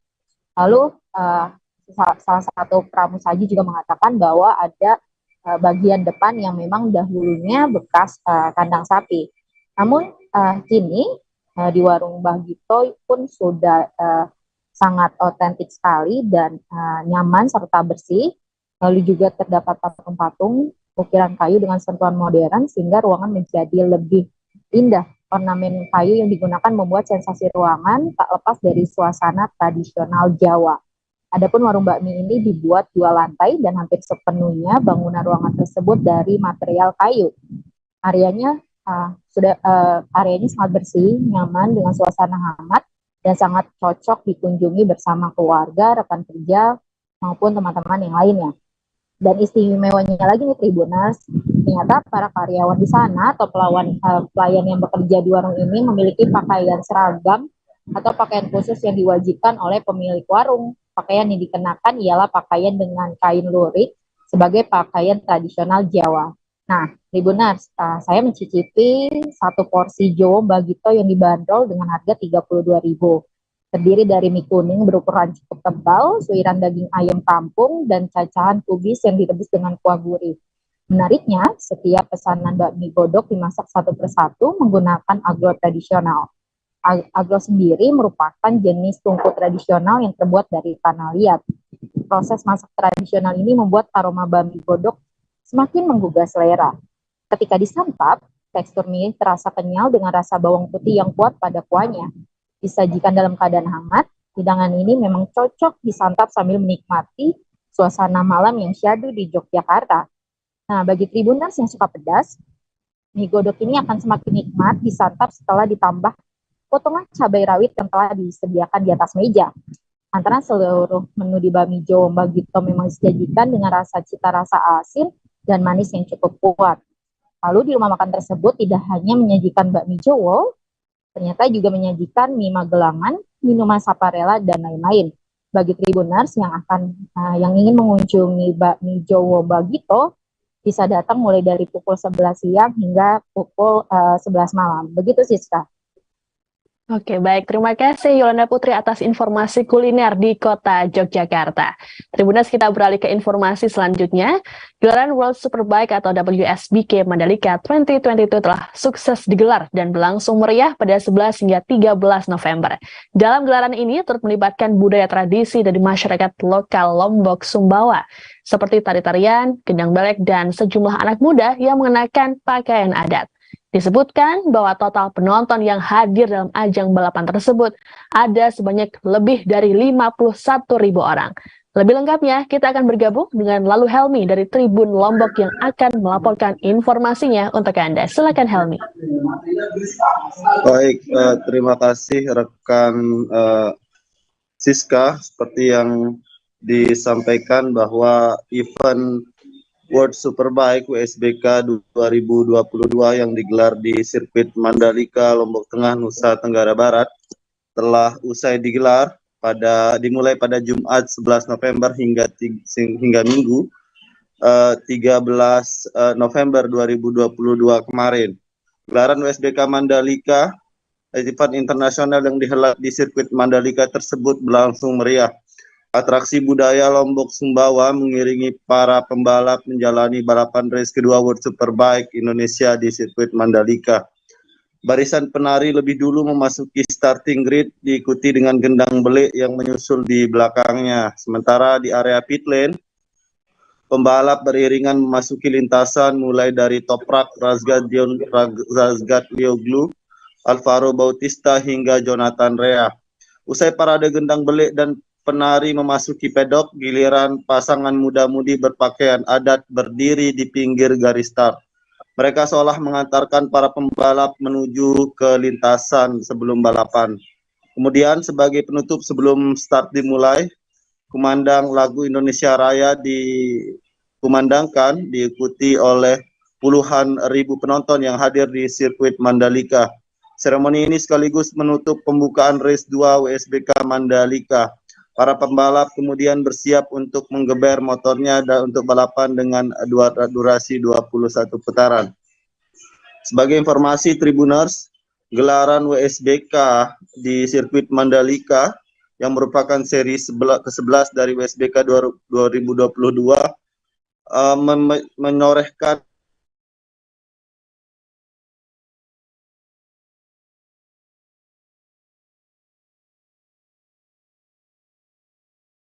dalam 3 hari gelar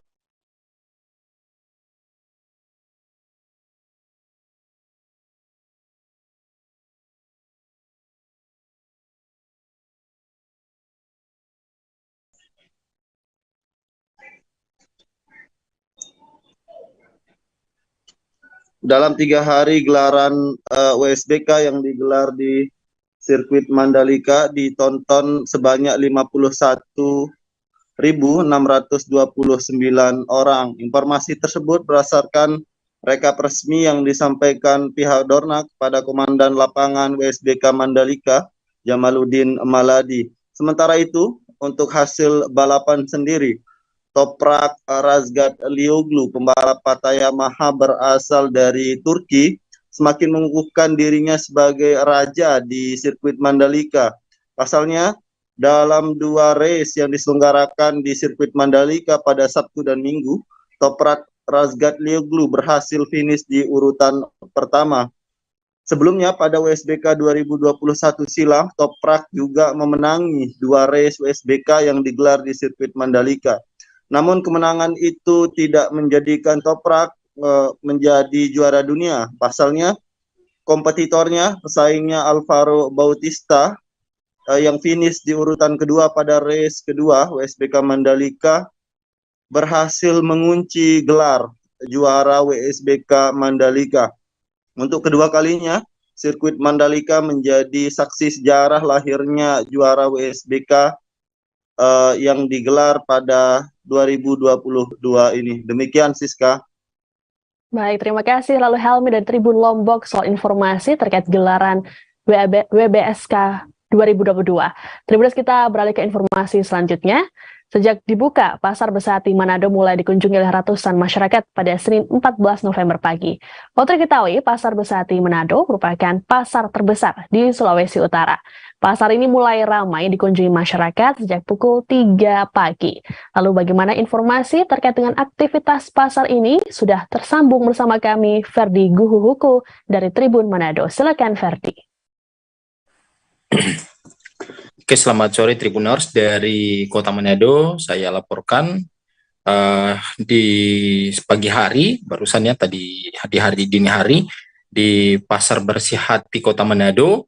Ini ramai pengunjung, hampir setiap harinya Pasar Bersih Hati selalu ramai pengunjung. Tentunya ini adalah pengunjung yang adalah masyarakat Kota Manado. Mereka datang untuk seperti biasa aktivitas sehari-hari berburu bahan-bahan pokok dan juga daging dan ikan.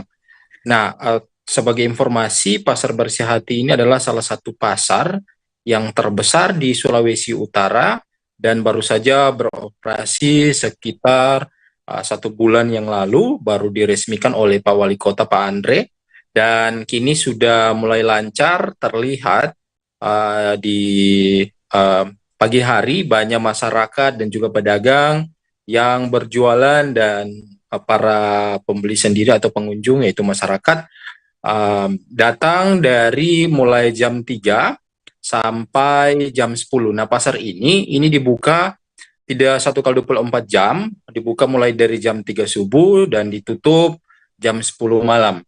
Nah, Tribuners, ketika diwawancarai ada beberapa warga, salah satunya Rizka, yang mengatakan bahwa ia datang dari subuh dan ia sering kali memang sudah Pasar Bersih Hati sudah menjadi langganannya, di mana karena salah satu alasannya karena di Pasar Bersih Hati ini ikan dan daging ini masih segar Karena untuk daging sendiri ketika dijual di Pasar Bersihati ini sudah melalui banyak proses, banyak pemeriksaan berupa daging sapi dan juga daging lainnya. Makanya yang dijual di Pasar Bersihati ini adalah daging-daging yang betul-betul segar dan layak untuk dikonsumsi. Nah, selain jual daging, di sini juga dijual juga bahan-bahan pokok, terus juga sayur-sayuran.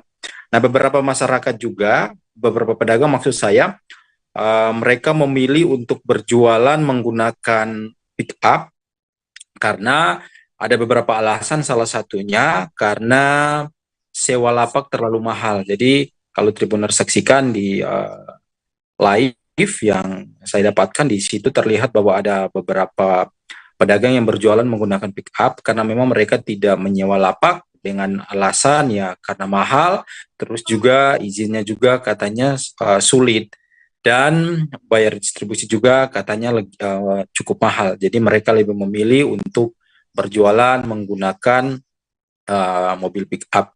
Nah, karena mereka tidak menggunakan lapak, tentunya waktu mereka jualan itu tidak banyak, jadi mereka hanya membuka di jam 3 dan tutup kembali di jam 7 pagi. Jadi barang siapa yang, ini instruksi dari PD Pasar sendiri, bahwa barang siapa yang tidak memiliki izin lahan hanya diperbolehkan berjualan itu mulai dari jam 3 subuh sampai jam 7 pagi. Selain itu, yang memiliki izin lahan mereka berhak berjualan mulai jam 3 pagi, jam 3 subuh maksud saya, sampai jam 7 pagi. Mungkin itu penyampaian saya, dikembalikan ke studio. Baik, terima kasih Ferdi soal informasinya terkait pasar terbesar di Sulawesi Utara. Tribuners, kita beralih ke informasi selanjutnya, masih di Sulawesi.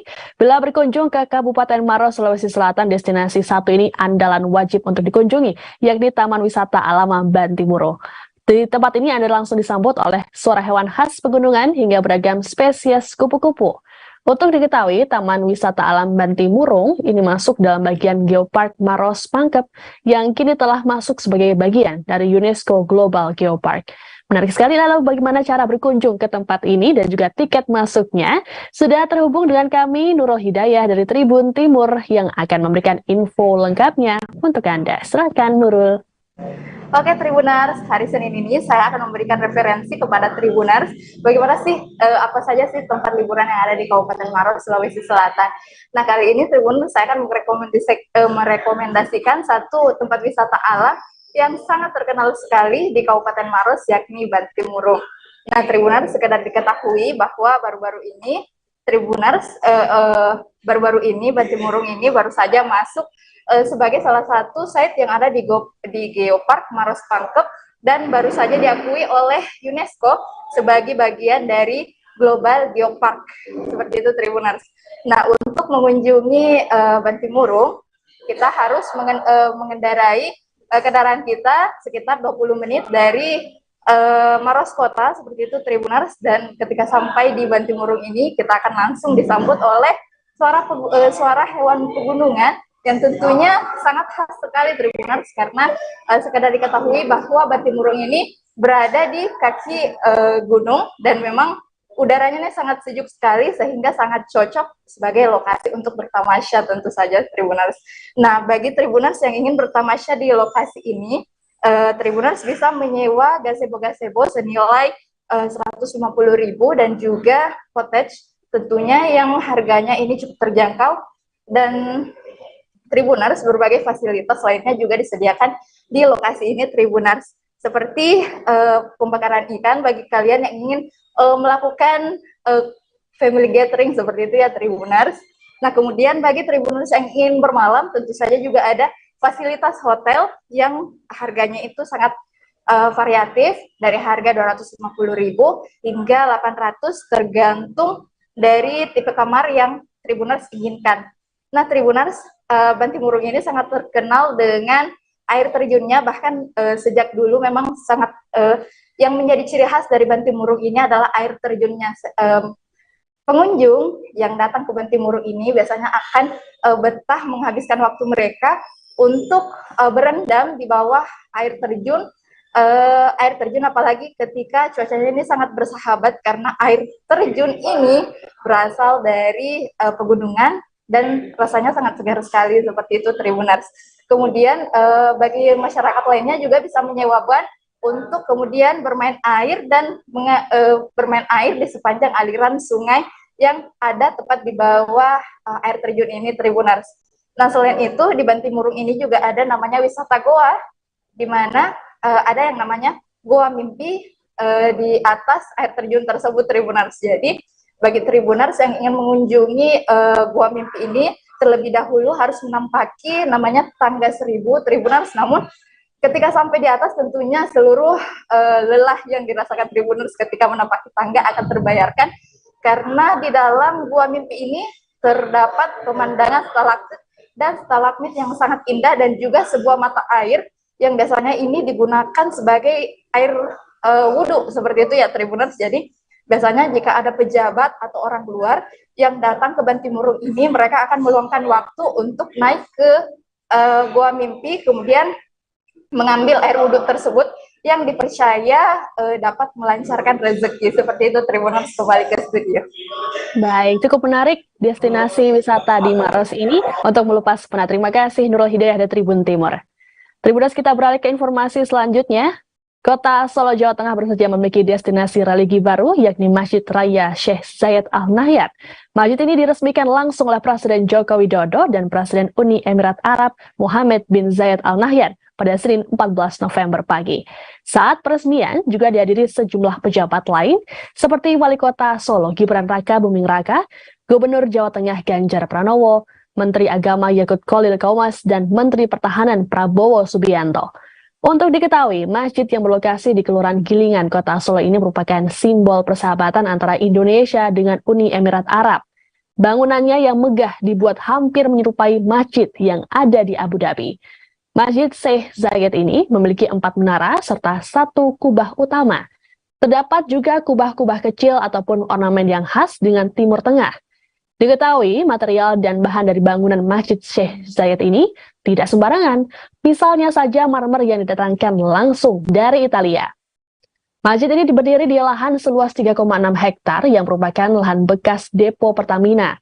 Dengan kemegahannya, Masjid Raya Syekh Zayed Al Nahyan mampu menampung 10.000 orang apabila menggunakan keseluruhan bangunan. Namun, apabila hanya bangunan inti, diperkirakan hanya mampu menampung 4.000 orang. Masjid ini juga dapat dikunjungi masyarakat umum serta memiliki lahan parkir yang mampu menampung 28 armada bus. Tak hanya digunakan sebagai tempat ibadah, Masjid Syekh Zayed juga punya fasilitas lainnya yang lengkap, seperti perpustakaan, ruang transit VIP, ruang pengelola, hingga taman.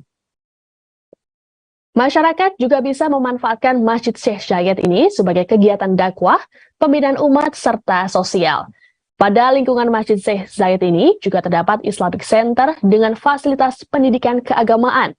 Fasilitas tersebut meliputi tempat tafsir Al-Quran, madrasah, dan taman pendidikan Al-Quran.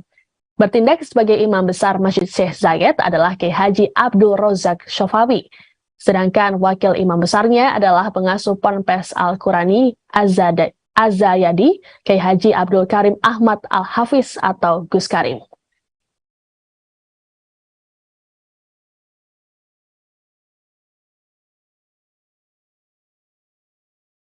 Selesai meresmikan Masjid Raya Syekh Zayed Al Nahyan, Presiden Joko Widodo mengajak Presiden Uni Emirat Arab Mohammed bin Zayed atau MBZ untuk mampir ke rumahnya yang ada di wilayah Sumber, Kota Solo.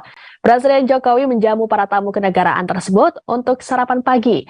Dalam foto yang dibagikan fotografer pribadi Presiden, Agus Suparto, tampak Presiden Jokowi duduk berhadapan dengan MBZ dalam meja makan. Jokowi turut didampingi oleh anak dan menantunya, yakni Gibran Raka Buming, Kaisang Pangarep, dan Bobi Nasution. Keempatnya kompak mengenakan kemeja batik. Sejak Senin pagi, Presiden Jokowi memang menghabiskan waktunya bersama MBZ. Jokowi bahkan menyambut langsung kedatangan MBZ di Bandara Adi Sumarmo. Saat di bandara, MBZ dijamu kue-kue tradisional seperti kue lapis hingga sosis Solo. Setibanya di Masjid Syekh Zayed, Jokowi dan MBZ langsung melaksanakan sholat sunnah. Setelah itu, keduanya menandatangani prasasti peresmian masjid, dilanjutkan pembacaan doa. Jokowi dan MBZ juga melakukan penanaman bibit pohon salah di halaman masjid. Selanjutnya, keduanya berfoto bersama dan langsung meninggalkan masjid menumpangi mobil yang sama. MBZ diketahui menginjakan kakinya di kota Solo hanya selama 3 jam. Menurut informasi, MBZ langsung terbang menuju Bali untuk menghadiri KTT G20 sama seperti Jokowi.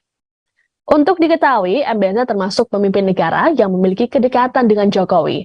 Kedekatan Jokowi dan MBZ tergambar ketika nama keduanya diabadikan di masing-masing negara. Di Indonesia, nama MBZ digunakan sebagai nama Jalan Tol Jakarta Cikampek 2 Elevated atau Jalan Tol Layang Japek yang kini dinamakan Jalan Layang Sheikh Muhammad bin Zayed atau MBZ. Hal itu merupakan balasan atas penamaan jalan di Abu Dhabi UEA yang telah menggunakan nama Jokowi yakni Joko Widodo Street.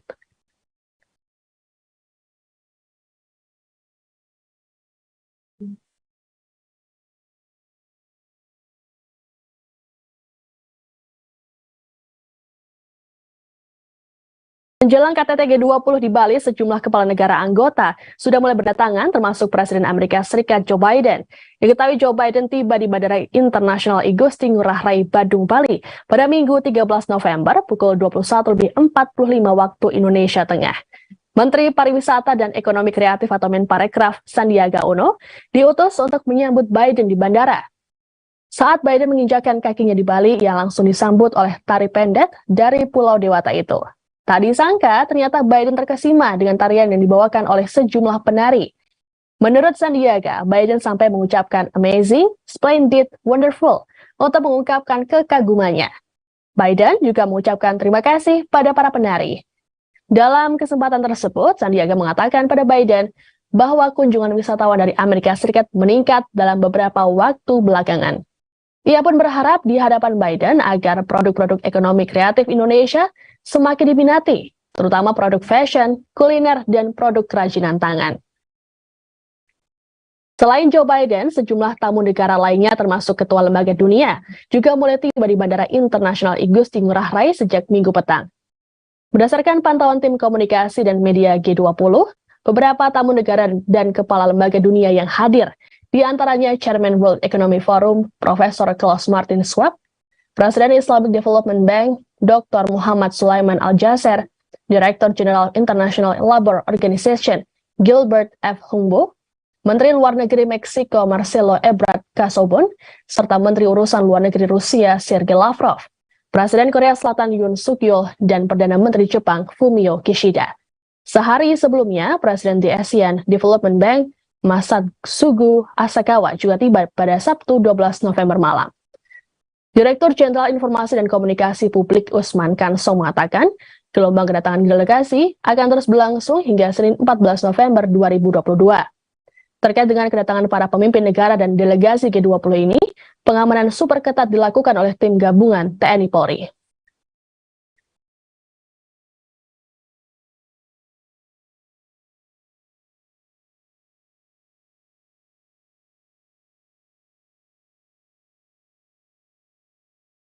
Gelaran KTT G20 2022 yang dilaksanakan pada 15 hingga 16 November membuat wilayah Bali kini sedang sibuk. Terkait dengan hal tersebut, Ketua Bidang Dukungan Penyelenggaraan Acara G20, Luhut Binsar Panjaitan, meminta maaf pada masyarakat Bali. Hal ini lantaran aktivitas mereka menjadi terganggu untuk sementara waktu, seperti pemberlakuan ganjil genap di sejumlah titik di kawasan Kuta, Nusa Dua, dan Tol Bali Mandara. Kebijakan ini berlangsung hingga tanggal 17 November. Selain ganjil genap, juga dilakukan pembatasan operasional angkutan barang. Menurut Kementerian Perhubungan, kebijakan ini untuk mengurangi kepadatan lalu lintas di tempat tersebut. Angkutan barang yang dibatasi diantaranya mobil barang dengan JBL lebih dari 8.000 kg. Lalu ada mobil barang dengan bersumbu 3 atau lebih, mobil barang dengan kereta tempelan atau kereta gandengan, dan mobil barang untuk pengangkutan tanah, pasir, dan batu, ban tambang, dan bahan bangunan. Namun, pembatasan tersebut tidak berlaku untuk kendaraan barang yang mengangkut BBM atau bahan bakar gas, barang ekspor dan impor dari dan ke pelabuhan, air minum kemasan, ternak, pupuk, hantaran pos, dan uang, kebutuhan logistik KTT G20, dan barang pokok. Tidak hanya itu, gelaran G20 di Bali juga membuat para siswa sekolah menjalani belajar daring, pun sama halnya dengan para karyawan yang melakukan work from home. Sementara itu, terkait dengan pengamanan, sejumlah persiapan telah dilakukan. Direktorat Jenderal Imigrasi mendapat informasi ada orang asing atau kelompok asing yang akan mengganggu jalannya KTT G20. Menghadapi hal ini, imigrasi akan melakukan tindakan tegas kepada para pelaku. Pihak imigrasi juga akan terus berkoordinasi lintas sektoral dengan kementerian atau lembaga terkait untuk menangani hal ini. Sebelumnya, imigrasi telah mendeportasi orang asing yang melakukan unjuk rasa. Orang asing yang dideportasi tersebut adalah warga negara Jepang. Sedangkan untuk warga negara Cina telah diamankan dan sedang dilakukan pemeriksaan oleh petugas imigrasi.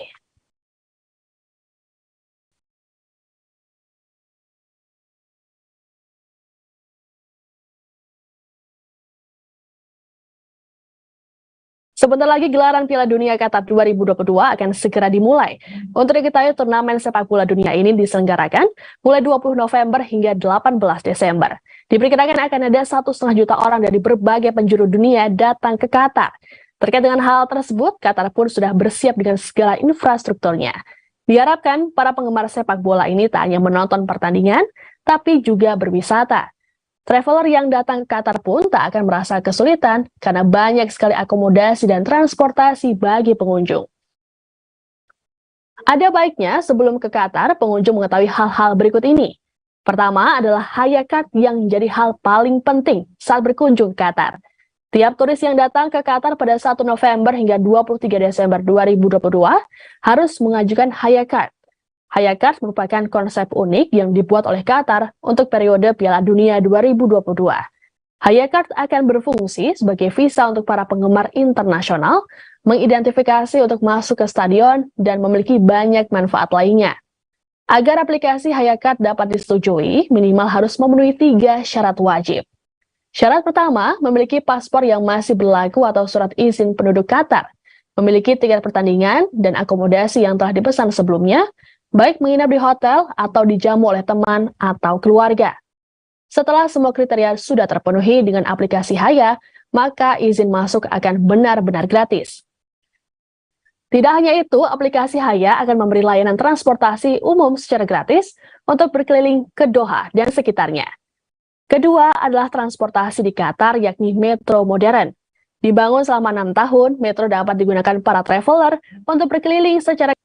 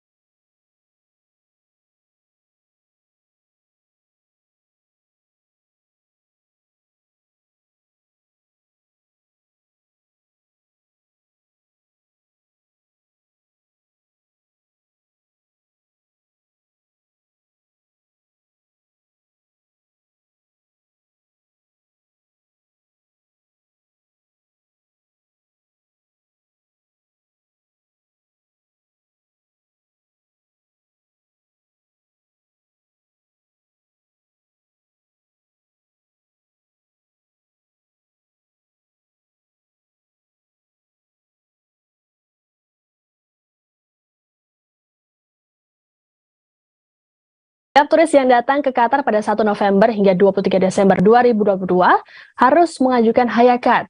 Hayakart merupakan konsep unik yang dibuat oleh Qatar untuk periode Piala Dunia 2022.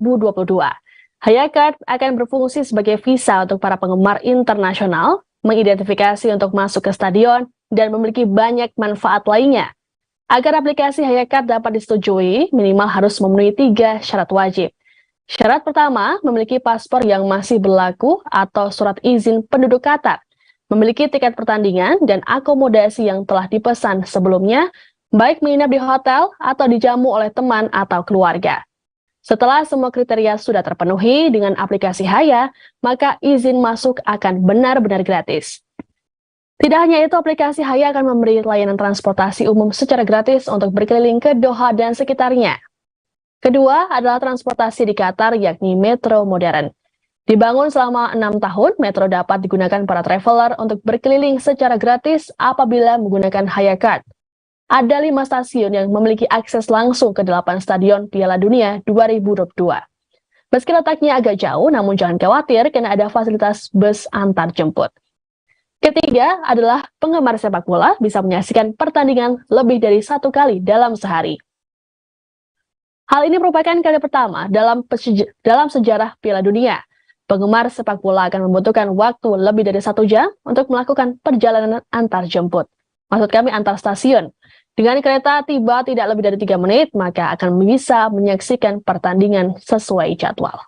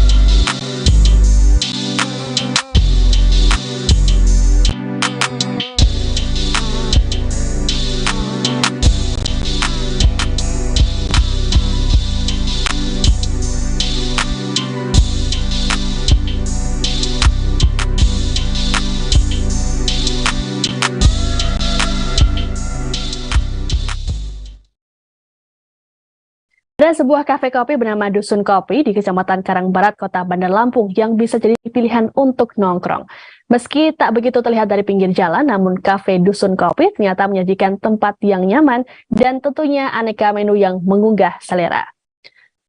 Kafe ini juga cocok untuk Tribuners yang mencari inspirasi atau pekerjaan atau menyelesaikan pekerjaan. Terdapat ruang nyaman serta menu kopi serta camilan sehat hasil buatan sendiri.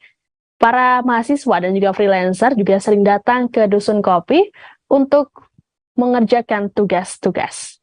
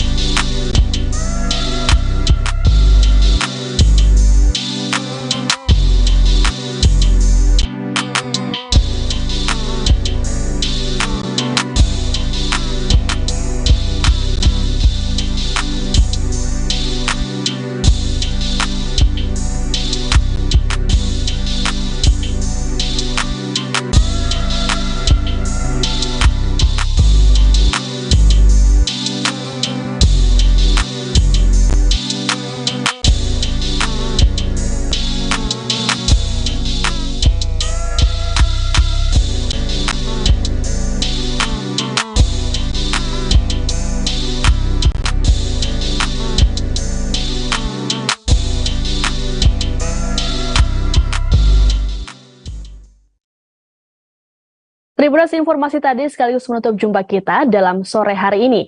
Jangan lupa untuk menyaksikan live travel update setiap hari di seluruh kanal YouTube Tribun Network. Saya Siska Mawaski beserta kru yang petugas pamit undur diri. Terima kasih dan sampai jumpa.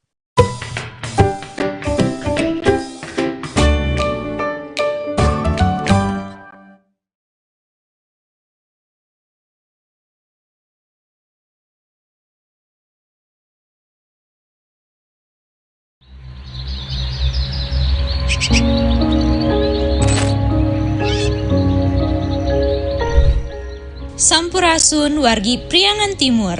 Kali ini kami akan mengajak Anda menjelajahi salah satu kampung adat yang berada di Kabupaten Tasikmalaya, Kampung Naga. Secara geografis, Kampung Naga berada di lembah jurang, tepatnya di bawah jalan yang menghubungkan antara Garut dan Tasikmalaya. Secara administratif, Kampung Naga merupakan bagian dari Desa Neglasari, Kecamatan Salawu, Kabupaten Tasikmalaya. Jaraknya kurang lebih 30 km dari kota Tasikmalaya. Halo Tribuners, selamat datang di Kampung Naga. Saya akan ajak kalian untuk melihat lebih jauh seputar masyarakat adat di Desa Kampung Naga. Ikutin terus yuk!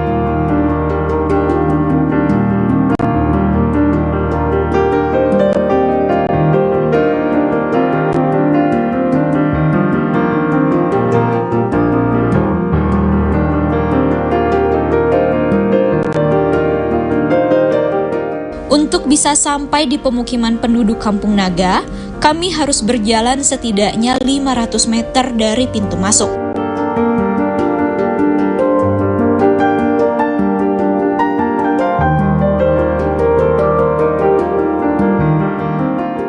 Karena lokasinya yang berada di dasar jurang, kami harus menuruni setidaknya 444 anak tangga.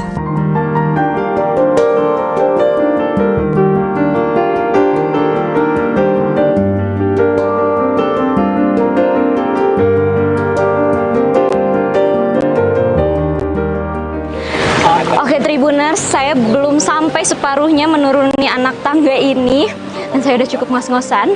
Tapi dari sini kita sudah bisa melihat di sana rumah-rumah masyarakat adat Kampung Naga.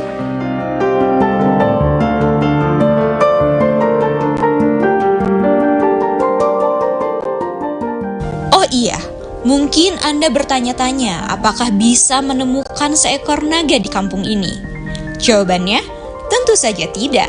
Asal kata naga diambil dari bahasa Sunda, yaitu nagawir, yang berarti di bawah tebing yang terjal.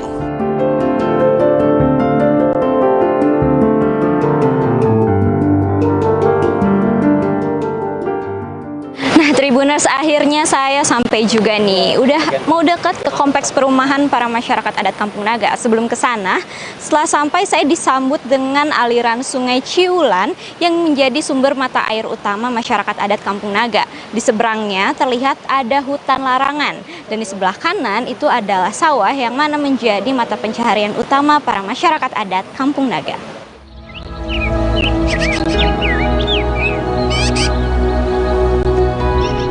Setelah berhasil menuruni 444 anak tangga, suasana alam yang masih begitu asri langsung terasa.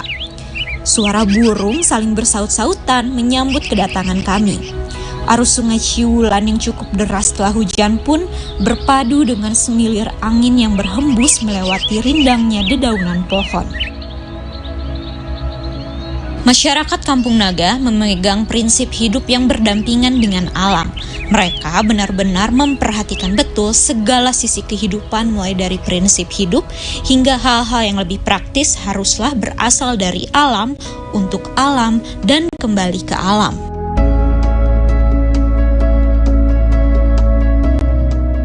Area Kampung Naga sendiri terbagi menjadi area luar dan area dalam.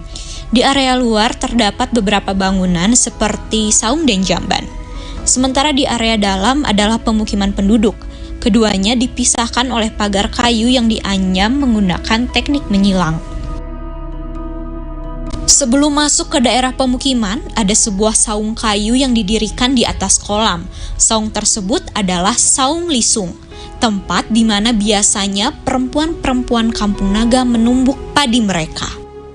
Nah, sekarang saya sedang berada di salah satu tempat namanya Saung Lisung, tempat di mana biasanya para perempuan-perempuan masyarakat adat Kampung Naga ini menumbuk padi. Nah, seperti yang Tribuners bisa lihat nih, saya sedang memegang yang namanya alo dan ini adalah lisung.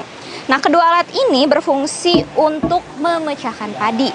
Jadi padinya nih seperti bisa saya contohkan di sini, jika ada padi yang diikat lalu ditaruh di lubang yang besar ini, lalu para perempuan-perempuan masyarakat adat Kampung Naga menumbuknya untuk memisahkan padi dari kulitnya. Lalu setelah itu dipindahkan ke lubang yang bulat untuk dilepaskan dari tangkainya. Sementara di lubang yang bulat ini padi ditumpuk untuk dilepaskan dari kulitnya. Masih di area luar pemukiman, terdapat beberapa jamban tempat para penduduk melakukan aktivitas seperti mandi, buang air, mencuci baju, bahkan mencuci piring. Mereka percaya bahwa kamar mandi tidak seharusnya berada di dalam rumah. Nah, Tribuners, saya baru aja dari kamar mandi yang ada di Kampung Naga. Nah, mereka menyebutnya ini sebagai jamban. Masyarakat adat Kampung Naga percaya bahwa jamban tidak boleh ada di dalam rumah, sehingga posisinya ditaruh di lingkar luar perumahan masyarakat adat Kampung Naga. Mereka biasanya melakukan aktivitas sanitasi di jamban-jamban ini. Seperti di belakang saya terlihat salah satu masyarakat adat Kampung Naga yang sedang mencuci piring di jamban yang tersedia.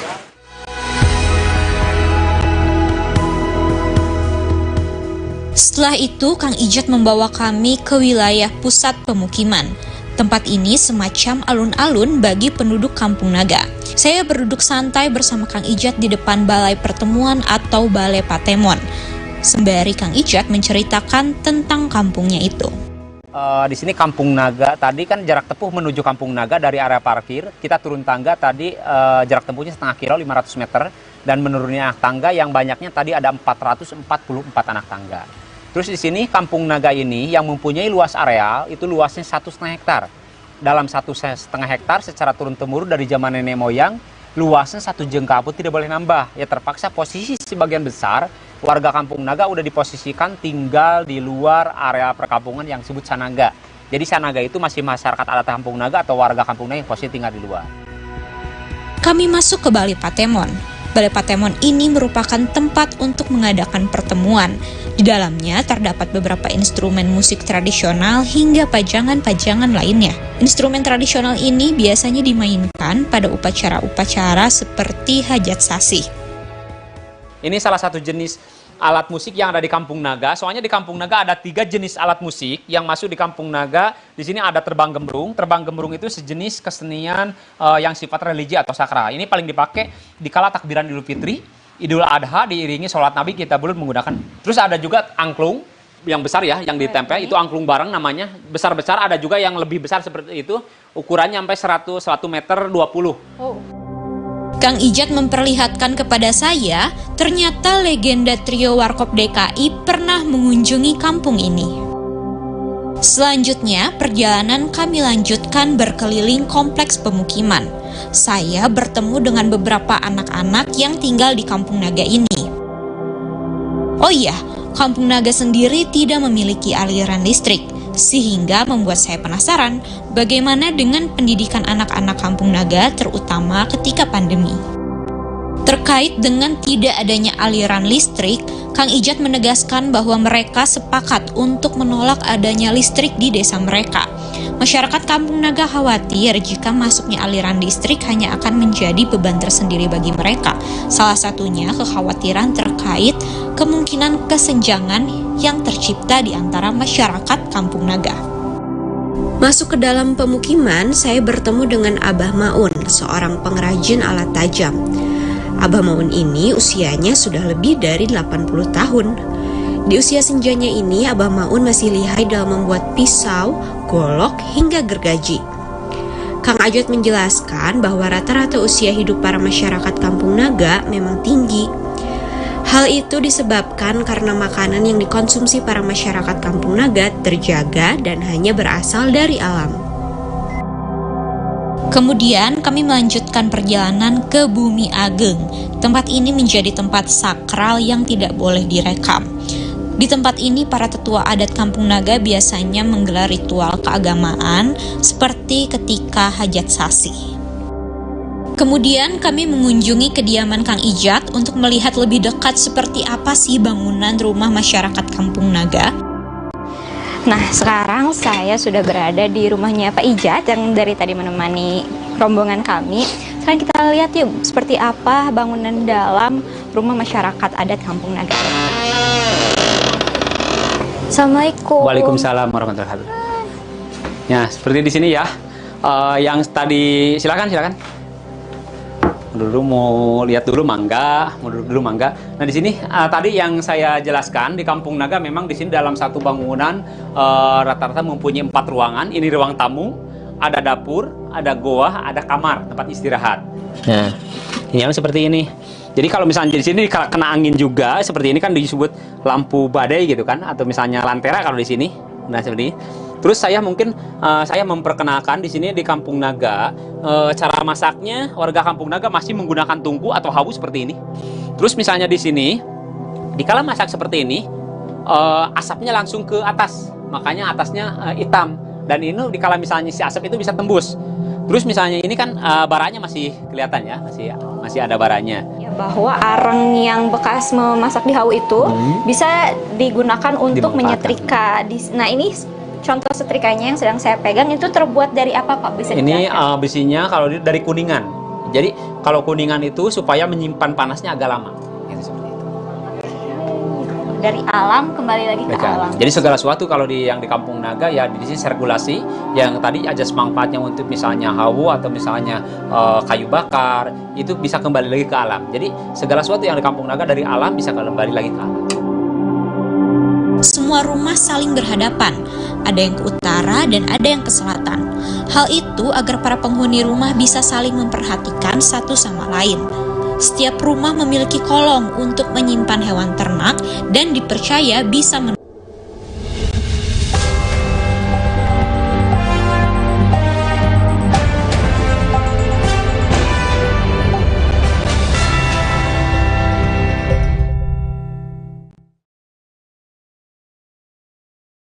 Selamat sore, Tribuners, kembali hadir di hadapan Anda live update sore di Senin 14 November 2022.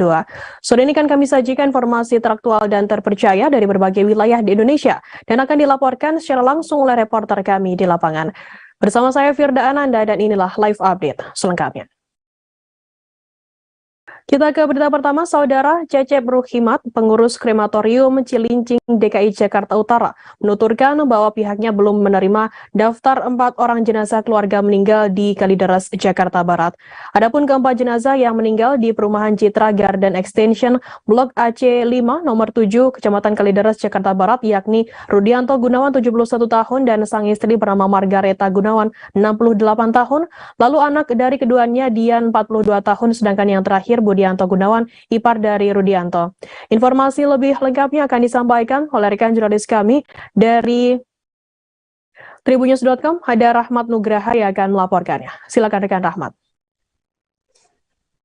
Halo Firda, sekarang saya lagi berada di Krematorium Cilincing, Jakarta Utara. Tadi pagi saya sudah bertemu dengan Cecep Ruhimat selaku pengurus Krematorium Cilincing, Jakarta Utara.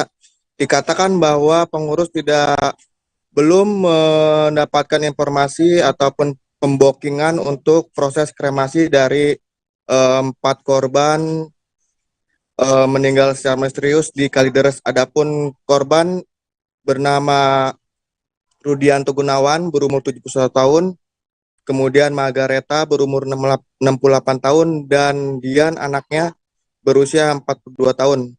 Kemudian ada juga ipar dari Rudianto yaitu Budianto berumur sekitar 50-an. Hingga saat ini pukul jam 4 sore tidak ada informasi terkait pembokingan kremasi dari korban-korban tersebut. Kemungkinan besar menunggu hasil selesai otopsi dari pihak kepolisian. Seperti itu, Firda. Ya, baik. Terima kasih rekan Rahmat dari Tribunnews.com atas laporan Anda. Selamat bertugas kembali. Kita beralih ke informasi lainnya, Saudara. Tragedi berdarah kakak nikam adik ipar di Kabupaten Indramayu menggegerkan warga setempat. Kejadian tersebut terjadi di PTN Nelayan, Kelurahan Pauman, Kecamatan Indramayu, Kabupaten Indramayu pada Minggu 13 November. Kapolres Indramayu AKBP Muhammad Lukman Syarif melalui Kasat Reskrim Polres Indramayu AKP Fitran Romajimah mengatakan korban merupakan seorang perempuan berinisial S 45 tahun. Sedangkan pelakunya yakni kakak ipar dari korban berinisial T 45 tahun. Informasi lebih lengkapnya akan disampaikan oleh rekan jurnalis kami dari Tribun Cirebon. Ada Handika Rahmani yang akan melaporkannya. Silakan rekan Handika. Baik, terima kasih rekan Firda. Bahwa benar ya, tragedi berdarah terjadi di Kabupaten Indramayu, yakni seorang kakak membacok adik iparnya sendiri. Hal tersebut menggegerkan warga setempat ya. Kejadian itu diketahui terjadi di Komplek PTN Nelayan di Kelurahan Pauman, Kecamatan Indramayu, Kabupaten Indramayu, Jawa Barat, pada Minggu 13 November 2022 sekitar pukul 01.30 waktu Indonesia Barat. Menurut keterangan polisi, jadi korban ini diketahui merupakan seorang perempuan berinisial S usia 45 tahun, sedangkan pelakunya adalah kakak ipar dari korban, yakni berinisial T usia 45 tahun. Pelaku saat ini sudah diamankan polisi ya di Mapolres Indramayu. Adapun kronologi kejadian tersebut diketahui terjadi saat korban bersama kakaknya atau istri dari pelaku pergi ke rumah kerabatnya pada Sabtu 12 November 2022 sekitar pukul 22 waktu Indonesia Barat. Keduanya pergi dengan menggunakan sepeda motor dengan cara berboncengan. Kemudian pada Minggu 13 November 2022 sekitar pukul 01.30 waktu Indonesia Barat dini hari, korban hendak pulang ke kediamannya. Namun belum sampai ke rumah, pelaku tiba-tiba datang ya dan menghampiri korban. Pelaku ini datang dari samping kiri rumah korban. Pelaku saat itu langsung menyerang korban dengan cara membabi buta dengan membacokkan sebuah golok ya. Salah satunya mengarah kepada leher bagian belakang korban. Mendapat serangan tersebut, korban langsung terjatuh dari motor dengan kondisi bersimbah darah. Korban yang saat itu dalam kondisi kritis juga dibantu oleh warga sekitar ya, langsung dilarikan ke RSUD Indramayu. Namun saat tengah mendapat perawatan sekitar pukul 03.37 waktu Indonesia Barat, korban dinyatakan meninggal dunia. Saat ini pelaku pun masih dalam pemeriksaan intensif ya dari pihak kepolisian untuk mengungkap motif dari pembacokan tersebut. Demikian laporan langsung dari Indramayu, Jawa Barat. Firda dikembalikan lagi ke studio. Baik, terima kasih rekan Handika Rahman dari Tribun Cirebon atas laporan Anda. Selamat bertugas kembali. Tribuners, akan kami tampilkan wawancara dari Kasat Reskrim Polres Indramayu AKP Fitran Romajimah. Berikut liputan untuk Anda. Diceritakan Pak terkait dugaan terjadinya pembunuhan di wilayah Kelurahan Pauman itu seperti apa Pak? Ya baik, jadi kita jelaskan. Awal mula pada pukul 1.30 dini hari Minggu tanggal 13 November 2022 kita mendapatkan laporan dari masyarakat bahwa telah terjadi penganiayaan dengan cara dibacok terhadap korban atas nama Sadia umur 45 tahun, alamat Indramayu. Kemudian pelaku saudara Tarman umur 47 tahun, alamat Indramayu. Untuk pada saat kejadian korban lukanya di bagian apa itu Pak? Untuk korban mengalami luka bacok di bagian kepala dan bagian punggung. Korban ada hubungan keluarga Pak dengan pelaku? Korban merupakan adik pelaku. Untuk kronologinya gimana itu Om? Untuk kronologi awal mula si korban pulang dari rumah saudara kandungnya. Belum nyampe di rumah, si pelaku sudah ada dan menghampiri korban. Korban berusaha menghindar namun dikejar oleh pelaku dan langsung dibacok. Untuk motifnya sementara ini? Untuk motif masih kita dalami karena pelaku masih dalam proses pemeriksaan. Pelaku diamankan oleh polisi dan warga itu Pak? Ya betul. FA 24 tahun pelaku pembunuhan di Kompleks Gading Tutuka, Kecamatan Cangkuang, Kabupaten Bandung telah berniat menghabisi nyawa korban pada CM 23 tahun sejak bulan Oktober 2022.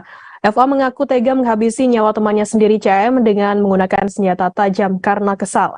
FA mengaku awalnya pada tanggal 5 Oktober ia sudah bertemu dengan korban namun tidak menemui titik terang.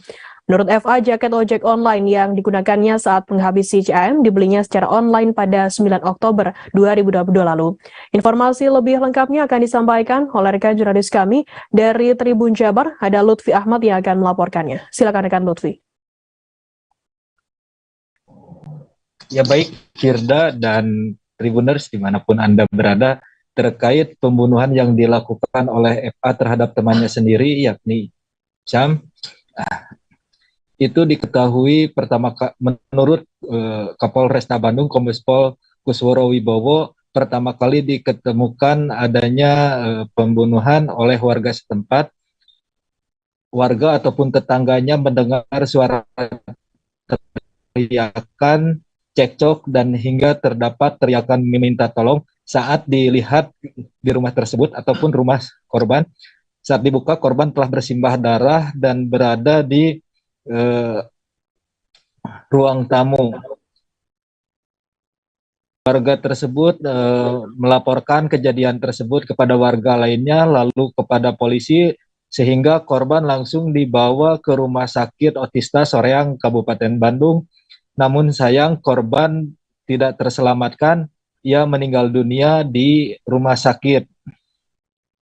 Terkait niat ataupun aksi pembunuhannya, memang Firda, menurut Kapolresta Bandung, ia telah berniat sejak bulan Oktober. Ia membeli jaket dan pisau yang digunakan dalam pembunuhan secara online. Bahkan tak hanya itu, menurut Kapolresta Bandung, tersangka juga sempat membrowsing ataupun mencari cara di internet untuk cara cepat menghilangkan nyawa ataupun membunuh orang, dan cara menghilangkan barang bukti hingga cara beralibi kepada polisi saat dimintai keterangan. Walau demikian, tersangka FA berhasil diringkus jajaran Polresta Bandung beberapa jam setelah melakukan pembunuhan di Komplek Gading Tutuka tersebut. Dan FA juga tidak bisa berkutik saat digiring di Mapolresta Bandung. Ia hanya tertunduk dan diam saat di Mapolresta Bandung tersebut. Selain itu, menurut Kapolresta Bandung, FA dan Cam ini telah saling kenal ataupun telah lama berteman. Mereka sudah mengenal sejak tahun 2016. Begitu Firda dan Tribuners dimanapun Anda berada. Ya, baik. Terima kasih rekan Lutfi Ahmad dari Tribun Jabar atas laporan Anda. Selamat bertugas kembali. Tribuners, akan kami tampilkan wawancara dari Kapolresta Bandung, Kombes Pol Kusworo Wibowo, dan berikut liputannya untuk Anda. Warahmatullahi wabarakatuh. Pada siang hari ini, hari Sabtu, tanggal 12 November 2022, kita melaksanakan kegiatan press conference berkaitan dengan adanya informasi terkait dengan kasus pembunuhan yang dilakukan pada kemarin hari Jumat tanggal 11 November 2022 pukul 09.30 waktu Indonesia Barat di Komplek Gading Tutuka di Kecamatan Cangkuang. Adapun berawal dari laporan warga masyarakat yang mengetahui bahwa pada hari Jumat itu ada sebuah motor dengan pengendaranya menggunakan jaket ojek online, kemudian memasuki ke rumah korban, kemudian terdengar suara teriak-teriak minta tolong, dan kemudian korban menghampiri dan tersangka sudah keluar rumah, kemudian menaiki kendaraan sepeda motornya dan keluar daripada Komplek Gading Tutuka. Berdasarkan informasi tersebut, kemudian saksi melaporkan ke Polsek Cangkuang. Kapolsek Cangkuang menginformasikan kepada Polresta Bandung dan kami lakukan penyelidikan.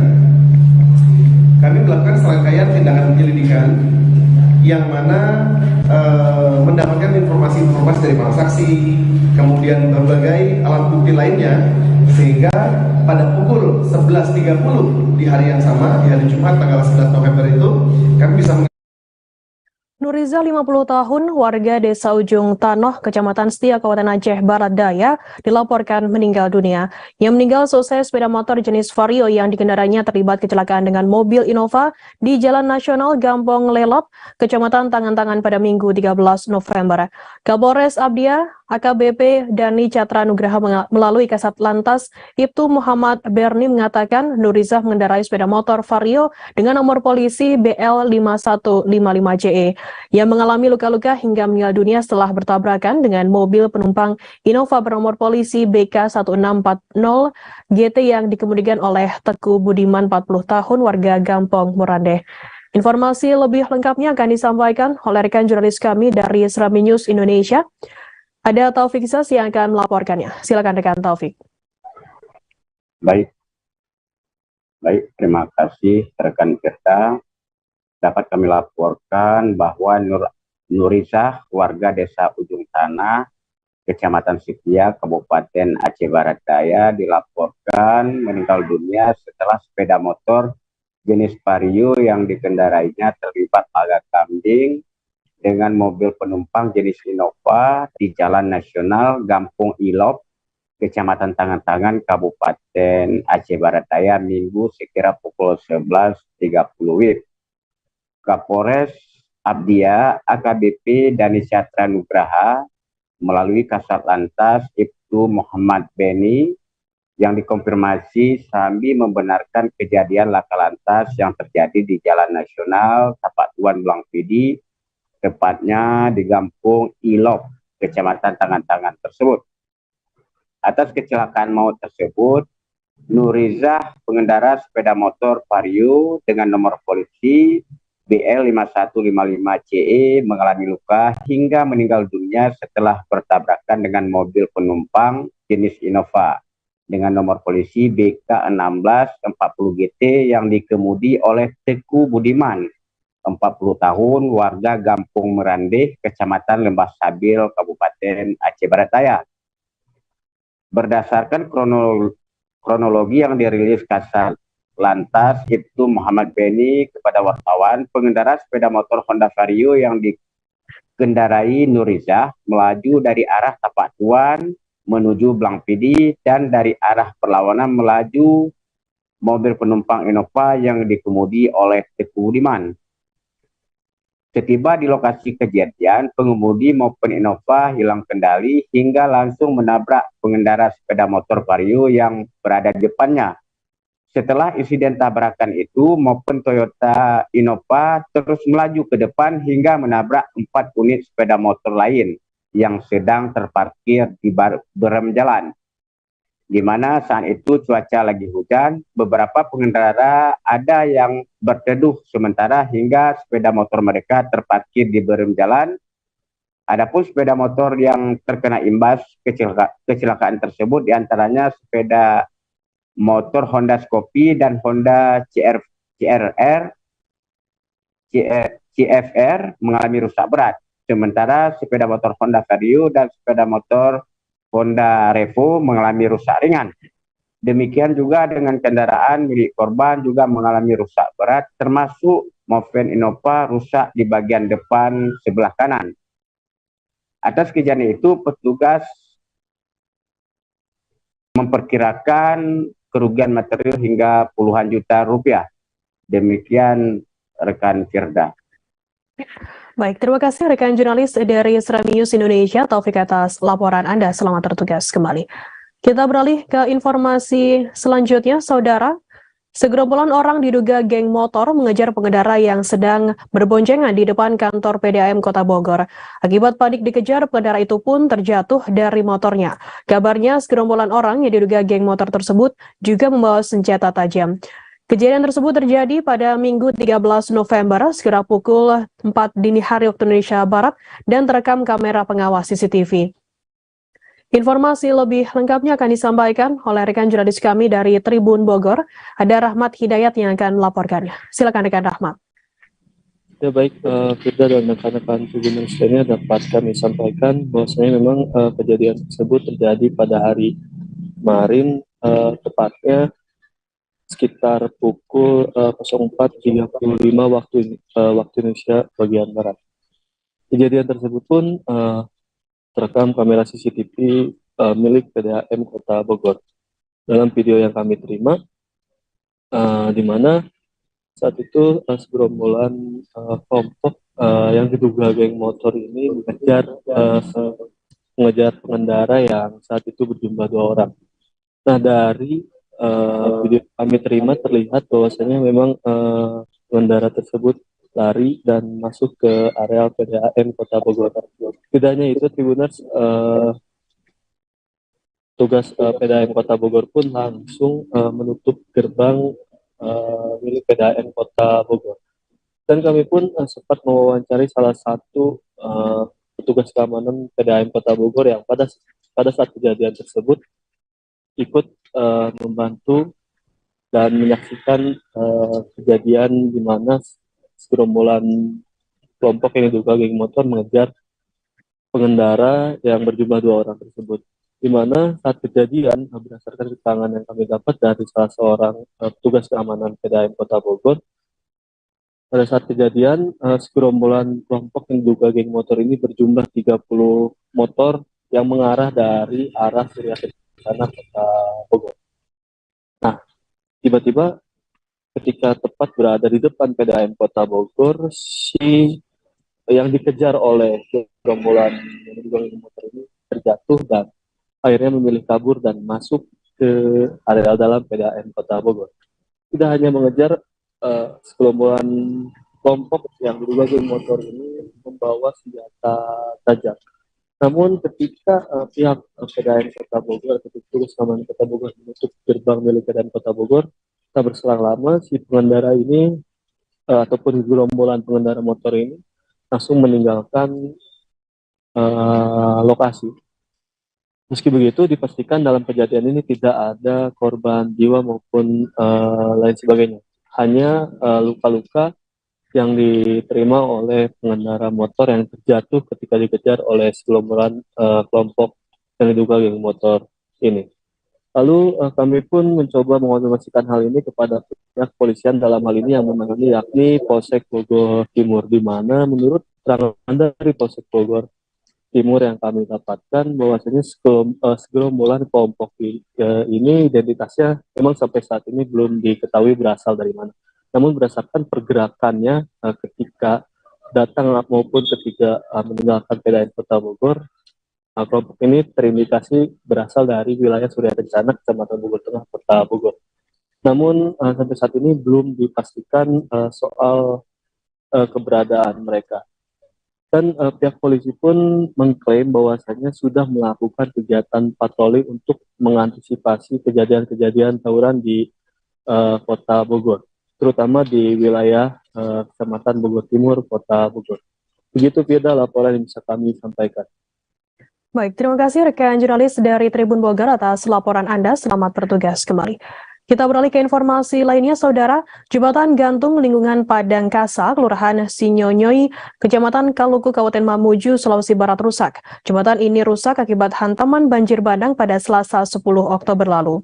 Kondisi tersebut membuat siswa sekolah dasar atau SD dan siswa sekolah menengah pertama harus menyeberangi sungai saat berangkat dan pulang sekolah.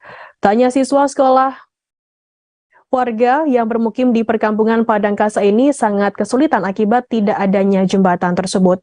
Informasi lebih lengkapnya akan disampaikan oleh rekan jurnalis kami dari Tribun Sulbar.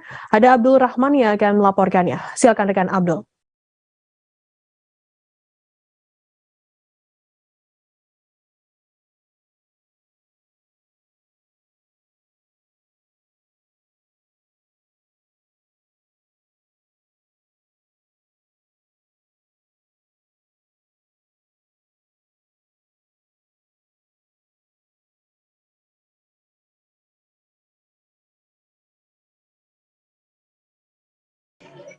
Ya, silakan rekan Abdul Rahman. Ya, baik rekan Firda dan Tribunars dimanapun Anda berada. Jadi benar sekali bahwa salah satu akses jembatan gantung yang hancur akibat hantaman banjir bandang pada Selasa 11 Oktober 2020 lalu ini mengakibatkan sejumlah aktivitas warga terkendala. Salah satunya yaitu dari siswi dari SD Negeri Kasa dan SMP itu kemudian harus menyeberangi sungai lantaran akses jembatan hingga saat ini belum diperhatikan oleh pihak pemerintah. Nah, sudah 2 minggu pasca banjir, siswa dan warga ini harus menyeberangi sungai saat beraktivitas dan tentunya juga untuk khususnya kepada siswa SD ataupun SMP sendiri, sehingga mereka mengalami kesulitan. Dan mereka ini berharap khususnya siswa SD itu agar pemerintah menuju segera melakukan perbaikan jembatan gantung agar aktivitas di lingkungan tersebut dapat pulih kembali. Demikian Firda. Ya, baik. Terima kasih rekan jurnalis dari Tribun Sulbar atas laporan Anda. Selamat bertugas kembali. Akan kami tampilkan Tribuners wawancara dari siswa SD Negeri Padangkasa bernama Diva. Berikut liputannya untuk Anda. Apa nama tak Diva?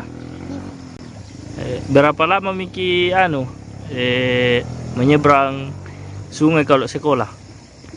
Sudah sekitaran 2 minggu. Sekitaran 2 minggu. Jadi tidak pernah pakai sepatu ini? Iya. Biasa kalau besar air?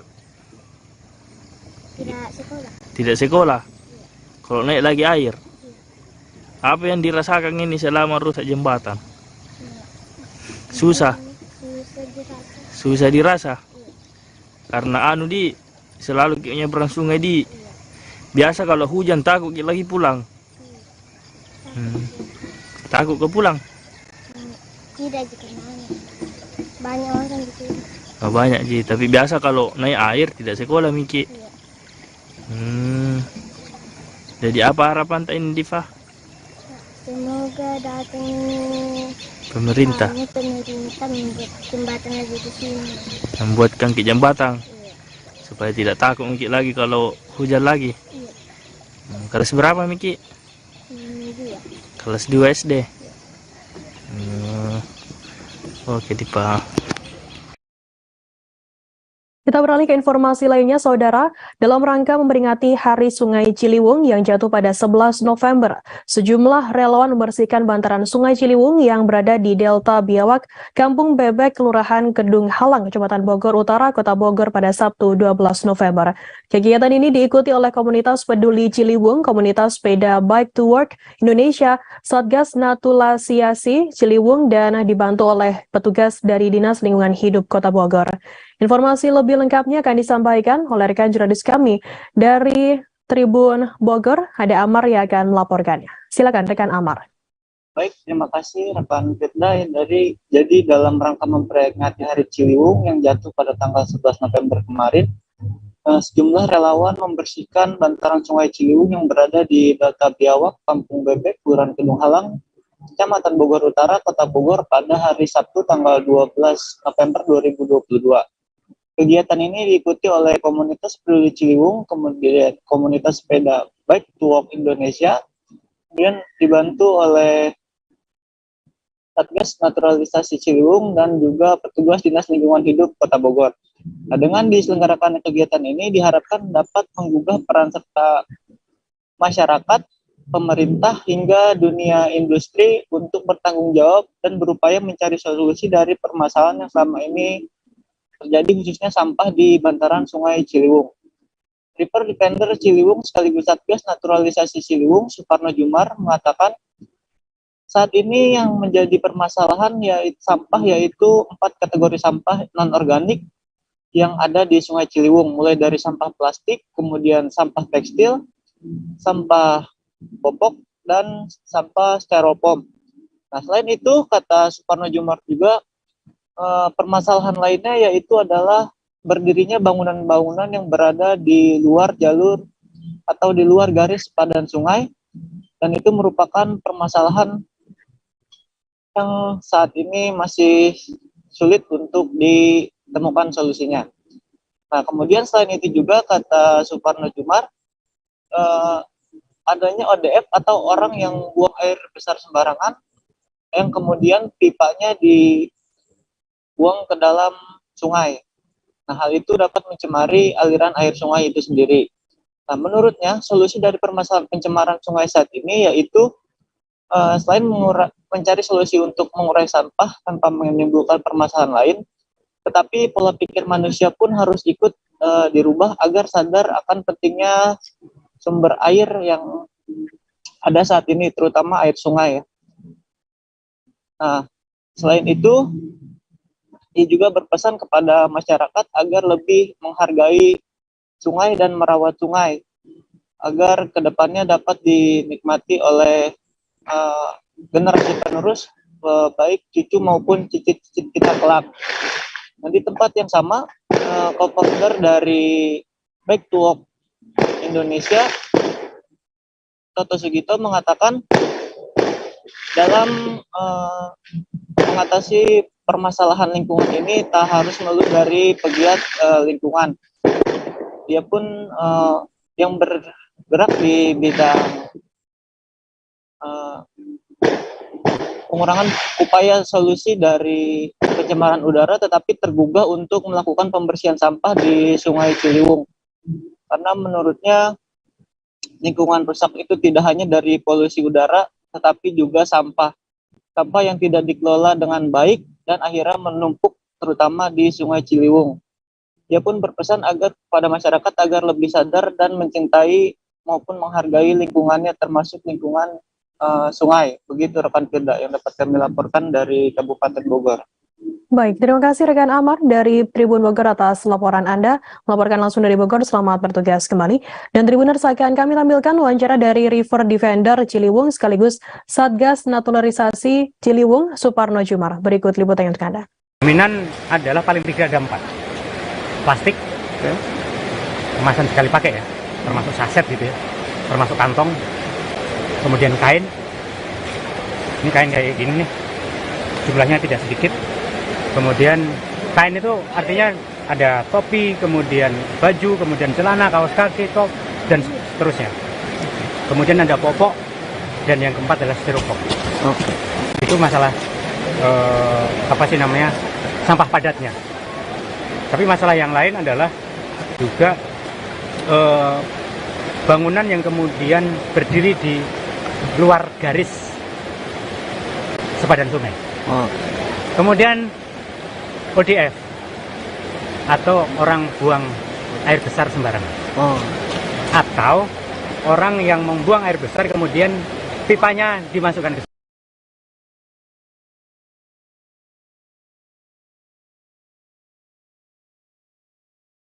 Sulastri Irwan Casis Bintara Polri, gelombang kedua yang sempat gagal menjadi anggota Polwan, akhirnya dinyatakan lulus. Selain Sulastri Irwan, Polda juga meloloskan Melani Hanafi Saling.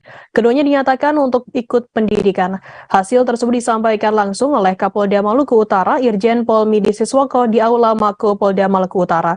Rasa haru dan bangga sekaligus terpancarkan dari Sulastri Iwan dan juga Melani Hanafi Saling setelah mendengar pengumuman kelulusan yang disampaikan langsung oleh Kapolda. Informasi lebih lengkapnya akan disampaikan oleh rekan jurnalis kami dari Tribun Ternate, ada Randi Basri yang akan melaporkannya. Silakan rekan Randi. Ya, terima kasih rekan Firda di studio. Memang dapat saya laporkan dari Ternate, Maluku Utara, di mana ada kasus salah satu casis Bintara Polri Polda Maluku Utara yang sempat booming viral di media sosial, di mana casis tersebut atas nama Sulastri Irwan, salah satu casis perwakilan Polres Kabupaten Kepulauan Sula, yang dimana mengikuti tahapan seleksi di Polda Maluku Utara. Hanya saja setelah mengikuti tahapan seleksi menjelang hasil pengumuman yang bersangkutan dinyatakan lulus, hanya saja pada beberapa bulan terakhir pihak Polda Maluku Utara di mana menyatakan yang bersangkutan dengan alasan umur. Dan dari posisi tersebut, Sulastri sendiri merupakan peringkat 3, di mana nama yang bersangkutan digantikan oleh salah satu chassis Hanafi, di mana dia merupakan peringkat keempat yang posisi tersebut digantikan oleh Sulastri. Dengan informasi tersebut, memang kasus ini sempat booming, hanya saja dengan berbagai pernyataan yang sudah dilontarkan baik dari pihak Sulastri Irwan melalui kuasa hukum Bahtiar Husni dan juga pernyataan dari Polda Maluku Utara, dan hingga saat ini kasus tersebut juga sudah terdengar di Mabes Polri. Namun pada Senin 14 November 2022 tadi berlangsung di Aula Polda Maluku Utara, yang dimana dipimpin langsung Kapolda Maluku Utara Irjen Pol Midi Siswoko didampingi Wakapolda beserta beberapa PJU Polda Maluku Utara melakukan press conference secara langsung penyampaian hasil Sulastri Irwan dan juga Hanafi, di mana hasil penyampaian Kapolda sendiri, Kapolda menyebut keduanya dinyatakan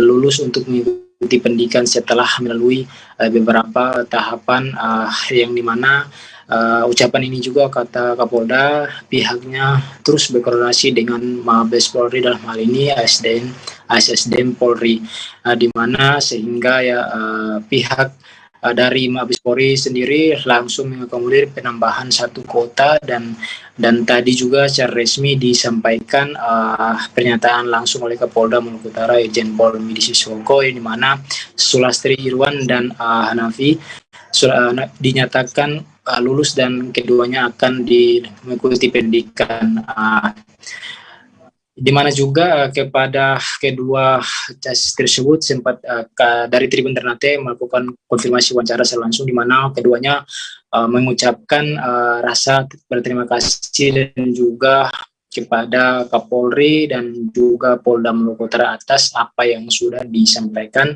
sehingga keduanya dinyatakan lulus. Dan selanjutnya kedua chassis ini menyebut nantinya akan menjaga kesehatan hingga mengikuti pendidikan, dan juga setelah balik pada masing-masing Polres, yakni Sulastri Irwan sendiri akan kembali ke Polres Kabupaten Kepulauan Sula untuk menyiapkan beberapa persiapan, dan juga anak Irwan juga akan kembali ke Polres Ternate, akan menyiapkan beberapa persyaratan selanjutnya. Keduanya akan menjaga kesehatan hingga mengikuti pendidikan nanti. Mungkin seperti itu, Firda. Saya kembalikan ke studio. Baik, terima kasih rekan Randi Basri dari Tribun Ternate atas laporan Anda. Selamat bertugas kembali. Kita beralih ke informasi selanjutnya, Saudara. Wanita berdaster di Bandar Lampung membuat resah karena ulahnya melakukan penipuan kepada pemilik rumah makan di Jalan Wais Kampung, Kelurahan Pahonman, Kecamatan Enggal, Bandar Lampung pada Jumat 14 November. Ulah penipu tersebut diunggah ke Instagram oleh pemilik akun @lia_gustiani selaku karyawan rumah makan di Jalan Wais Kampung, Kelurahan Pahoman, Kecamatan Enggal. Pemilik akun @lia_gustiani menyertakan narasi berupa pesan kepada publik supaya berhati-hati dengan sosok wanita penipu yang telah memperdayai rumah makan tempatnya bekerja tersebut. Informasi lebih lengkapnya akan disampaikan oleh rekan jurnalis kami dari Tribun Lampung. Ada Bayu Saputra yang akan melaporkannya. Silakan rekan Bayu.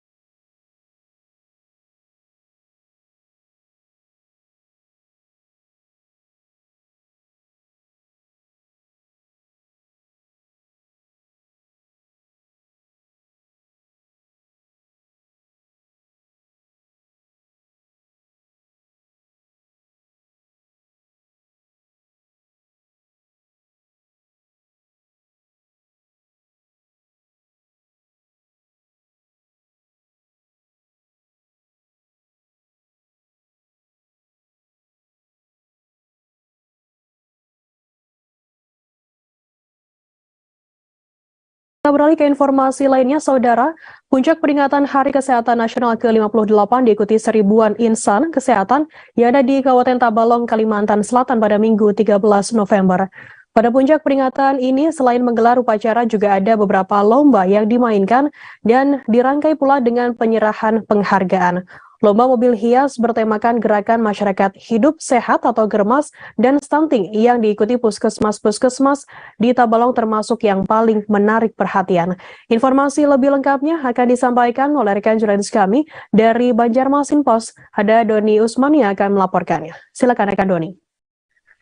Baik, Tirda dan Tribuners, dapat saya laporkan bahwa memang kemarin Minggu 13 November 2022 Insan Kesehatan di Kabupaten Tabalong, Provinsi Kalimantan Selatan merayakan puncak Hari Kesehatan Nasional yang ke-58. Nah, rangkaian kegiatan ini mereka pusatkan di halaman Pendopo Bersinar, Kabupaten Tabalong, di mana sebenarnya kegiatan ini sudah dirangkai sejak pekan yang lalu, diisi dengan berbagai lomba, permainan, olahraga, dan juga paduan suara. Nah, dari rangkaian yang diselenggarakan kemarin di pusat kegiatan di halaman Pendopo Bersinar, itu diawali dengan upacara peringatan, kemudian ada pemotongan tumpeng, ada penyerahan penghargaan, kemudian juga ada peninjauan inovasi-inovasi yang dibuat oleh tenaga kesehatan di Kabupaten Tabalong. Dan yang paling menarik adalah adanya pawai mobil hias dengan tema gerakan masyarakat hidup sehat dan stunting. Nah, ini diikuti oleh 18 UPT Puskesmas yang ada di Kabupaten Tabalong, dan mereka menampilkan hiasan di mobilnya secara menarik. Jadi ada yang menaruh beberapa jenis sayur mayur dan juga ada yang membuat replika jamban sehat. Nah, ini cukup menarik perhatian masyarakat sekitar karena belasan mobil hias yang mengikuti konvoi ini berarak keliling kota Tanjung dengan garis start dan finish di halaman Pendopo Bersinar. Begitu, Firda. Baik, terima kasih rekan jurnalis dari Tribun Ternate dari Banjarmasin Pos atas laporan Anda. Selamat bertugas kembali. Tribuners, akan kami tampilkan wawancara dari Kepala Dinas Kesehatan Kabupaten Tabalong, Dr. Taufik Kurohman. Berikut liputannya untuk Anda. Pak, dalam rangka memperingati Hari Kesehatan Nasional. Ya, alhamdulillah ya. Jadi pada hari ini, hari Minggu tanggal 13 November adalah merupakan puncak pelaksanaan peringatan Hari Kesehatan Nasional yang ke-58. Tadi kita mulai dengan acara senam bersama, kemudian acara apel, kemudian acara pengenalan inovasi-inovasi yang ada di seluruh puskesmas wilayah Dinas Kesehatan. Yang keempat tadi adalah acara penyerahan hadiah penghargaan terhadap beberapa lomba dan kejuaraan. Kemudian dilanjutkan dengan kegiatan pelepasan mobil hias ya, yang bertemakan Germas dan stunting. Yang terakhir ini adalah lomba para kader. Nah, kegiatan ini sudah berlangsung 1 minggu sebelumnya ya. Jadi ada beberapa rangkaian lomba yang sudah kami laksanakan beberapa hari yang lalu, yaitu berupa pertandingan olahraga antara lain badminton, kemudian volleyball, kemudian mini soccer, kemudian juga ada lomba paduan suara ya antar puskesmas. Nah, selanjutnya pada hari ini juga dilaksanakan final mini soccer yang dilaksanakan nanti setelah acara ini. Mungkin ada harapannya Pak terkait para tenaga kesehatan di Tabalong sendiri seperti apa Pak? Ya, jadi alhamdulillah ya di tahun ini Tabalong banyak meraih penghargaan ya, terutama berjenjang dari Kementerian Kesehatan, kemudian tingkat provinsi dan tingkat kabupaten. Jadi kita menunjukkan bahwa kerja bersama kita ini menghasilkan suatu indikator ya, bahwa hal-hal yang sudah tercapai di tahun ini berupa STPN berkelanjutan, kemudian eliminasi malaria, kemudian kinerja terbaik stunting, bahkan baru saja adalah Kosbinu terbaik tingkat nasional. Nah, ini yang menunjukkan bahwa sinergi kita di bidang kesehatannya sangat bagus sekali. Kedatangan para kepala negara dalam KTT G20 masih berlanjut hingga Senin 14 November 2022. Berdasarkan pantauan hingga pukul 3 sore waktu Indonesia Tengah, sudah ada 6 rombongan negara yang meninggalkan gedung VVIP. Mereka diantaranya yakni Australia, Turki, Uni Emirat Arab, kemudian Senegal, Rwanda, dan kepala negara dari Indonesia selaku tuan rumah. Indonesia sendiri merupakan negara pertama yang meninggalkan gedung VVIP sekitar pukul 11:38 waktu Indonesia Tengah. Informasi lebih lengkapnya akan disampaikan oleh rekan jurnalis kami dari Tribun Bali. Ada Putu Yunia yang akan melaporkannya. Silakan rekan Putu Yunia.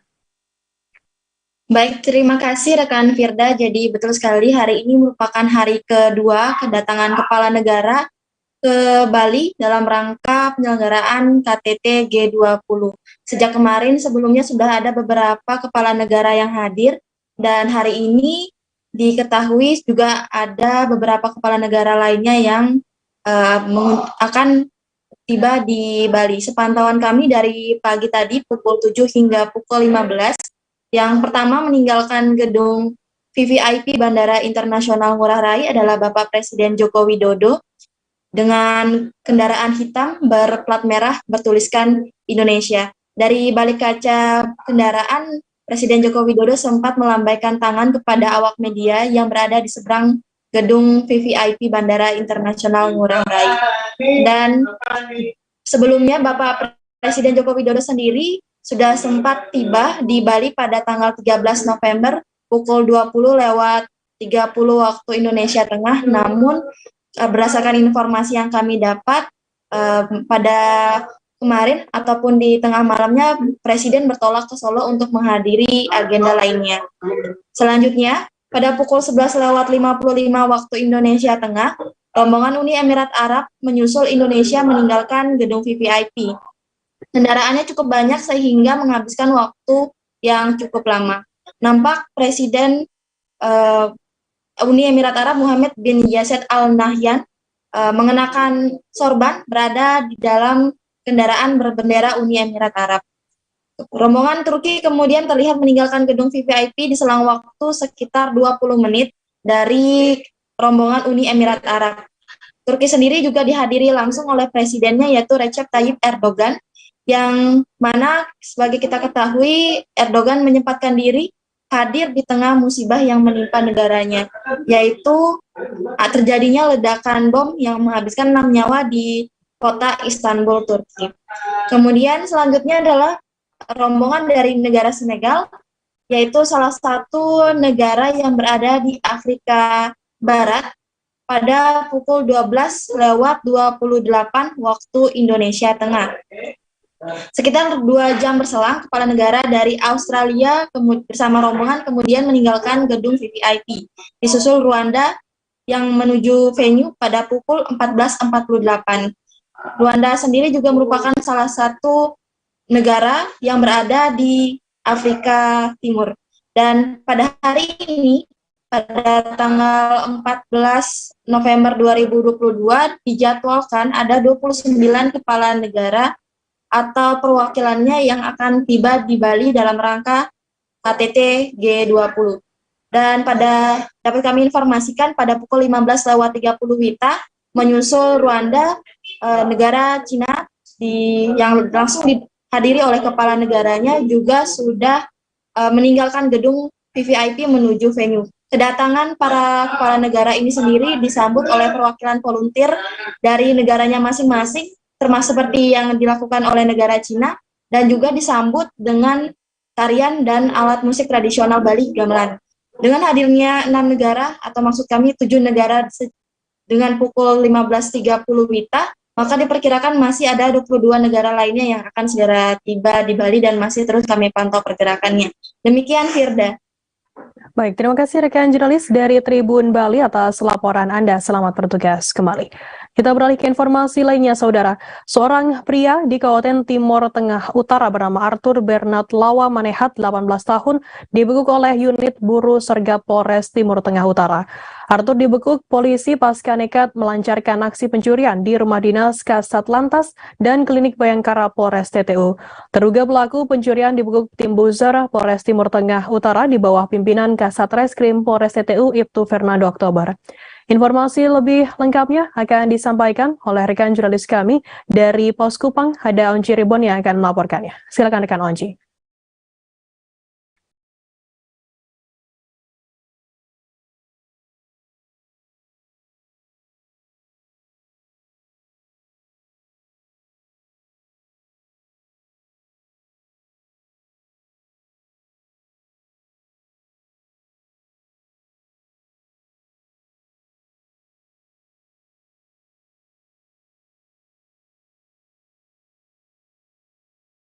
Silakan rekan Onci. Baik rekan Firda, saya melaporkan langsung dari Kabupaten Timur Tengah Utara bahwa seorang pria berusia 18 tahun berinisial ABLM melancarkan aksi pencurian di rumah Kasat Lantas Polres Timur Tengah Utara. Informasi ini disampaikan oleh Kasih Humas Polres Timur Tengah Utara beserta Kasat Reskrim Polres Timur Tengah Utara pasca terduga pelaku dibekuk oleh tim Reskrim, tim Buru Sergap Kabupaten Timur Tengah Utara pada hari Minggu tanggal 13 November 2022 kemarin. Rekan Firda, perlu saya informasikan juga bahwa terduga pelaku berdasarkan informasi yang disampaikan oleh Kasat Reskrim Polres Timur Tengah Utara itu Fernando Oktober, terduga pelaku melancarkan aksinya pada hari Sabtu dini hari.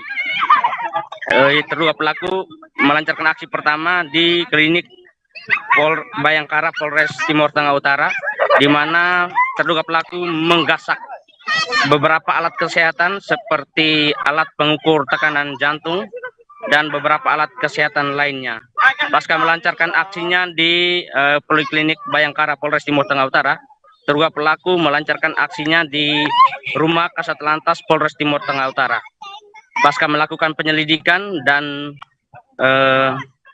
pemantauan serta pemeriksaan informasi dari beberapa pihak, tim Reskrim Polres Timur Tengah Utara berhasil menemukan atau mengetahui informasi bahwa terduga pelaku sedang berada di Kampung Sabu, Kelurahan Keva Menanu, Kecamatan Kota Keva Menanu, Kabupaten Timur Tengah Utara. Terduga pelaku kemudian dibekuk dan diamankan di rutan Polres Timur Tengah Utara. Barang bukti beserta terduga pelaku saat ini sedang berada di unit Pidum dan tahanan rutan Polres Timur Tengah Utara. Demikian rekan Firda. Ya. Baik, terima kasih rekan On Cirebon dari Poskupang atas laporan Anda. Selamat bertugas kembali. Dan Tribuners, akan kami tampilkan wawancara dari Kasat Reskrim Polres Timur Tengah Utara, yaitu Fernando Oktober. Dan berikut liputannya untuk Anda. Kemudian bisa dibeberkan sedikit terkait kronologi pencurian di rumah Kasat Lantas dan pembakukan terduga pelaku. Ya, saya sedikit menjelaskan bahwa perbuatan pidana ini terjadi pada hari Sabtu dini hari. Terduga pelaku masuk awalnya ke poliklinik. Dia ambil sejumlah barang. Setelah dari poliklinik, dia langsung menuju ke Rujak Kasat Lantas. Setelah kita melakukan penyelidikan, Minggu siang akhirnya kita mengetahui pelakunya, hingga Minggu siang kita bersama-sama dengan tim Resmob untuk melakukan penangkapan terhadap terduga pelaku. Ini komandan, ini diterapkan pasal berapa dan ancaman hukuman berapa tahun? Nah, kalau untuk pasal kita terapkan pasal 363 untuk ke 365 pencurian dan pemberatan dengan ancaman hukuman maksimal 7 tahun. Bencana alam tanah longsor yang terjadi di wilayah pesisir barat Lampung menjadi sorotan. Selain menimbulkan 3 korban meninggal dunia, tanah longsor di pesisir barat Lampung juga mengakibatkan ruas jalan lintas barat atau Jalinbar lumpuh. Pasalnya ruas Jalinbar pesisir barat Lampung tersebut tertutup tanah longsor di sejumlah titik yang membuat kendaraan tidak bisa melintas. Tak hanya itu, sejumlah titik ruas Jalinbar juga mengalami amblas. Alhasil aktivitas kendaraan di ruas jalan negara penghubung antara Provinsi Lampung dan Bengkulu terhenti. Informasi lebih lengkapnya akan disampaikan oleh rekan jurnalis kami dari Tribun Lampung. Ada Saidal Arif yang akan melaporkannya. Silakan rekan Saidal.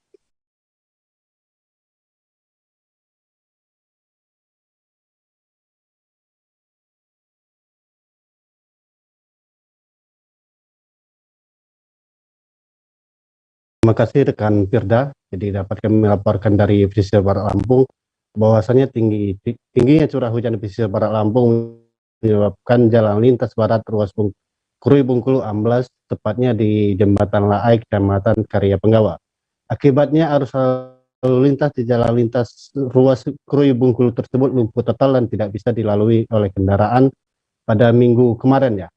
Kembali yang amblas jalan tersebut lantaran tidak kuat menahan derasnya banjir Sungai Wailai, yang mana sebelumnya pada 25 Oktober lalu jalan nasional penghubung antar Provinsi Lampung dan Bengkulu tersebut juga sempat amblas pada titik yang sama. Kemudian amblasnya jalan ini disebabkan hujan deras yang mengguyur di daerah setempat terjadi sejak pada hari Sabtu sore pukul 18 waktu Indonesia Barat hingga hari Minggu. Akibatnya luapan sungai itu memunculkan lubang menganga di jalan lintas Krui Bengkulu sedalam 5 meter dan memakan 2 ruas badan jalan. Kemudian membuat jalan nasional penghubung antar Provinsi Lampung dan Bengkulu itu macet total. Kemacetan yang terjadi di sekitar Jalinbar itu sempat mengular hingga 3 km. Kemacetan itu baru bisa diatasi pada Senin pukul 02 waktu Indonesia Barat setelah Badan Pelaksana Jalan Nasional atau BPJN Wilayah 2 Lampung berhasil menimbun dan melakukan penanganan cepat di tempat tersebut.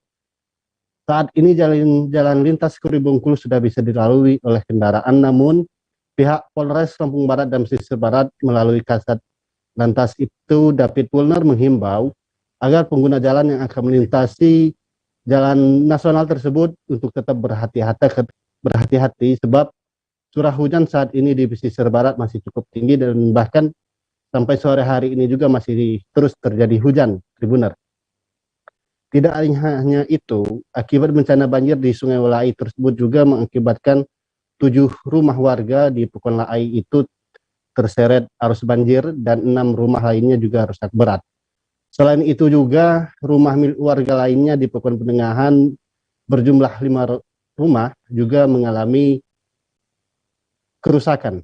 Beruntung dalam kejadian ini tidak memakan korban jiwa. Saat ini para korban sudah mengungsi di rumah kerabatnya. Kemudian tingginya curah hujan juga menyebabkan tanah longsor yang berada di Pekon Tembaka, Kecamatan Karya Penggawa, yang menimpa rumah salah satu warga di sana, kemudian memakan korban jiwa.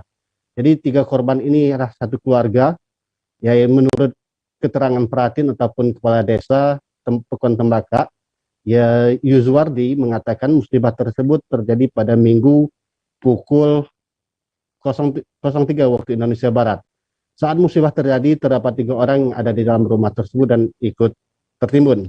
Diduga saat terjadi longsor, Ade bersama keluarga yang tersebut sedang tertidur, sehingga ketika terjadi longsor, ketiga korban tersebut langsung ikut tertimbun. Kemudian setelah dilakukan pencarian, 3 korban tersebut ditemukan dalam keadaan meninggal dunia. Demikian, Saudara Firda, kenapa kami laporkan. Baik, terima kasih rekan Saidal Arif dari Tribun Lampung atas laporan Anda. Selamat bertugas kembali. Kita beralih ke informasi selanjutnya, Saudara. Kapolda Maluku Utara Irjen Midi Siswoko mengumumkan kelulusan Sulastri Irwan sebagai anggota Polri atau polisi wanita pada penerimaan Polri Gelombang 2 tahun 2022 Senin 14 November. Sulastri sebelumnya sempat dinyatakan gagal menjadi Polwan padahal telah tertera pengumuman kelulusannya dengan ranking 3 di Diktuk Bintara Polri Gelombang 2 2022. Diisukan nama Sulastri digeser oleh Rahima Meilani, keponakan seorang perwira polisi berpangkat AKBP yang berada di ranking 4. Ada sejumlah pertimbangan yang diambil pihak kepolisian untuk memutuskan kelulusan Sulastri ini. Pihak kepolisian pun juga tetap meloloskan Rahima Meilani sebagai Polwan. Keputusan tersebut diambil sesuai dengan pertimbangan dan diskusi dengan Mabes Polri untuk menambah 1 kuota lagi. Irjen Midi mengatakan pihaknya menyampaikan permohonan maaf kepada masyarakat Maluku Utara, terutama Sulastri dan juga keluarganya. Kapolda juga meminta keduanya agar menjaga kesehatan dan perilaku hingga nanti dimulainya pendidikan pada bulan Februari 2023.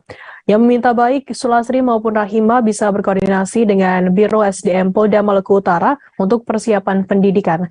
Selanjutnya Sulastri akan dibuatkan surat penghadapan dari Biro SDM Polda Maluku Utara untuk kembali ke daerah asalnya di Kabupaten Kepulauan Sula dengan mengikuti pembimbingan dan latihan di Polres Kepulauan Sula hingga menunggu dibukanya pendidikan pada Februari 2023. Dalam kesempatan itu, Lembaga Bantuan Hukum atau LBH pihak Sulastri mengucapkan terima kasih kepada Kapolda Maluku Utara yang telah memberi keadilan sehingga Sulastri bisa lulus sebagai anggota Polri. Sulastri dan Rahima kemudian mengucapkan terima kasih kepada Kapolri dan Kapolda Maluku Utara atas kelulusan tersebut. Rahima bersyukur Sulastri diterima sebagai poluan seusai pihak kepolisian menambah kuota penerimaan. Sebelumnya diberitakan Sulastri sempat dinyatakan gagal menjadi poluan padahal telah dinyatakan lulus dan keluar sebagai ranking 3 di Diktuk Bintara Polri gelombang 2 tahun anggaran 2022. Nama Sulastri diduga digantikan oleh ranking 4 yakni Rahima Meilani. Mulanya beredar kabar bahwa posisi Sulastri digantikan oleh seorang keponakan perwira polisi berpangkat AKBP. Kabid Humas Polda Maluku Utara Kombes Pol Mikael Irwan Tamsil membantah nama Sulastri yang merupakan anak seorang petani sengaja digugurkan dan diganti dengan keponakan perwira polisi. Menurutnya usia Sulastri melebihi syarat yang ditentukan, yakni lebih 1 bulan 21 hari, terhitung saat pembukaan pendidikan pada 25 Juli 2022. Pihak panitia mengaku melakukan kesalahan penginputan data diri terkait batas umur dan akan melakukan evaluasi.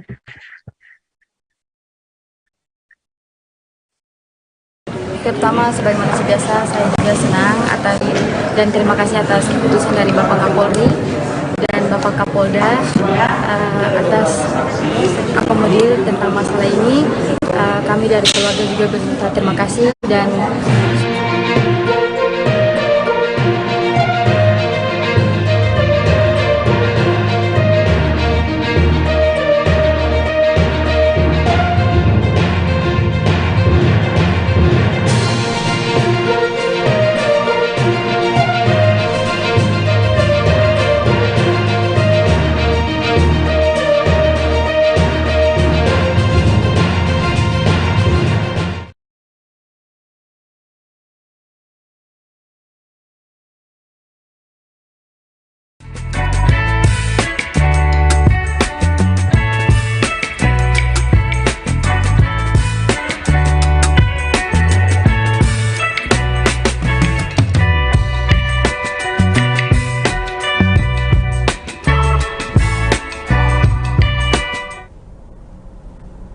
Halo Tribuners, jumpa lagi bersama dengan saya Kusnala Syaifa. Tentunya kita masih di Bincang Kecantikan.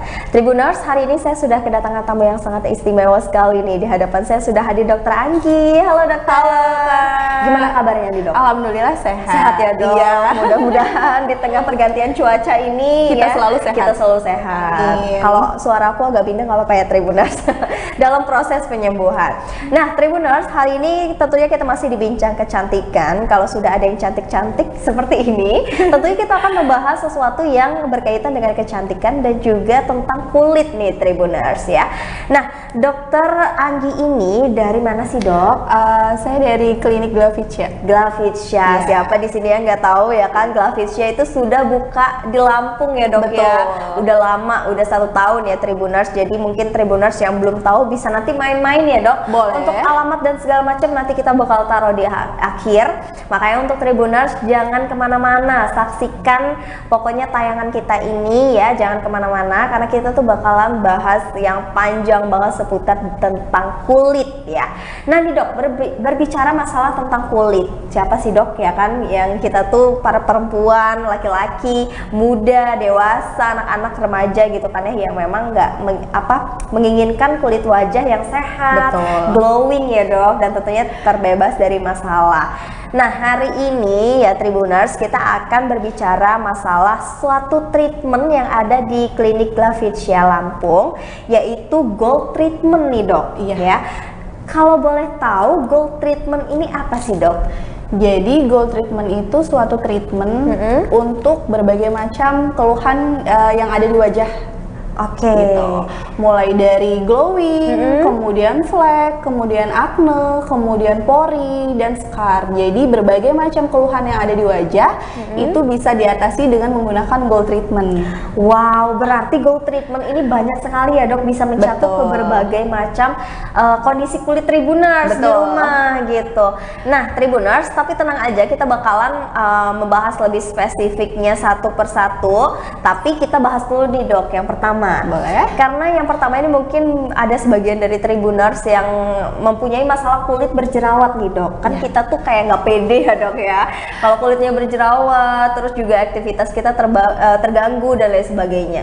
Nah, apa sih dok yang bisa digunakan gold treatment ini untuk bisa mengatasi kulit berjerawat? Jadi kan pertamanya pasti kita tahu dulu kan kondisi kulit kita itu seperti apa. Misalnya kulit kita itu lagi berjerawat, berarti treatment apa sih yang cocok? Yang pertama ya kan. Sebelum kita melanjutkan treatment selanjutnya, alangkah lebih baiknya kita melakukan facial dulu. Oke, jadi step pertama itu adalah facial ya dok. Di Glavicia kita ada facial acne peel yang berfungsi untuk mengangkat sel kulit mati dan komedo halus supaya regenerasi kulit kita lebih sempurna lagi. Terus setelah itu baru kita ketuju baru laser.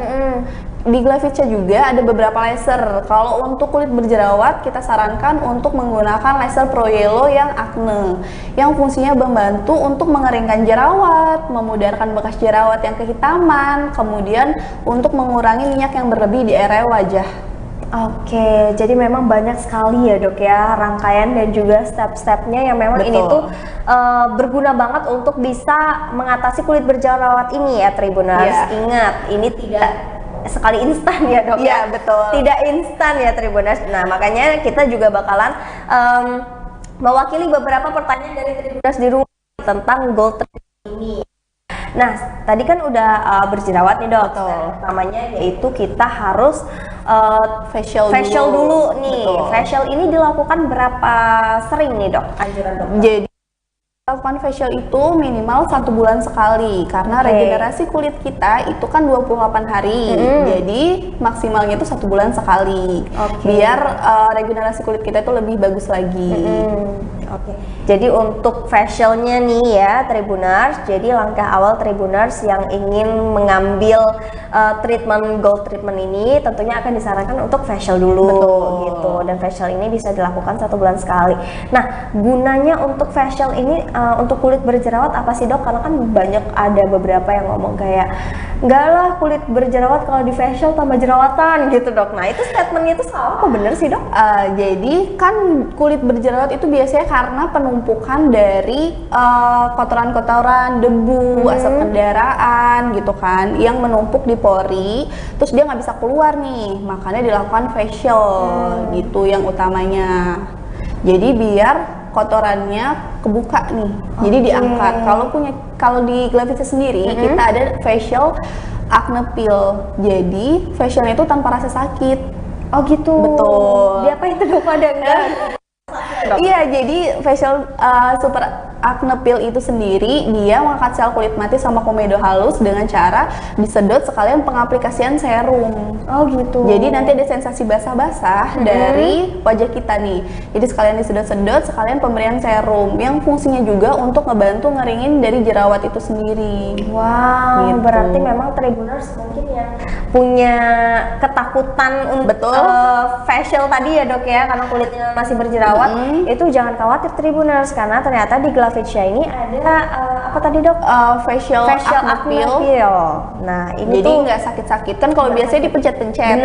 Kalau kita nggak, cuman disedot-sedot aja. Jadi lebih tanpa sakit lagi. Oh jadi memang kayak ada alatnya gitu ya dok? I see. Aku pernah tuh Tribuners.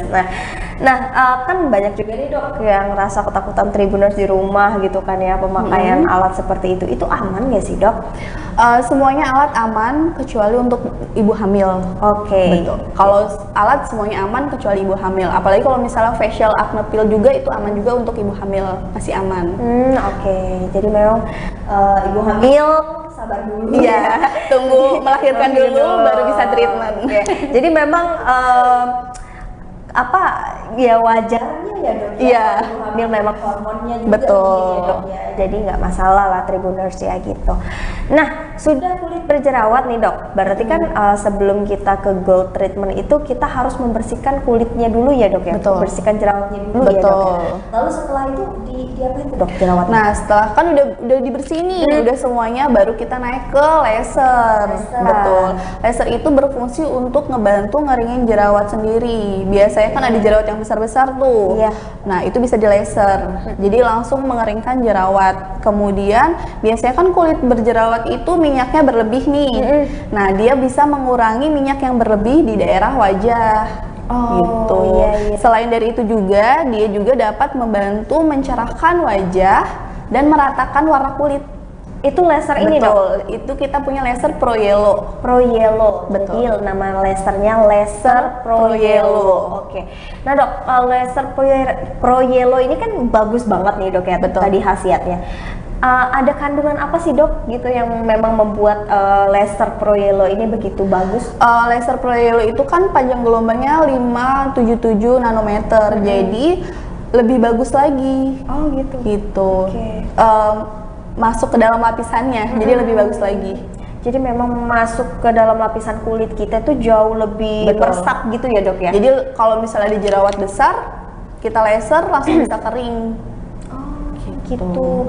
Nah, kalau untuk serumnya sendiri atau kandungan yang dipakai untuk Pro Yellow itu apa tuh dok? Nggak ada. Nggak ada. Jadi nanti setelah baru laser, baru deh kita masuk ke dalam gold treatment. Gitu. Nah, gold treatment sendiri itu nanti ada serum khusus yang ngebantu buat permasalahan kulit. Kita bahas yang akne. Nah, jadi ada serum nih yang bagus untuk akne. Jadi gold treatment sendiri itu dia fungsinya ngebantu memperbaiki tekstur kulit. Misalnya kulitnya berjerawat nih, jadi bisa ngeringin jerawat juga. Kemudian juga bisa membantu memudarkan flek. Kemudian bisa juga membantu menyamaratakan warna kulit, membantu memudarkan bekas jerawat yang kehitaman. Kemudian bisa ngecilin pori. Kemudian misalnya jerawat besar suka dipegang-pegang, suka dipencet-pencet.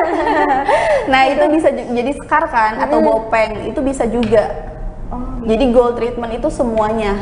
Mencakup semuanya ya dok? Mulai dari jerawat, flek, glowing, terus pori, terus scar juga bisa. Bisa ya dok? Betul. Wow, keren banget ya. Ternyata gold treatment ini memang fokusnya nggak bisa hanya satu aja, tapi bisa ke semua loh Tribuners. Jadi kalau memang kita ambil kemungkinan kulit yang memang lagi bermasalah dulu aja nih dok ya. Nah kalau kulit bermasalah, berjerawat, salah satunya kan agak susah dia kan, apalagi kan kalau standar kecantikan Indonesia tuh glowing ya. Kayaknya enggak Indonesia aja deh, Korea juga kan, karena kiblat kita kan Korea nih gitu ya. Nah jadi untuk itu sebelum ke glowing kita harus menyelesaikan dulu permasalahan acne ini gitu ya dok ya, dengan cara gold treatment ini tadi. Nah, terus gold treatment ini hasilnya kelihatannya tuh setelah berapa kali treatment? Jadi kan dilakukan gold treatment itu kita melukai ya. Jadi melukai karena dia kan memperbaiki tekstur kulit.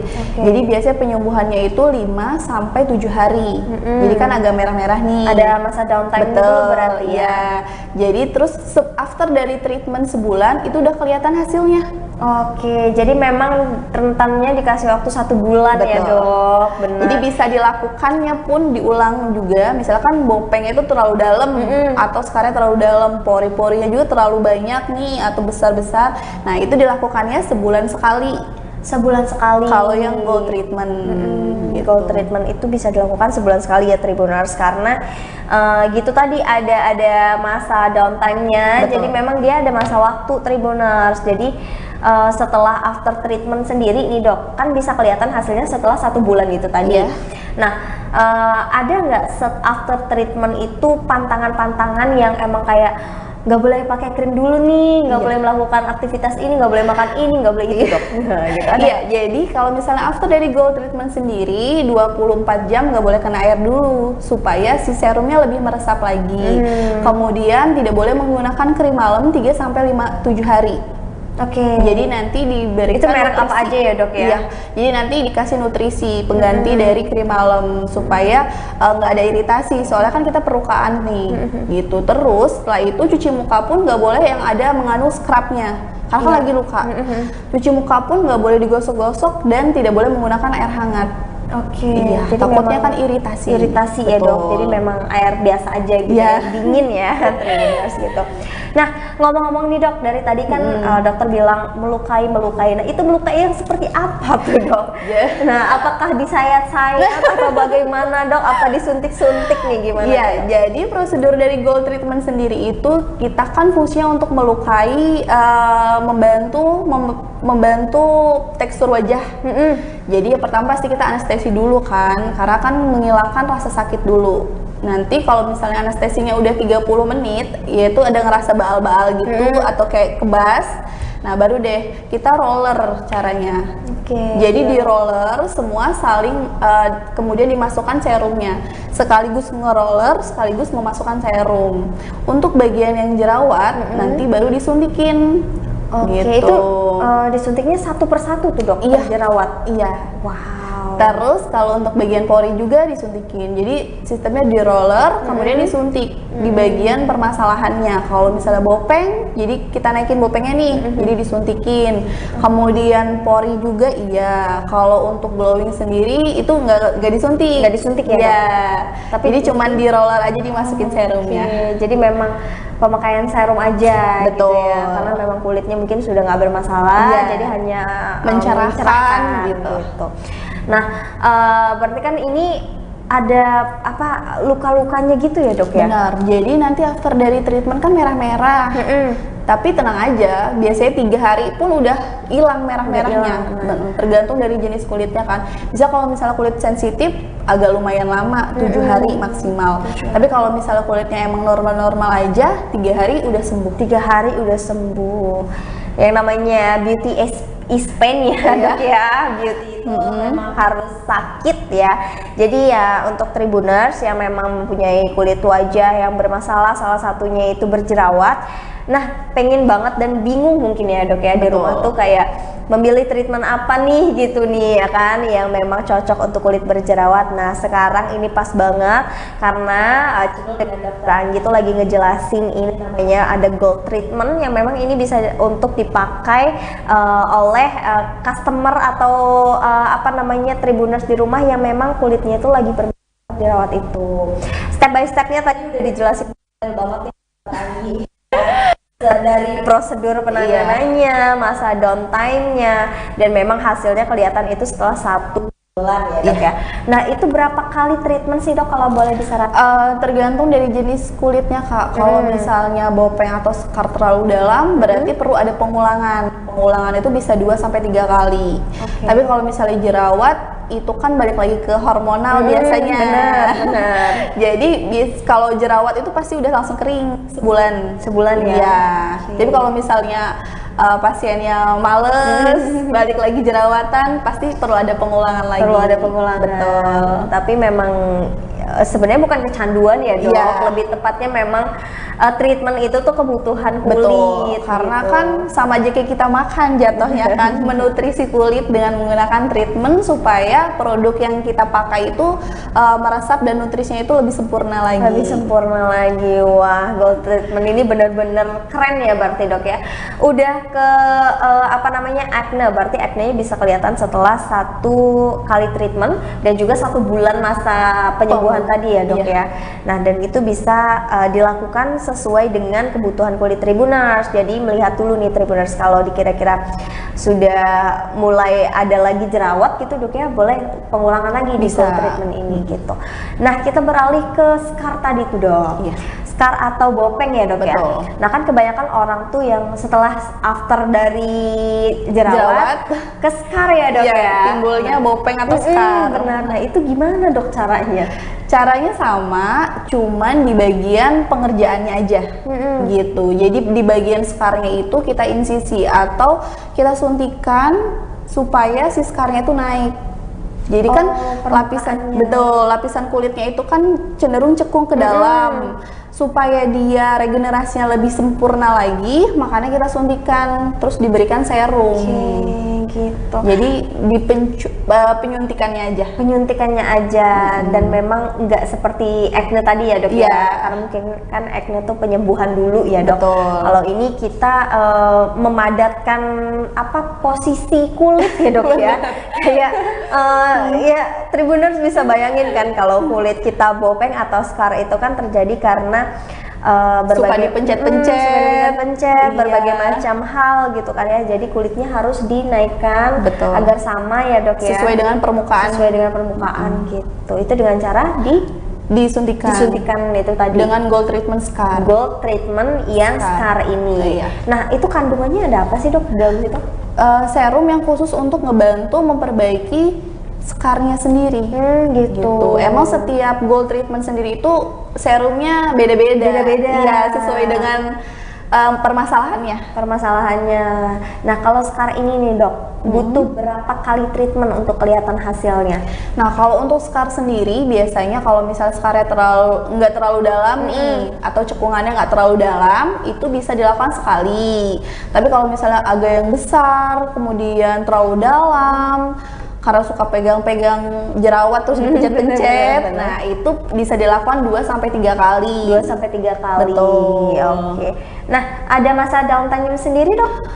Untuk masa downtime-nya 3-5 hari. 3-5 hari juga, tapi memang nggak separah dari yang kalau kita treatment acne ya.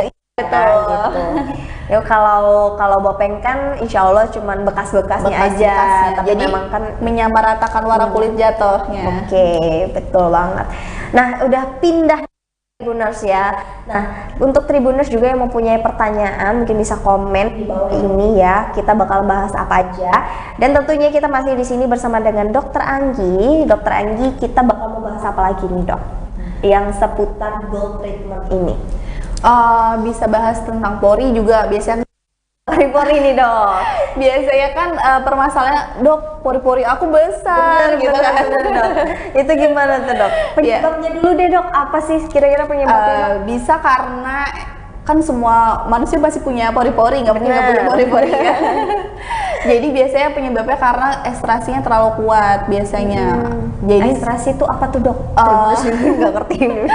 Jadi waktu suka di rumah nih suka pencet-pencet karena ngerasa komedonya banyak, jadi sendirinya. Jadi si pori-pori biasanya di bagian hidung itu terlalu besar. Nah itu bisa menyebabkan jerawat juga. Gitu, karena kan pori-porinya besar, tipe kulitnya berminyak, kemudian double cleansingnya kurang, jadi penumpukan dari komedo bisa timbullah jerawat baru lagi. Oke. Jadi kan komedo di sini nih dok, kalau pencetnya di sekitaran sini, terus apa namanya, pori-porinya besar di pipi gitu, itu berpengaruh dok? Pori-pori besar di pipi sama komedo nih berpengaruh sih. Oh gitu, berpengaruh ya dok? Iya. Kok bisa sih dok gitu? Kan permukaan kulit kita, jadi tetap berpengaruh. Makanya kalaupun kita harus double cleansing, benar-benar harus semuanya. Iya. Gitu. Jadi minimal treatment itu 1 bulan sekali. 1 bulan sekali harus treatment ya dok. Nah dok, kalau kita biarin ya dok pori-pori kita yang besar, apa sih dok dampaknya untuk kulit wajah kita? Itu yang tadi kan penumpukan dari komedo, terus ditambah lagi makan kita mungkin makan kita yang sembarangan terus terlalu banyak makan manis, pedas juga berpengaruh, terus kemudian hormon juga bisa berpengaruh tuh, jadinya penumpukan dari komedo, kemudian aktivitas kita sering keluar, terpapar debu, asap rokok, asap kendaraan, numpuklah di pori-pori kita, timbullah jerawat baru lagi. Atau biasanya ada tuh yang komedo hitam yang numpuk. Nah itu bisa juga. Atau kita makannya berlebih, terus biasanya timbul kayak lemak, biasanya putih-putih di muka. Benar-benar yang nimbul. Nah itu kan karena makan kita yang kurang dijaga. Ya dok. Jadi memang untuk Tribuners juga dan untuk aku sendiri mungkin pola hidup kita tuh menentukan tubuh kita juga ya dok ya. Apalagi untuk wajah ya Tribuners, dari tadi kita ngomong dengan Dokter Anggi gitu kan ya, pola makan, pola tidur dan lain sebagainya gitu ya. Dan itu memang berpengaruh banget ya dok. kita bisa treatment, bisa menggunakan produk, tapi dari diri kita sendiri nggak mengobatinya, percuma. Jadi percuma. Bener. Tetap harus dari diri kita sendiri juga ngobatinnya, dibarengin sama treatment dan penggunaan produk tentunya. Itu tuh Tribuners ya. Nah, ternyata banyak banget ya dok, treatment yang ada di Glavicia itu. Banyak. Tergantung dari keluhan biasanya. Mau mulai dari ujung kepala sampai ujung kaki kita ada. Ada. Kan tapi biasanya yang menjadi ikonik dari Glavicia itu glowingnya ya dok ya. Benar. Nah itu kita ngomong masalah glowing nih dok ya, biar Tribuners juga makin ngiler ya kan pengen treatment. Apalagi nanti kita bakalan juga bahas promo ya dok ya. Promo banyak. Nah kalau di Glavicia itu apa sih dok yang treatment glowing paling diminati gitu? Iya, jadi di Glavicia sendiri treatment glowing itu ada banyak banget. Mulai dari gold treatment glowing, kemudian platinum glass skin, kemudian ada double glowing sempurna. Fungsinya sama semuanya, untuk memperbaiki, menutrisi kulit, melembabkan kulit, membuat kulit tampak lebih cerah, kemudian juga untuk membuat wajah tampak lebih glowing lagi. Gitu. Jadi lebih bagus lagi. Jadi lebih bagus lagi kulitnya, dan memang itu juga tidak bisa dilakukan sekali ya dok berarti. Benar. Tapi sekali treatment udah kelihatan hasilnya. Iya. Wow. Ini untuk Tribuners yang di rumah juga ya mungkin ya, yang kita kan pengennya instan gitu kan ya, dan langsung kelihatan, mungkin bisa ambil yang glowing ini ya dok. Betul. Apa aja tuh dok tadi? Mulai dari gold treatment glowing. Gold treatment glowing bisa. Kemudian platinum glass skin. Platinum glass skin. Isinya salmon DNA disuntikin. Oke. Kemudian bisa double glowing sempurna. Double glowing sempurna minggu lalu kita udah bahas nih ya sama Dokter Sepia. Dokter Sepia kemarin udah jelasin banyak banget tentang pengglowingan ya Tribuners. Nah jadi boleh dicek-cek lagi ya YouTube kita. Terus apa lagi tuh dok? Selain dari itu kan yang persuntik-suntikan. Selain dari itu bisa juga dengan laser. Laser bisa juga dok ya. Bisa laser Alma. Kemudian laser Pro Yellow dan bisa juga laser I2PL. Wow, berarti laser Pro Yellow yang kita jelasin sama dokter tadi itu bisa juga ya dok? Bisa banget. Glowing juga bisa. Ya? Oke. Jadi laser Pro Yellow sendiri itu satu alat yang untuk fungsinya berbagai macam masalah kulit. Wow, keren. Mulai dari freckles, kemudian telangiectasis yang pembuluh darah, kemudian flek, kemudian jerawat, sama bekas jerawat juga. Bekas jerawat juga. Betul. Nah, ini kan mungkin banyak banget ya dok ya yang tanya di Tribuners tuh. Kalau ngilangin bekas jerawat tuh dok, itu gimana? Gitu kan? Itu biasanya susah kan ya? Udah selesai jerawatan, bekasnya masih ada. Nah, balik lagi nih, kalau misalnya jerawatan itu dilarang banget untuk pegang-pegang. Karena nanti timbulnya bekas jerawat yang kehitaman sama bopeng atau scar. Jadi treatment yang pertama pastinya setelah facial, kemudian dibantu dengan laser juga, dengan laser Pro Yellow yang untuk bekas jerawat, bisa juga dengan I2PL untuk bekas jerawat, kemudian bisa juga dengan gold treatment yang tadi itu, atau bisa juga dengan chemical peeling. Chemical peeling juga bisa. Gitu. Nah, Tribuners, itu tadi ada beberapa treatment di Glavicia Klinik Lampung ya dok ya, dan itu tuh banyak banget. Banyak banget. Kayaknya untuk daftar dari menunya nggak bisa kita sebutin satu persatu ya, nggak bisa dokter Anggi sebutin satu persatu Tribuners. Jadi buat Tribuners yang pengen dan penasaran, ada waktu luang untuk bisa treatment, bisa langsung aja ke kliniknya. Ada di mana tuh dok jalan? Jalan di Ponorogo, Teluk Betung. Teluk Betung. Nanti mungkin nomornya segala macam kita bakal taruh di sini ya Tribuners. Jadi dan alamat jalan segala macam kan sudah ada maps gitu. Betul. Ya. Itu langsung bisa aja klik di situ. Atau bisa juga konsultasi via WA atau bisa juga kita konsultasi via aplikasi. Kita punya aplikasi. Ada aplikasi? Iya, betul. Jadi kita bisa di-download aja aplikasinya MyGlavitya. Itu bisa langsung konsultasi sama dokternya sesuai dengan daerahnya. Misalnya daerah di Palembang, bisa konsultasi ke Palembang, atau di Lampung bisa konsultasinya lewat aplikasi MyGlavitya. Wow, keren banget loh. Kayaknya satu-satunya klinik kecantikan yang punya aplikasi konsultasi nih ya untuk Tribuners di rumah tuh. Kira-kira tuh fast respon nggak sih? Kita cepet ya. Justru lebih cepet lewat aplikasi karena bisa langsung chat sama dokternya, kemudian bisa konsultasi apa aja sama dokternya, kemudian diresepkan langsung produknya. Wah gitu. Jadi memang segala keluhan itu wajibnya kita untuk konsultasi. Betul. Kalau sudah konsultasi dengan dokter, dapat arahan, boleh tuh langsung treatment dengan sesuai anjuran yang memang dokter anjurkan tadi. Berbicara masalah promo, iya. Promo ini adalah hal yang ditunggu-tunggu nih dalam negara. Iya. Kira-kira mulai dari harga dulu deh. Kalau sekarang lagi ada 99.000. Wow. Dok, beneran ada dok? Bener, Yes, dok. bener. Ini bener. Treatment apa nih dok? Mulai dari PDT, photodynamic treatment, kemudian treatment yang misal kantong mata nih bisa juga, kemudian pipinya cabi bisa juga cabi treatment. Untuk sekelas treatment itu betul. Mulai dari 99.000. Betul, lagi ada promo mulai dari 99.000.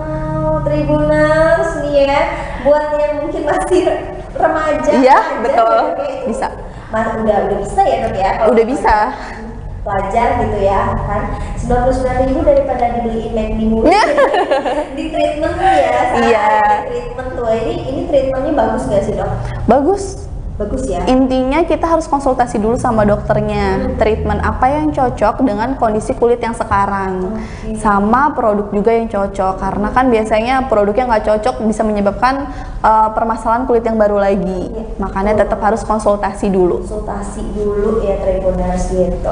Nah kalau untuk goldnya tadi, treatment, nah itu kira-kira kisarannya dari harga berapa tuh? Kalau untuk gold treatment, kalau untuk gold treatment sendiri sekitaran harga 4 jutaan. 4 jutaan. Yang acne. Kemudian yang glowing, yang flek itu 3.800.000-an. 3.800.000. Betul. Berarti acne ini termasuk paling tinggi ya? Iya. Ya? Karena memang rangkaiannya banyak. Rangkaiannya banyak. Yang digunakan juga tuh banyak ya Tribuners. Iya. Alat-alatnya juga kan memang berlisensi tinggi ya dok ya. Betul. Sudah profesional dan juga serum-serumnya juga kan diberikan yang terbaik. Betul. Gitu. Apalagi tidak mengecewakan. Tidak mengecewakan, apalagi dalam jangka waktu sebulan gitu udah kan. Kelihatan Udah hasilnya. Hasilnya gitu. Apalagi di kliniknya, memang klinik ini sudah terpercaya, Glavitya itu sudah terpercaya Tribuners gitu. Nah, mungkin Dokter Anggi boleh berikan pesan terakhirnya nih. Wah, pesan terakhir. Kita udah buka ya. Enggak. Maksudnya pesan-pesannya untuk Tribuners di rumah gitu kan ya, terkait dengan untuk bisa tips merawat kulit wajah mungkin boleh. Kalau untuk tips merawat kulit wajah sendiri, pastinya kita sesuai dengan kondisi kulitnya. Tetap harus dikonsultasikan kepada dokter, bisa konsultasi langsung atau via aplikasi kita MyGlavitya, atau langsung datang lagi nih ke klinik biar lebih enak lagi pemeriksaannya. Itu aja gitu. Oke, aku mau ngucapin makasih banyak. Terima kasih juga Dokter Anggi. Ini aku perwakilan juga dari Tribuners ya di rumah. Yang mungkin nih ada kita live juga nih ya, live juga di Instagramnya Glavitya hari ini. Halo. Nah mungkin Tribuners yang lagi nonton, jangan lupa kita tadi juga sudah memberikan beberapa promo, dan mungkin setelah ini bisa langsung cek juga Instagramnya Glavitya ya. Bisa kan? langsung di booking juga. Bisa langsung di booking juga ya. Jadi buat di booking sekarang, bayar sekarang, treatmentnya besok misalnya sesuai dengan waktunya, bisa. Masih bisa. Bisa. Ya, pokoknya fleksibel ya. Betul. Di Glavitya itu tidak ada yang ribet. Betul.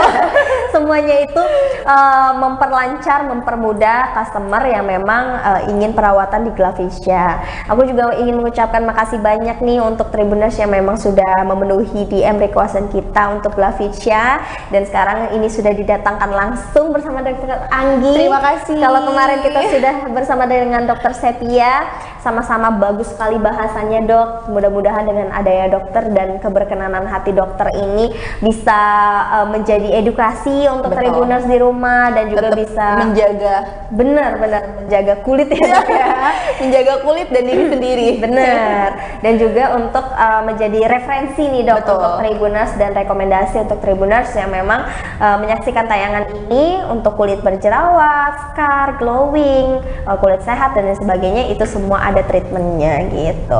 Dan aku juga sebagai pembawa acara hari ini, Kusnula Syaifa, mengucapkan terima kasih banyak untuk Tribuners yang sudah menyaksikan tayangan Bincang Kecantikan, dan tentunya bersama dengan narasumber cantik saya Dr. Anggi dari Glavisia Klinik Kecantikan Lampung. Kami akhiri di sini, terima kasih dan sampai jumpa.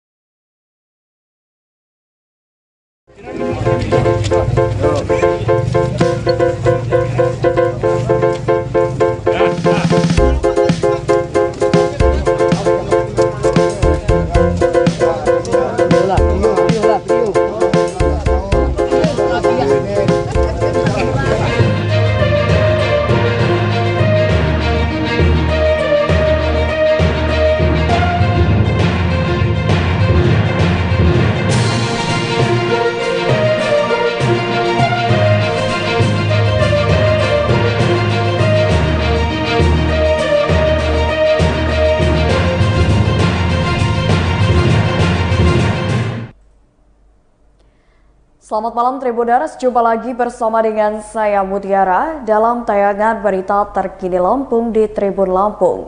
Kami akan menyajikan informasi menarik dan terkini untuk Anda dari berbagai daerah di Provinsi Lampung. Dan inilah berita terkini selengkapnya. Sempat amblas Jalimbar Krui Bengkulu, ruas jembatan Lai sudah bisa dilalui. Jalan lintas barat atau Jalimbar ruas Krui Bengkulu, tepatnya di Jembatan Wailai, Kecamatan Karya Penggawa, pada Senin 14 November 2022 sudah bisa dilalui kembali. Kasat Lantas Polres Lampung Barat, Ibtu David Pulner mengatakan, penanganan darurat di Jembatan Lai selesai dilakukan oleh pihak Balai Pelaksana Jalan Nasional bersama dengan pihak terkait pada Senin pukul 2 waktu Indonesia Barat. Menurut David, arus lalu lintas di Jembatan Lai sudah kembali normal dan bisa dilewati kembali. Ia mengatakan arus lalu lintas di Jembatan Lai menggunakan sistem satu jalur. Dikatakannya juga saat ini pihaknya terus berjaga untuk mengatur arus lalu lintas di Jembatan Lai. Meskipun sudah bisa dilalui, David mengimbau pengendara agar selalu berhati-hati dan waspada saat melintas di wilayah tersebut. Diberitakan sebelumnya, Polres Lampung Barat mengimbau agar pengguna jalan yang melintas di Jalimbar ruas Krui Bengkulu untuk beristirahat sejenak karena jalan yang akan dilalui saat ini sedang dilakukan perbaikan. Hal tersebut dikatakan oleh Kapolres Lampung Barat AKBP Heri Sugeng Priyanto didampingi oleh Kanit Gakum Polres Lampung Barat Ibda M. Jailani kepada Tribun Lampung pada Minggu 13 November 2022 malam. Dikatakannya untuk mengatasi kemacetan yang sudah mengular cukup panjang. Di Jalan Bar tersebut pihaknya sudah berkoordinasi dengan Polres Tanggamus untuk mengimbau pengguna jalan agar beristirahat sejenak. Sebab Jalan Bar ruas Krui Bengkulu sedang dilakukan perbaikan akibat material serta alat berat sedang menuju lokasi dari kubu perahu. Selanjutnya, pihaknya juga sudah menertibkan kendaraan yang terlanjur terjebak kemacetan di Jalan Jembatan Lai. Diketahui amblasnya jalan lintas barat Krui Bengkulu disebabkan hujan deras yang mengguyur di daerah setempat sejak Sabtu 12 November 2022 hingga Minggu 13 November 2022. Akibatnya, arus lalu lintas antar Provinsi Lampung dan Bengkulu sempat lumpuh total.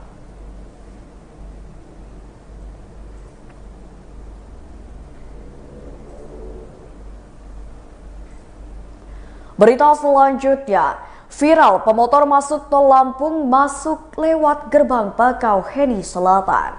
Pemotor tanpa menggunakan helm masuk ke jalan Trans Tol Sumatera kilometer 10 hingga 20 Bakauheni, Lampung Selatan pada Minggu 13 November 2022. Pemotor yang mengenakan jaket hitam, celana hitam, dan sepatu hitam tanpa helm tersebut masuk ke jalan tol dengan mengendarai sepeda motor Honda Vario berwarna hitam tanpa nomor polisi. Pemotor masuk ke dalam tol tersebut direkam langsung oleh akun Instagram @nadia_r_nadia dan sempat viral di media sosial. Perekam sempat membagikan ceritanya di Instastory. Wartawan Tribun Lampung pada Minggu malam pun langsung mengkonfirmasi ke akun Instagram @nadia_r_nadia melalui direct messenger atau DM. Pengunggah video bernama Ernadia Putri mengatakan pemotor masuk ke jalan tol dilihatnya bersama keluarganya sekira pukul 16:36 waktu Indonesia Barat. Saat ditanya kronologi pemotor masuk ke jalan tol, Ernadia tidak tahu persis. Ia mengatakan pemotor masuk tol dilihatnya saat melintas sekitar kilometer 10 hingga 20. Menurutnya, ia bersama dengan keluarga dari Pulau Jawa ingin pulang ke Metro dan terkejut saat melihat ada pengendara motor yang masuk ke jalan tol. Branch Manager PT Hutama Karya Ruas Bakauheni Terbanggi Besar, Hanung Hanindito mengatakan, pemotor yang masuk ke dalam jalan tol saat ini sedang dimintai keterangan oleh petugas. Ia melanjutkan, pemotor yang menggunakan motor Vario hitam saat ini sedang ditahan di Polisi Jalan Raya Polda Lampung. Hanung menjelaskan, pemotor nekat masuk jalur tol dengan mengakali sistem operasional gerbang tol, yakni dengan menempel pada kendaraan lain yang akan masuk ke jalan tol. Hanung mengatakan pemotor menempel sangat dekat dengan kendaraan lain sehingga berhasil menghindari mata kamera pengintai atau CCTV. Belum terjelaskan alasan pasti mengapa pemotor tersebut nekat melakukan hal tersebut. Adapun pemotor tersebut dijelaskan Hanung masuk ke ruas tol melalui gerbang Bakauheni Selatan. Ia juga menyebut pemotor itu adalah pengendara belum cukup usia atau baru berusia 17 tahun. Karena masih 17 tahun maka sudah ditindak dengan pemanggilan terhadap orang tuanya.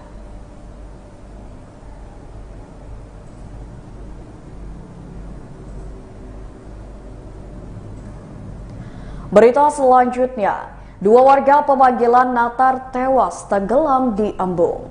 2 warga tewas tenggelam di sebuah embung di Desa Pemanggilan Natar, Lampung Selatan pada Minggu 13 November 2022. 2 korban tenggelam adalah R berusia 11 tahun, warga perumahan Asifa Desa Pemanggilan, dan Bayudin berusia 25 tahun, warga Dusun Marga Kaca Desa Pemanggilan Natar, Lampung Selatan.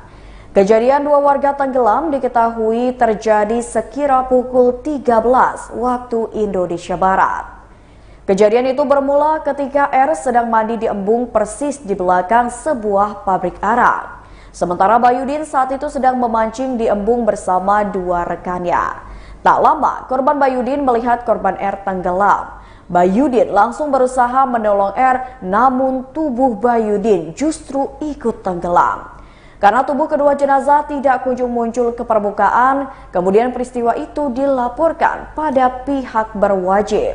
Menurut Darsono, saksi mata, kedua jenazah ditemukan sekitar pukul 17 waktu Indonesia Barat dalam kondisi meninggal dunia.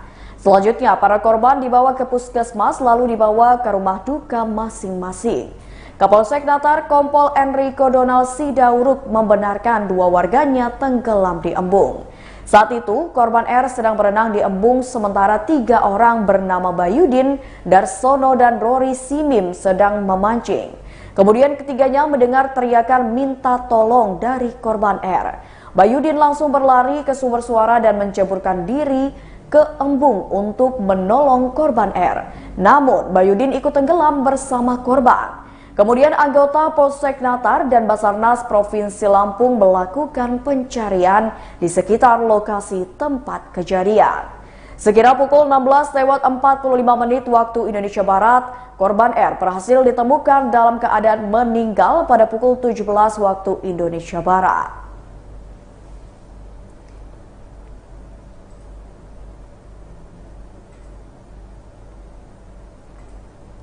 Berita selanjutnya, pemerintah Kabupaten Lampung Barat segera perbaiki jembatan putus di Kecamatan Sukau. Pemerintah Kabupaten Lampung Barat segera melakukan penanganan terhadap jembatan putus di Pekon Pagar Dewa menuju Pekon Sukamulya, Kecamatan Sukau.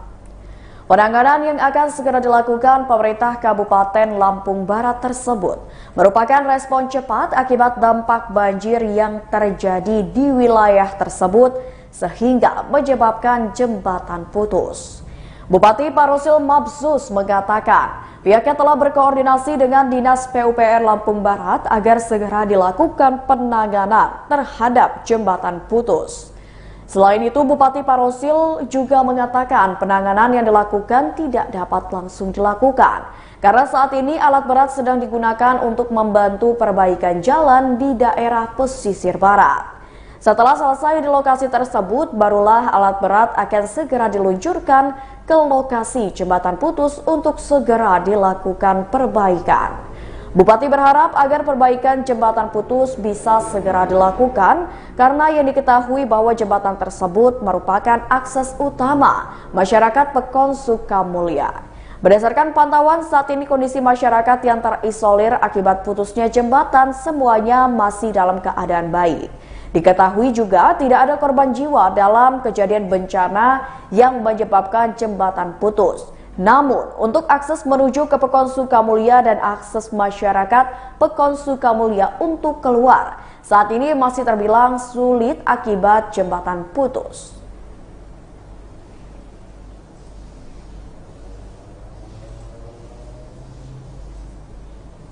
Berita selanjutnya, pemerintah Kabupaten Lampung Selatan sukses gelar Motocross dan Grace Track Street War Championship 2022. Dalam rangka hari ulang tahun Lampung Selatan yang ke-66 tahun, pemerintah Kabupaten Lampung Selatan menggelar Motocross dan Grace Track Street War Championship di sirkuit Wairagong Kalianda, Lampung Selatan pada Minggu 13 November 2022. Event tersebut dilaksanakan selama 2 hari, yakni pada hari pertama Sabtu 12 November 2022 diisi pelaksanaan free practice dan qualifying pembalap bebek modif open FFA bagi pemula junior Lampung Selatan, Sport for Tag Open bebek modif, serta Sport Trail Open dan MX Open.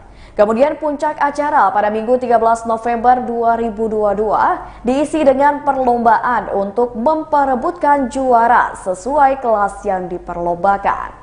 Grace Track dan Motocross MX GTX Street World Championship ini merupakan event penutupan terbesar se-Indonesia dan berskala nasional dari seluruh rangkaian yang telah dilaksanakan sebelumnya.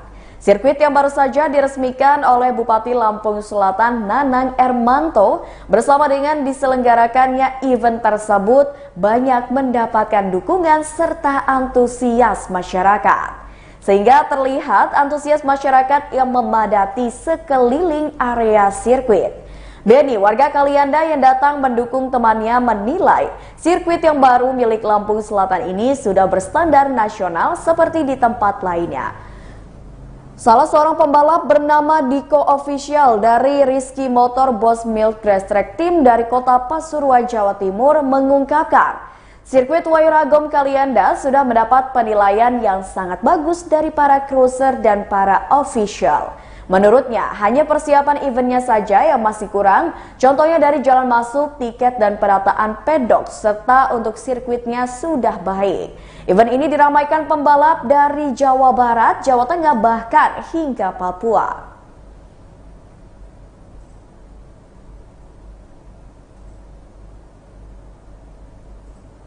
Berita selanjutnya, Les Femmes Lampung City Mall beri diskon hingga 50%. Les Femmes Lampung City Mall memiliki promo menarik di bulan November 2022.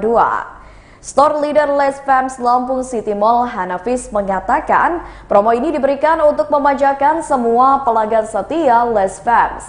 Adapun promo yang diberikan adalah diskon 10 hingga 50%. Menurut Hanafis, pada Senin 14 November 2022, diskon diberikan untuk berbagai produk seperti tas, sepatu, dan dompet wanita. Hanafis menjamin kalau tas, sepatu, dan dompet yang diberikan diskon adalah tas, sepatu, dan dompet yang memiliki kualitas yang baik dan modelnya kekinian. Sebab Les Femmes selalu menjaga kualitas dari produk-produknya. Ia mengatakan kualitas yang terjaga itu salah satunya terlihat dari keawetannya, jadi tidak perlu khawatir akan cepat rusak. Selain itu juga selalu dihadirkan model yang kekinian dan warnanya pun adalah warna-warna menarik, bahkan ada warna yang jarang dimiliki oleh toko lainnya. Hanafis menjelaskan Les Femmes adalah toko yang menjual tas, sepatu, dan dompet khusus wanita. Tas dan sepatu tersedia model untuk ke pesta, bekerja, kuliah, dan jalan-jalan santai. Untuk tahu lebih banyak mengenai tas, sepatu, dan dompet ini bisa langsung datang ke Les Femmes Lampung City Mall yang ada di lantai ground Lampung City Mall.